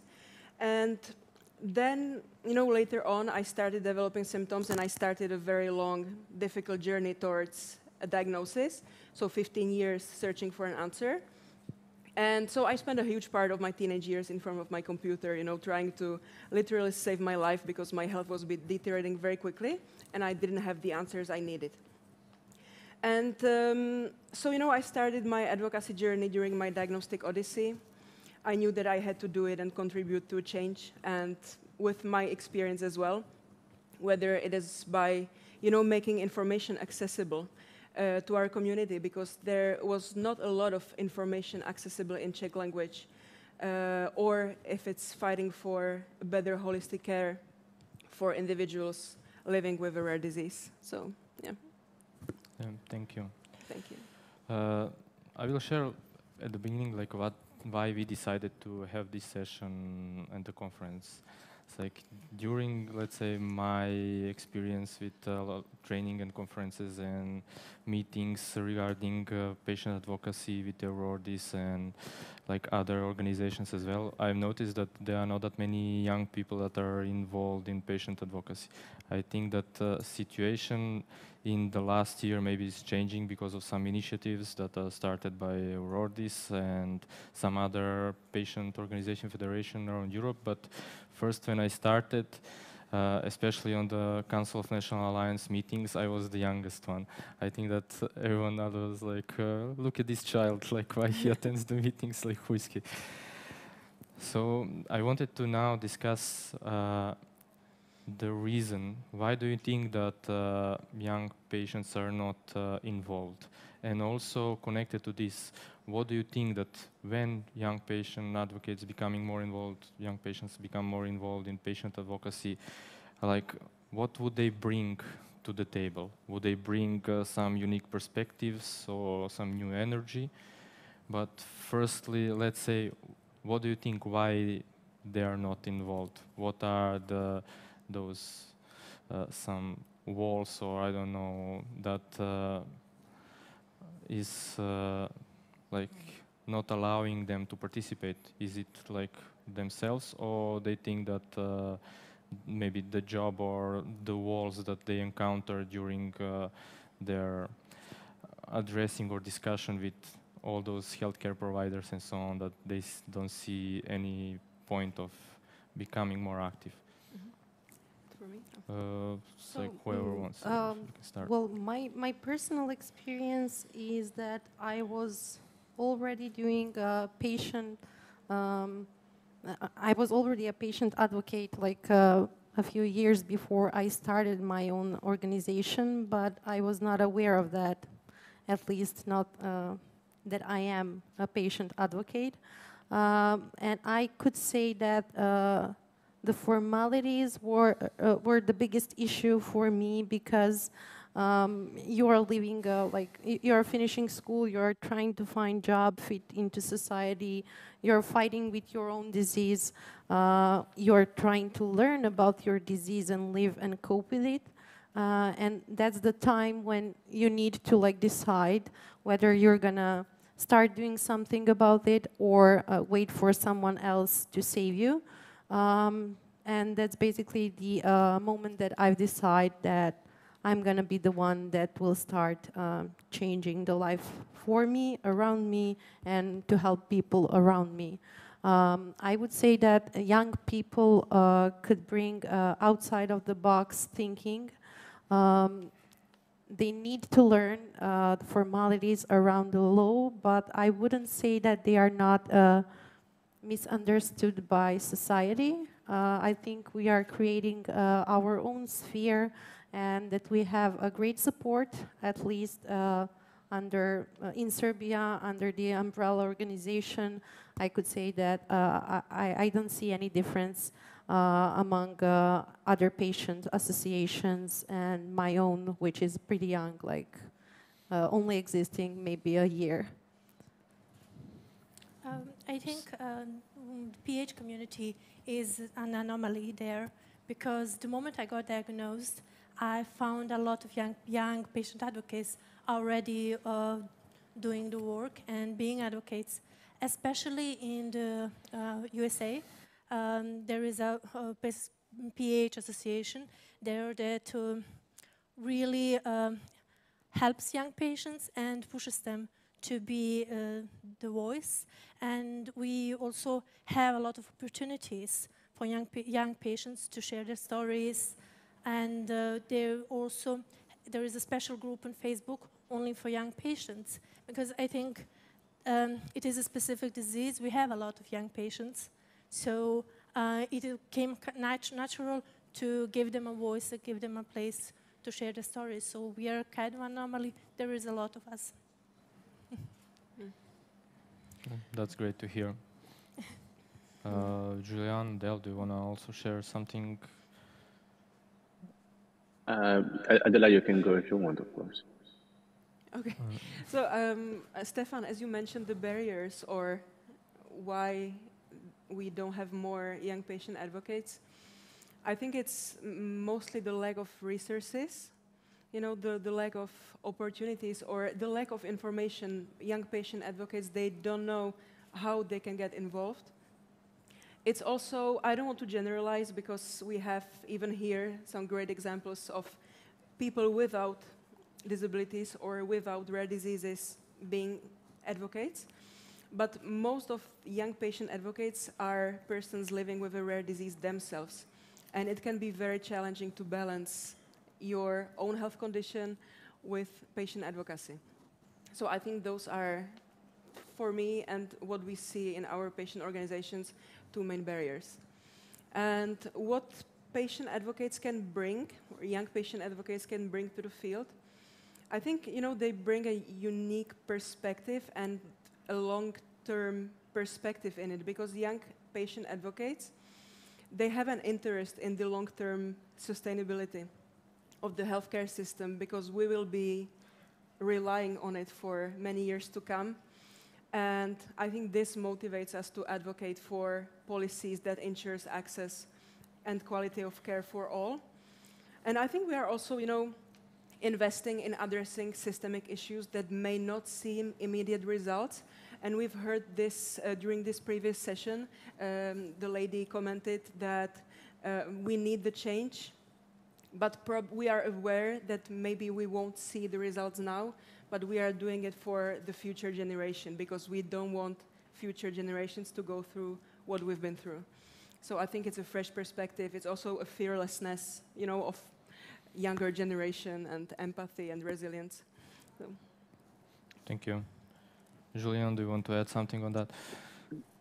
Yes, I fully agree with what has been said in terms of the benefits of having younger people do some advocacy, because we are, of course, we all have been young, and we are living in a world that is constantly changing, and younger people have other codes, other ways of communicating. So if we just take communication on one side and a side, just for relaying information and awareness, there are new channels, there are constantly new channels. I remember back in the days when I started, one of my colleagues suggested that we do some TikToks to reach younger communities. And one of my oldest colleagues said, what is TikTok? So of course, there are advantages of having younger people beside having a fresh mind and new ideas. And when it comes to challenges, so yes, of course, it's time consuming. I think it will be time consuming for everyone, even people who do not live with a rare disease. So I guess, so I'm sure that those who have some specific needs as well and have to combine both, it is time consuming. It takes energy, and maybe not everybody wants to do that. And in addition, I think, and it's very my personal thinking, that there is also a willingness from the younger generations to phrase rare diseases in more positive terms. I've discussed with some of them who told me that they might not be as willing to engage because they live with the disease, they see what it is, and when you come to advocacy, you rarely bring so many good news. Of course, it happens, but usually you talk about the lack of treatment, the lack of access, the price of treatments, and that might be something that they do not want to talk about in their advocacy work, in addition to having to deal with that. But hand in hand, I think having younger people in advocacy and basically in all different spheres that are related to rare diseases is a huge, huge step forward. Thank you. most of you mentioned like a lot of barriers that you had like at your way when you started engaging in patient advocacy. Can you maybe share some personal experiences about the challenges that you faced concerning, let's say, your discussion or interaction with doctors or decision makers, with pharma industry? I don't know, some of you have your own organization, so you are engaged also with pharma, or maybe through some clinical studies or something like that. Well, I would share my experience that is changing a lot on basically daily basis. At first, all I could feel was enormous fear because I was not aware of what's going on or what's wrong with me or my family until we get our diagnosis. And before we get it, we experience a lot of question marks from different doctors because not all of medical staff in Serbia is aware of existence of rare diseases, not specifically by the symptoms. So there was a long road or odyssey to get the diagnosis, but once I received it, I couldn't have the same fear because now I know my, let's say, enemy. I accepted my condition and I started living with it, trying to, again, change my life for myself and other people around me. And that's the moment when basically everything started to change. So once you have a different approach to that, you can discuss with different people. I received a lot of support from medical professionals, from different patient associations, and everything started to make sense. So once you have like the changed perception of what's going on, then you can build something that it's worth like long-lasting also for other generations as well as for you and your society in the present time. So basically, I think that young patient advocates are definitely a need, not only in this conference or in different countries, but all the time in every sphere of the society because they are bringing that positive attitude. They are definitely more enthusiastic. They are willing to change. They are willing to work and again think outside of the box, bring some new approach to resolving persistent issues and problems that are affecting people with rare diseases especially. Thank you. What about you, Emina? You have your own organization, so you're advocating also with the decision makers, you're interacting with the pharma, because of your disease, you're in, let's say, touch with the doctors. So did you have any challenges or obstacles? It is interesting because pulmonary hypertension is a progressive and chronic disease, but it is also an invisible disease. So when we go to the doctors, quite often I still hear it when the doctors do not believe me. And I'm not the only one, like other patients also have that problem. When they go and they're like, yeah, it is not, they don't accept it because you look healthy. And one of the biggest problems is to force doctors to see that we are fighting, that we are ill and not just pretending. So that's one of the problems. When it comes to decision makers, Bosnia is quite complicated. I did have some talks with decision makers, and they always try to help, and they are understanding, and they even listen. Like they don't mind that I'm young or everything. They do listen, but the amount of help they can do, the amount of change they can do is quite limited. And those who want to listen are not. It's not a lot of them. So it is complicated. But one hope I have is that the younger generation, the younger doctors are more aware. And if you have a younger doctor they will believe you more. They will not dismiss symptoms, and it is easier to get a diagnosis or also to be listened to.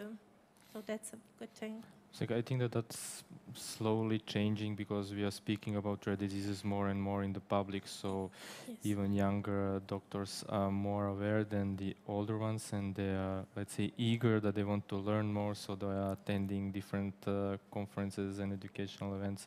So I believe in a brighter future regarding the medical profession, that they will have more understanding for a disease, but also have more knowledge that they will gain through different events.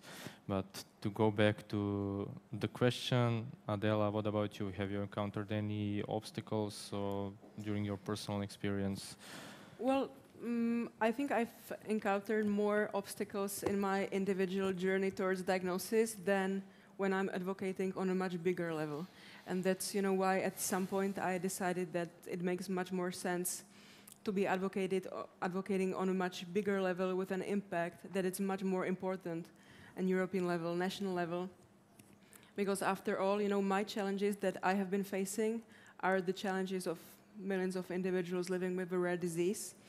And I think most persons living with a rare disease, we have the same experience as here.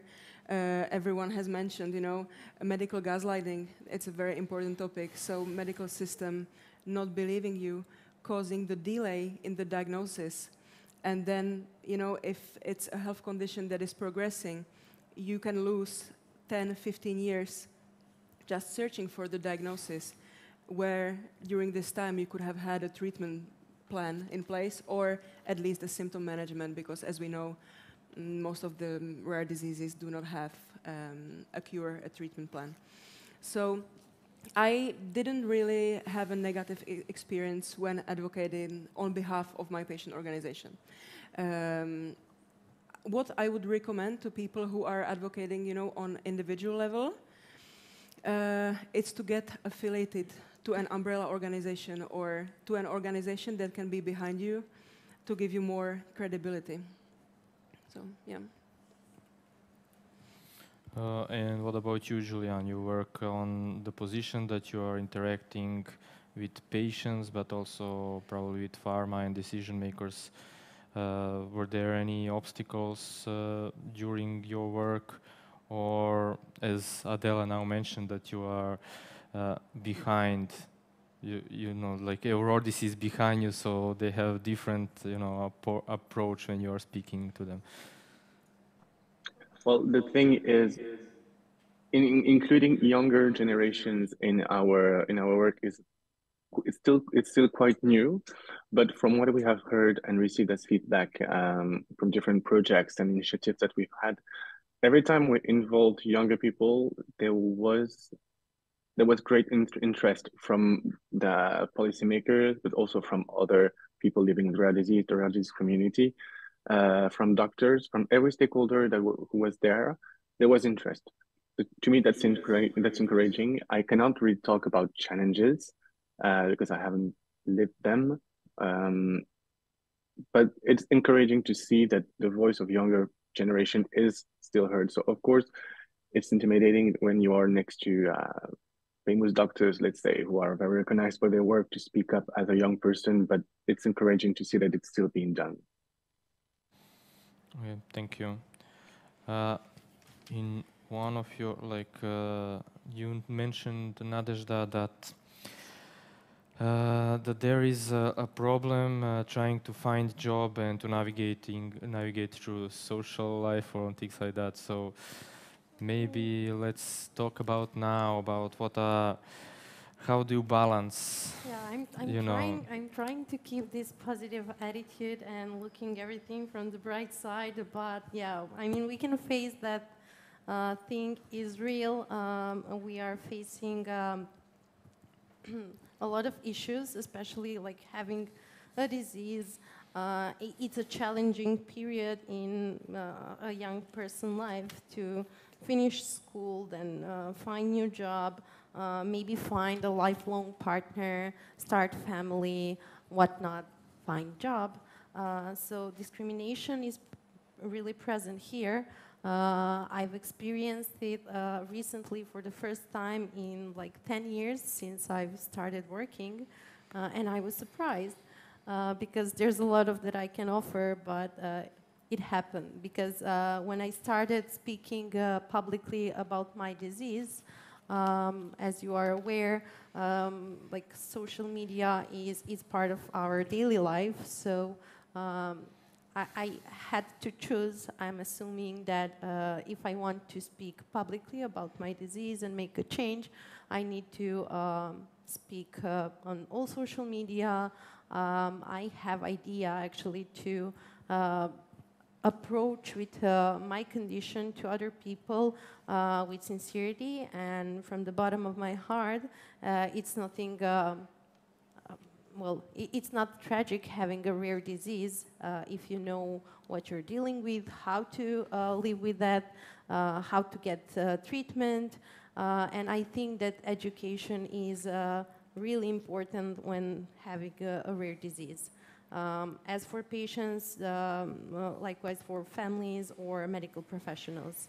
But that has like also a negative impact, which would be that discrimination. So if we are speaking about that, we definitely need more education for all people and all spheres of society, because if they see people with a rare disease, I think we spoke about that on previous sessions, like not all rare disease have the same severity of, I'm sorry, it's not the same severity of rare disease or disability, so therefore a lot of rare disease patients are mentally normal or above the normal. They are capable of working and bring something to society. So I think that education and speaking loudly about the different rare diseases could change that, definitely. Change the picture of rare diseases. Thank you. And what about you, Adela? Have you experienced any discrimination during your, let's say, educational faculty, and now when you are working, do they have an understanding for your patient advocacy activities, or they're not that full of understanding for that? Well, during my university studies, you know, as I was still in the journey towards a diagnosis, it was actually easier to get accommodations at university than it was after as a professional, like in your professional life. So during my first professional experience, I actually had to quit diplomatic environment because of ableism and because of discrimination in the workplace. And inclusion and diversity in the workplace is actually my main area of focus, so I'm really glad that we got to this topic. And so I quit my first professional experience, and now I integrated another company that is very supportive, that has great inclusion and diversity strategy. And I think that the main burning issue is that the balance between patient advocacy and commitment. I would say that my company, they know what they know about my patient advocacy activity, but unfortunately, you are still in this, I'm in a full-time employment, and there is only that much that they can do. So I still have to take my personal time off for my patient advocacy, for example, if it's a longer period. And I think that this is something that young patient advocates face, how to balance employment and the patient advocacy activity. Because there is this misconceptions that having a patient organization or being a patient advocate, that you can earn your life from this activity, which in some cases you can. But in general, it's very complicated. Usually it's a volunteering activity. And so you need to provide for yourself, so you need to be in an employment. So this is very hard to balance both. And I would like to comment on what Nadia was saying. I think there is a perception in society of what a person with disability should look like, or what a person with a rare disease should look like. And I think society taught us for ages that, you know, when you have a condition, it's either very severe and you unfortunately pass away from that condition in a very short time after the diagnosis, or you get cured. But there is nothing in between, you know. And there isn't, when I was growing up, there weren't examples of people having an incurable condition, but having a life, you know, having a job, participating in society. So I think that's what we need to show more, that people with incurable conditions, with accommodations, with reasonable accommodations everywhere, in workplace, in academic settings, we can have a fulfilling life as anyone else. I think that that's something that is connected what Julian said, that when we speak about patient advocacy and things like that, it's always like something negative, not that many positive stuff. So there is, as you said, like misconception, what if you are ill or have a disability, how your life should look like, that you're not happy, that, I don't know, you don't have a family, children or something like that. But I agree that we need to show more that side, that like the disease is not that something that represents me or that shows who I am, that there is something completely different that compiles, or how to say, my life. And also, Emina, for your question regarding the discrimination, as you mentioned that PH is invisible. So, like during your faculty days or during your now patient organization, or maybe when you're trying to find a job or something like that, did the providers had understanding for that, or they saw you like, okay, you look fine, so I don't understand why you are so away, like from work, why you have so sick leaves, so you need to go to the appointments at the doctor or something. So at the university, it was interesting because to get accommodation, I needed to every time to ask for a pass to use the elevator. And every time I needed to explain my illness. It is that I needed my heart, blah, every time the same thing. And after a while, one of the professors was waiting for me and he would take me up. But because my illness was progressing and I didn't have any medication at the time, I decided to quit university and move back home with my parents. In that regards, I am lucky. My father owns a company, so I'm working for him. That means when I am not feeling well or when I have some advocacy thing, I just do that. I don't need to work. And also, I work with my brother and his wife, so everything that I cannot do, they can always step up and do things that I was supposed to do. So it's kind of a family who they're helping me in this. And at an example, like at the end of August, I was feeling really well. I was in bed every day, and there was no pressure or anything. Like I was really lucky. But other patients with PH in Bosnia do not usually get jobs because they do not have medications, so they're not well enough to work.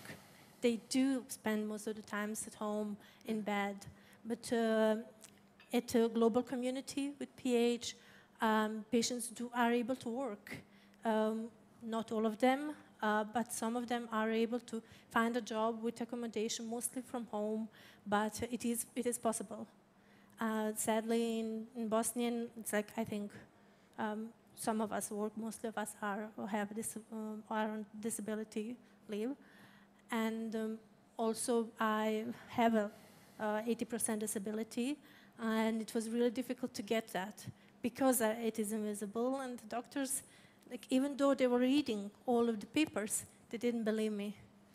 So it was really difficult, but I was lucky to have one doctor who was constantly advocating that she is right, she cannot do that. So I was able to at least get some, and so that I can kind of do not need to work 8 hours.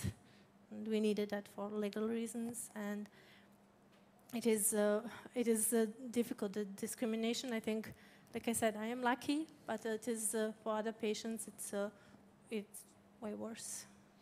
Yes, like where your example now that you had a problem of getting the disability assessment is connected to the previous, one of the previous sessions about integration of rare diseases into social policies, because Raquel was speaking about the disability assessment, and we have a lot of examples where that is not working, that patients with rare diseases are not assessed properly, that they get the lower percentage of disability than they should get, and that's one of the fights that patient organization, the National Alliance, but together with the specialists for rare diseases should work together on, because they are those that are gonna explain, let's say, from the expert side that why it's needed, and we should advocate from our patient organization side, but also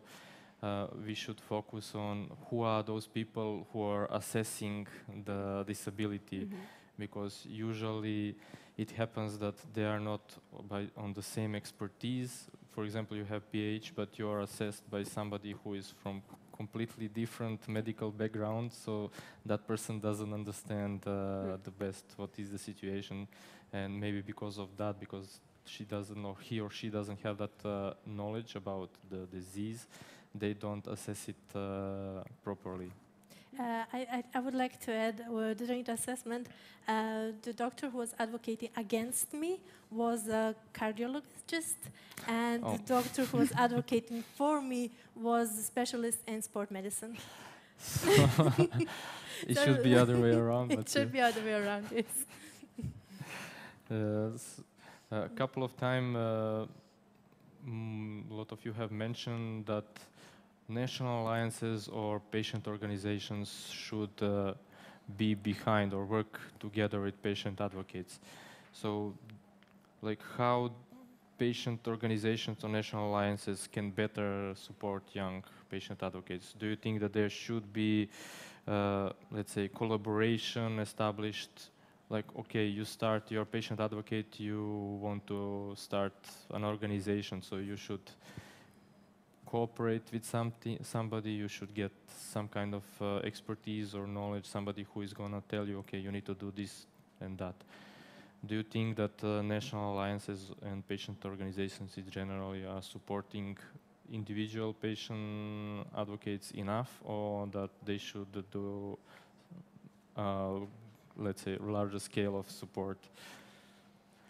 When you started, for example, your journey in patient advocacy, did you have a support from any of organization that was there to help you, to give you advice, to assist you, and that, for example, even now you are either part of the bigger alliance or you're collaborating with them on different initiatives?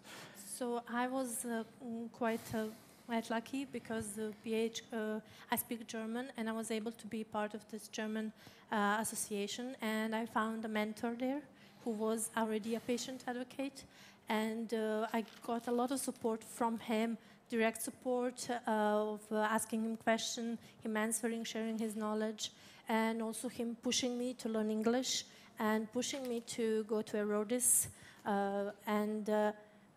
it was also the American Association for PH. They have a group called Generation Hope.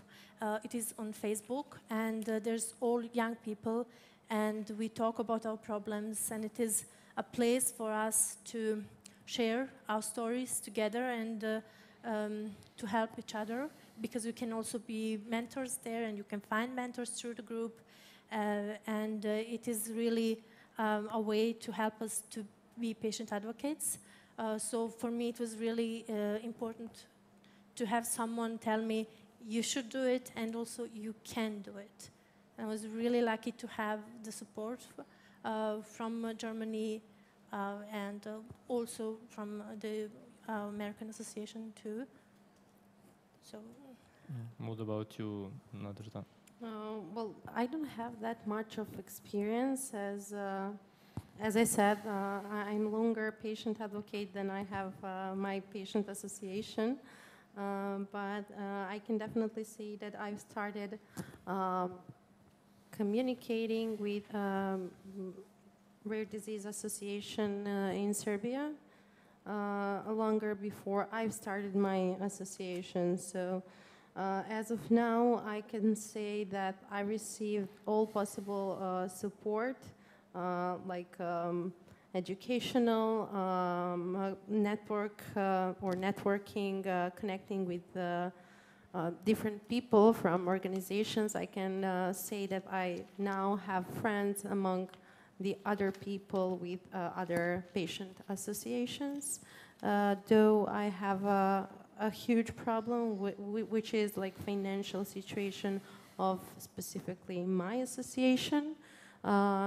So this is like the true, at least in Serbia. I don't know how it works in different countries, but from the moment you start your association, you are in legal obligation to pay taxes and I don't know, have a accountant and basically have like office and handling a lot of paperwork. On the other side, as you are young, newly founded organization, you have a really big struggle with finding support from different organizations, donations, because you don't have enough activities that will support the cause of your organization. So basically, it's a bit of a lot of creativity, mix of lot of creativity, a lot of crazy ideas, and a lot of social media work. That's basically how we are functioning right now, because for the real big projects, we need actually to grow up, I would say, get some more experience and maybe dive deeper into, let's say, those funding waters. But as of now, I would say, again, I have that positive attitude that comparing the funds we have, we are doing pretty well. Thank you. What about you, Adela? Well, I think that collaboration between young patient advocates and established patient advocacy organization can be highly beneficial for both sides. And I think, if we can identify common goals, then we can engage young patient advocates in those established patient organizations.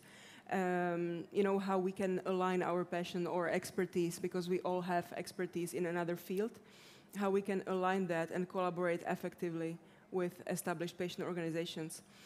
Or, it can be also by joining committees or working groups, because many established patient organizations have those working groups or committees, so to involve young patient advocates. Well, my opinion is that patient advocates should be involved at every discussion, at every table, but it's not very often the case, but we are getting there. It's getting better. Thank you. For Juliana, I won't ask you to answer on this question, but I'll ask you something more, because you work for Eurodis.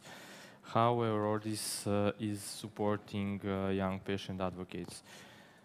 Do you have any, let's say, programs, trainings, or some kind of platforms that are connecting all those patient advocates around Europe in order to increase their skills and expertise? Well, yes, increasingly. So it started, I think it was already 4 years ago, with the Rare 2030 project, which was a project that aimed at providing the European Parliament with policy recommendations. And for that project, we had a specific part where we recruited young patient advocates. I think we were about 20. Stefan was there, I was there. And we worked together as a group to produce our own set of recommendations that were included within the big report. We made specific recommendations. We created a video with a strong message to policymakers. Following that, we had also recognition of some young patient advocates awards at the Black Bell Awards every year. And we realized really the potential of having younger people within work committees, working groups. So increasingly we're trying to get younger people with us, thinking about program committees, rare disease, for example. Can you hear me? We can hear you, but there are some, you can say, problems. Maybe, I don't know. Okay, sorry about that. Turn on your camera or something like that, the signal will get back. Okay. I will try that, no worries. And you can continue. I think that now it's a bit better. Okay, thank you. And there is also more recently we have had the Rare Disease Day. Maybe turn off your camera so that we can. Is it better now? Now it's better, I think. Yeah. Can you hear us? And for the Rare Disease Day 2024, we also have, yes, I can hear you. We also have a working group of young patient advocates who are responsible for helping us shape the campaign. But these are just a few examples, but increasingly we are trying to have younger people with us. Yeah, thank you. And what do you think, like from that perspective, does our organization, are there enough training programs for patient advocates out there, especially like for young patient advocates, that can give you those resources that we already mentioned, and something that you also mentioned about the administrational stuff that you need to learn, and also about how I wrote it somewhere, sorry. I forgot, but connected to that, yes, to attend the programs that will give you those knowledge and skills, what you need to do for your organization, how to fight. So again, I've started with my association on March 8th this year. Having that like as an information, I can only say that I'm grateful for having our National Association for Rare Diseases here, because when I reached out, I received enormous support with education, with networking. Basically, when I was trying to write my projects, I received recommendations. So other than, other than financial support, I received any other kind of support that I could expect from our umbrella organization, which is great. There is a lot of continuous work with networking, with education. So I think if you continue with that work, we will have the best network of rare disease associations in Europe. I'm kidding, but they're really like support you. She's not and not.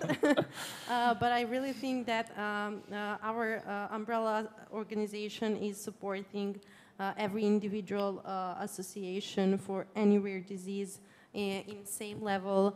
The only thing you need is like that approach or interest back as a feedback, so for all patient organizations that are interested, they can receive that support from our umbrella organization.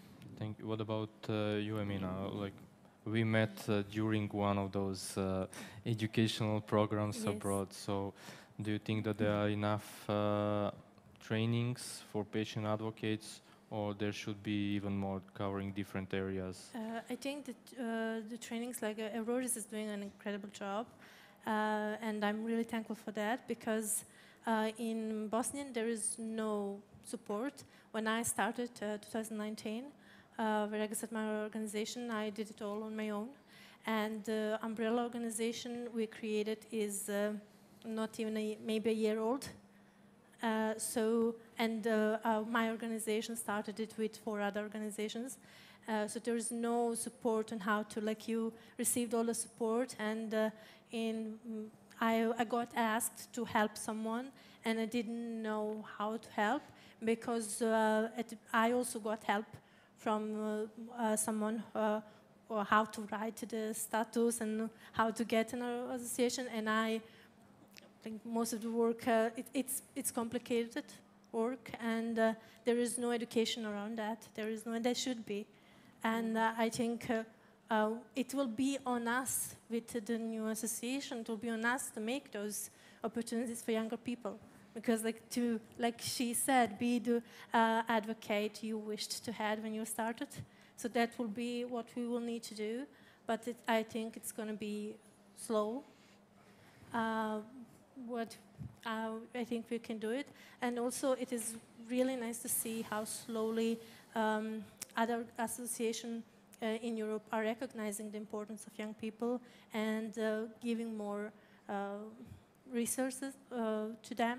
Like this year, there was a first meeting on young patients with pulmonary hypertension in Germany, and it was just like 18 plus and younger, and that was, I think, something that should happen more often.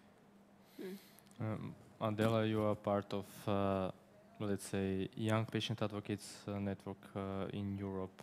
So what is your experience from that?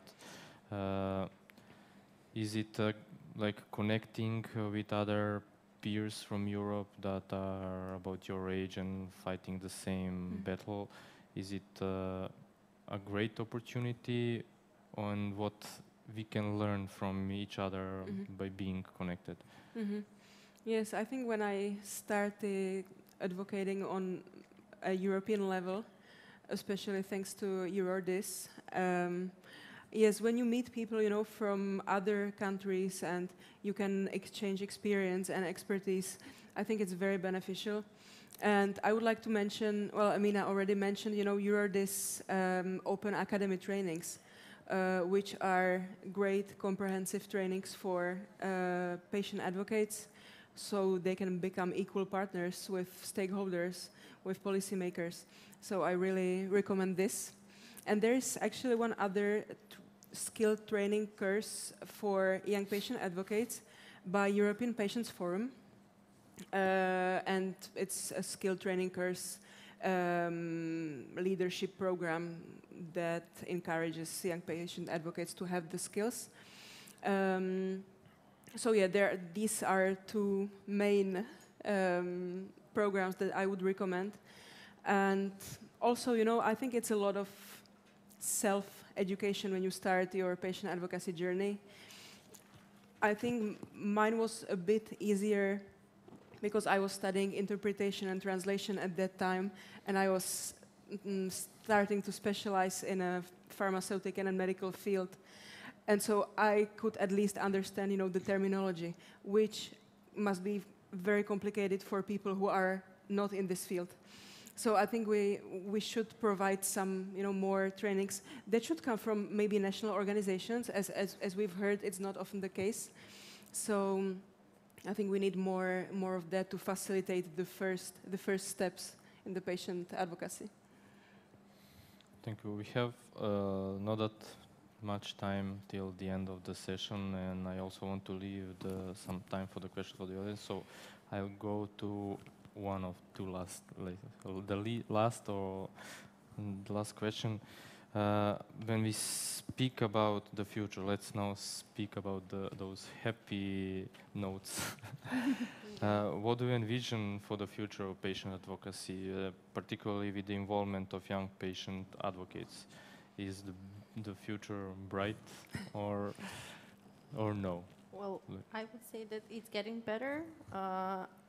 Like 10 years ago, when I remember how everything looked, I was confused. I didn't know what's going on, and there was nobody around me to help me understand anything. I think that was the start of our national organization, and basically how we grow and how we speak about rare diseases, it much affects overall knowledge about rare diseases in this country. And I would say that young people are crucial in this, let's say, battle because they own resources, knowledge, energy, enthusiasm to learn and spread the word about rare diseases, which is important. And every young individual is tomorrow one successful doctor, one successful decision maker, one successful father or mother or a family.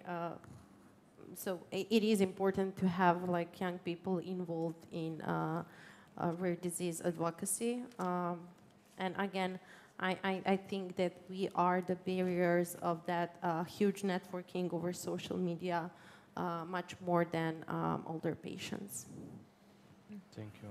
Anyone else wants to take on that? I would like to say, one interesting thing is that younger patients, at least in the PH community, are way more open about their disease, and they share more and share easier. So it is, I think, for them quite easy to share the problems and show how it is to live with the disease. And I think the more young patients, patient advocate we involve, we will get more visibility and also more understanding from people who are not involved in rare diseases. Thank you. I agree with everything that's been said, but so if we should end on a positive note, you know, I think there is hope for a better future, and I hope for a patient-centered care where a quality of life isn't forgotten, because that's a part that is often forgotten behind all, you know, those medical things and clinical symptoms. We forget about the individual and about the quality of life, that we should be fighting for the quality of life, and not very often, you know, for the cure. It might sound strange, but 95% of rare diseases don't have any cure, so we need to fight for this quality of life and for symptom management. And you know, I think that the future of patient advocacy, especially young patient advocates, it involves a lot of diversity, because young people are a lot more focused on inclusion and diversity, and they make sure that all voices are heard and represented. So I think this can have a great impact. Julian, what do you think? I honestly couldn't summarize it more than it has already been done. I think, yes, it's going in the right direction. There's still a way to go, of course. What I really like to hear just now is also the attention paid to social aspect and inclusion. This is obviously very important, and it's true that the younger generations are paying attention to that. So I hope this could be reflected in the project they take part to and the team they are part of. And if that goes well, and if that goes in that sense, then it's going to be a huge step further for advocacy.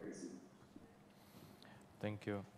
And now I would like to invite the people from the audience, if you want to ask a question for our panelists or share maybe your experiences with patient advocacy or the obstacles or challenges that you have faced, or maybe some information that you think would be beneficial for our panelists or for the young patient advocates. Hello.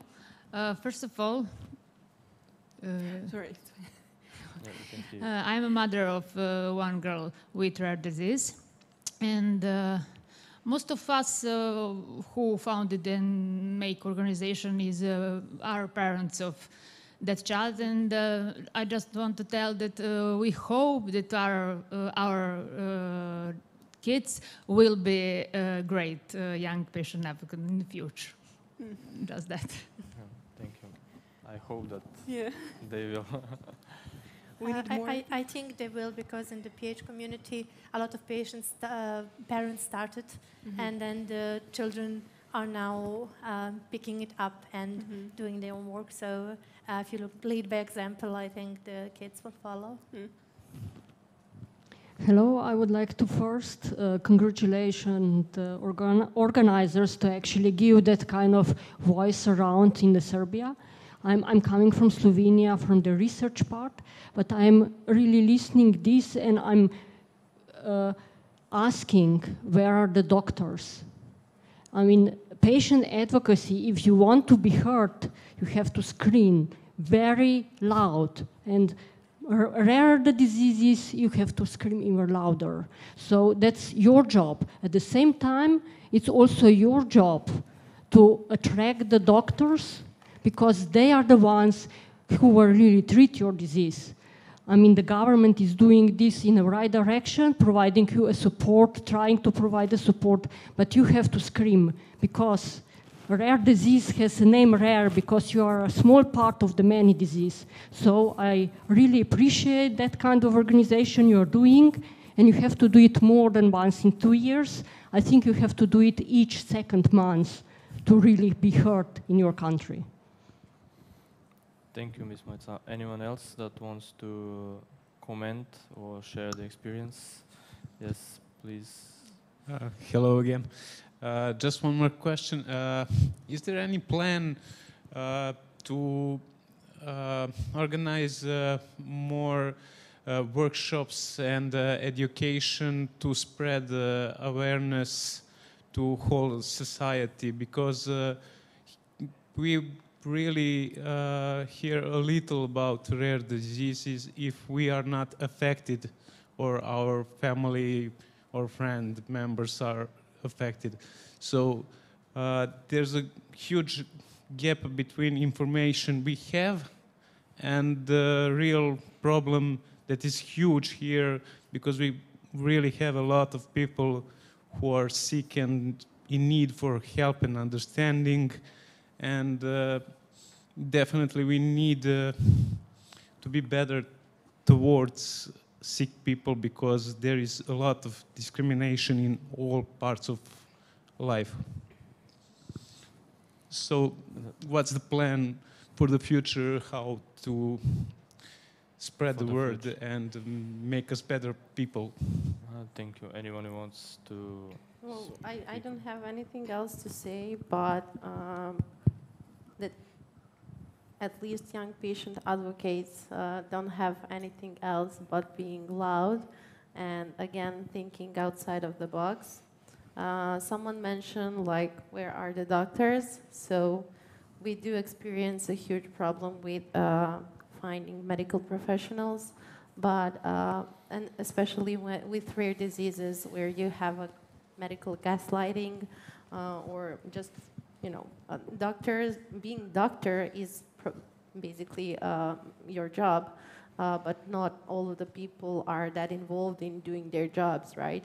So when it comes to rare diseases, you really need to find enthusiasts, people of great knowledge that are interested in investing their time in building something bigger than themselves. So basically, that's how change will start, and that's how change will hold, and that's how we'll pass that change to future generations, by having a voice, by searching those enthusiasts all over the country or our systems, and that's how we can make any change. So handling these kind of conversations, having people come to this kind of conferences, having different courses you can visit, finding websites or groups on social media, everything is some sort of effort of changing the situation in society. Because society is not aware of the problem unless that problem includes them individually, basically. So if we're not loud enough, they will not be emotionally affected by your problem, by your issue.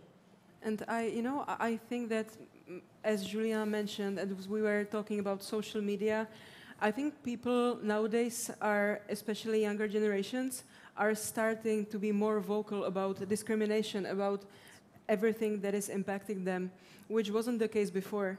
And I think that social media, it has a great impact. You know, when you open any social media, Instagram, anything, you see all those very enthusiastic patient advocates, disability advocates, showing what their life looks like, what how discrimination can impact them. And I think it's what Nadia said, it's by talking about it, it's by addressing the issue that we can make a change. Because before, everyone was silent, right? Yeah. And I would say like being creative is also part of it, and being realistic, because when we say we are now loud and we are now speaking about rare diseases, I can say that there was stories about rare diseases before, right? But not that much. We didn't have social media, and we are living in one bubble full of a lot of information. So we just need to be realistic and use those informations wisely, because I think that we have that generated overview of society that we are, I don't know, we are close to society issues, but we are actually the example of those enthusiastic individuals, and I would say that there is a lot more enthusiasts all over the world. We can connect. We just need to be patient and find them. Any more questions or comments? Please. Yes, me. Hello, everyone. I am just wanted to ask if there is any possibility for organizing some events or exchanging programs or study sessions between Serbia, Bosnia and Herzegovina, and Czech Republic, for example, because last year I was a participant in ENIL study session in Strasbourg. So is there any possibility for sharing more experiences and knowledge between young patient advocates in order to spread the word and to be more aware of everything what is happening? Well, we do not have anything planned, but I think that is something, a really good goal to work toward, because we can see that having those places for young patients to connect is really a good thing, and it can make them better advocates if they are, especially if they are among each other, then they can find strength and be better advocates. So I think that's something that should be done, but I think also this conference is a really good start in talking about it, and I think a lot of things are changing, and we are starting to open a lot of doors for those kind of things. Yes, it's like you gave me now the information for the announcement for the workshops that we will have in Saturday, both you and Milia, because one of the workshops is going to be dedicated to how we can fight for the better care of rare diseases in the region. So there will be also an opportunity, it will be a brainstorming session. So the idea is for us to brainstorm how we can get the better care in the region. So one of the goals or where we can go to is to raise the awareness. So we can brainstorm how we can all together raise the awareness. And as far for the young patient advocates concern, that's exactly the idea, how we can bring more young patient advocates in patient advocacy, but also how we can work on connecting them together, at least like in the Western Balkans region. So to see if what would be the best some kind of informal network, would it be the best to have some exchanges or something to that. It's gonna be mostly, we have something that we want to achieve, but it's gonna be mostly about people that are involved on the sessions, on the workshops, where their brainstorming is gonna live. But the idea that after the workshop we have something exact, something for the future activities that we're gonna work together, both regarding the young patient advocates, but also regarding the cooperation between the national alliances and patient organizations within this region. So I advise you to come to the workshops and be the part of those group that's gonna brainstorm on what could be our future actions in this regard. Is there any more questions or comments? If not, I would like to thank our panelists for being here today and discussing this important topic. From the discussion, I can see that the future is brighter, that young people are eager and motivated to lead the patient advocacy, and I hope that we will bring even more young patient advocates into this area so that there will be many of us fighting for the better future of patients living with rare diseases. So thank you. With this, we finalize the first day of the conference. Tomorrow be here at 10 o'clock. We start with more medical and research and innovation topics. So tomorrow we will discuss about the new technologies that are transforming rare diseases. We will speak about the access to treatment. We will also speak about the advances in rare disease therapies. And also we will have the interaction between doctors and patients, where we will speak about the challenges that transition from childhood to adulthood care in rare diseases are facing. So we will hear it from the doctor's side, how they see what are the challenges and how the transition process looks like or should look like, but we will also hear about the patients, what is their experience from that transition, how they see it, and what would they suggest to be improved. So thank you all, enjoy the rest of the day, and see you tomorrow.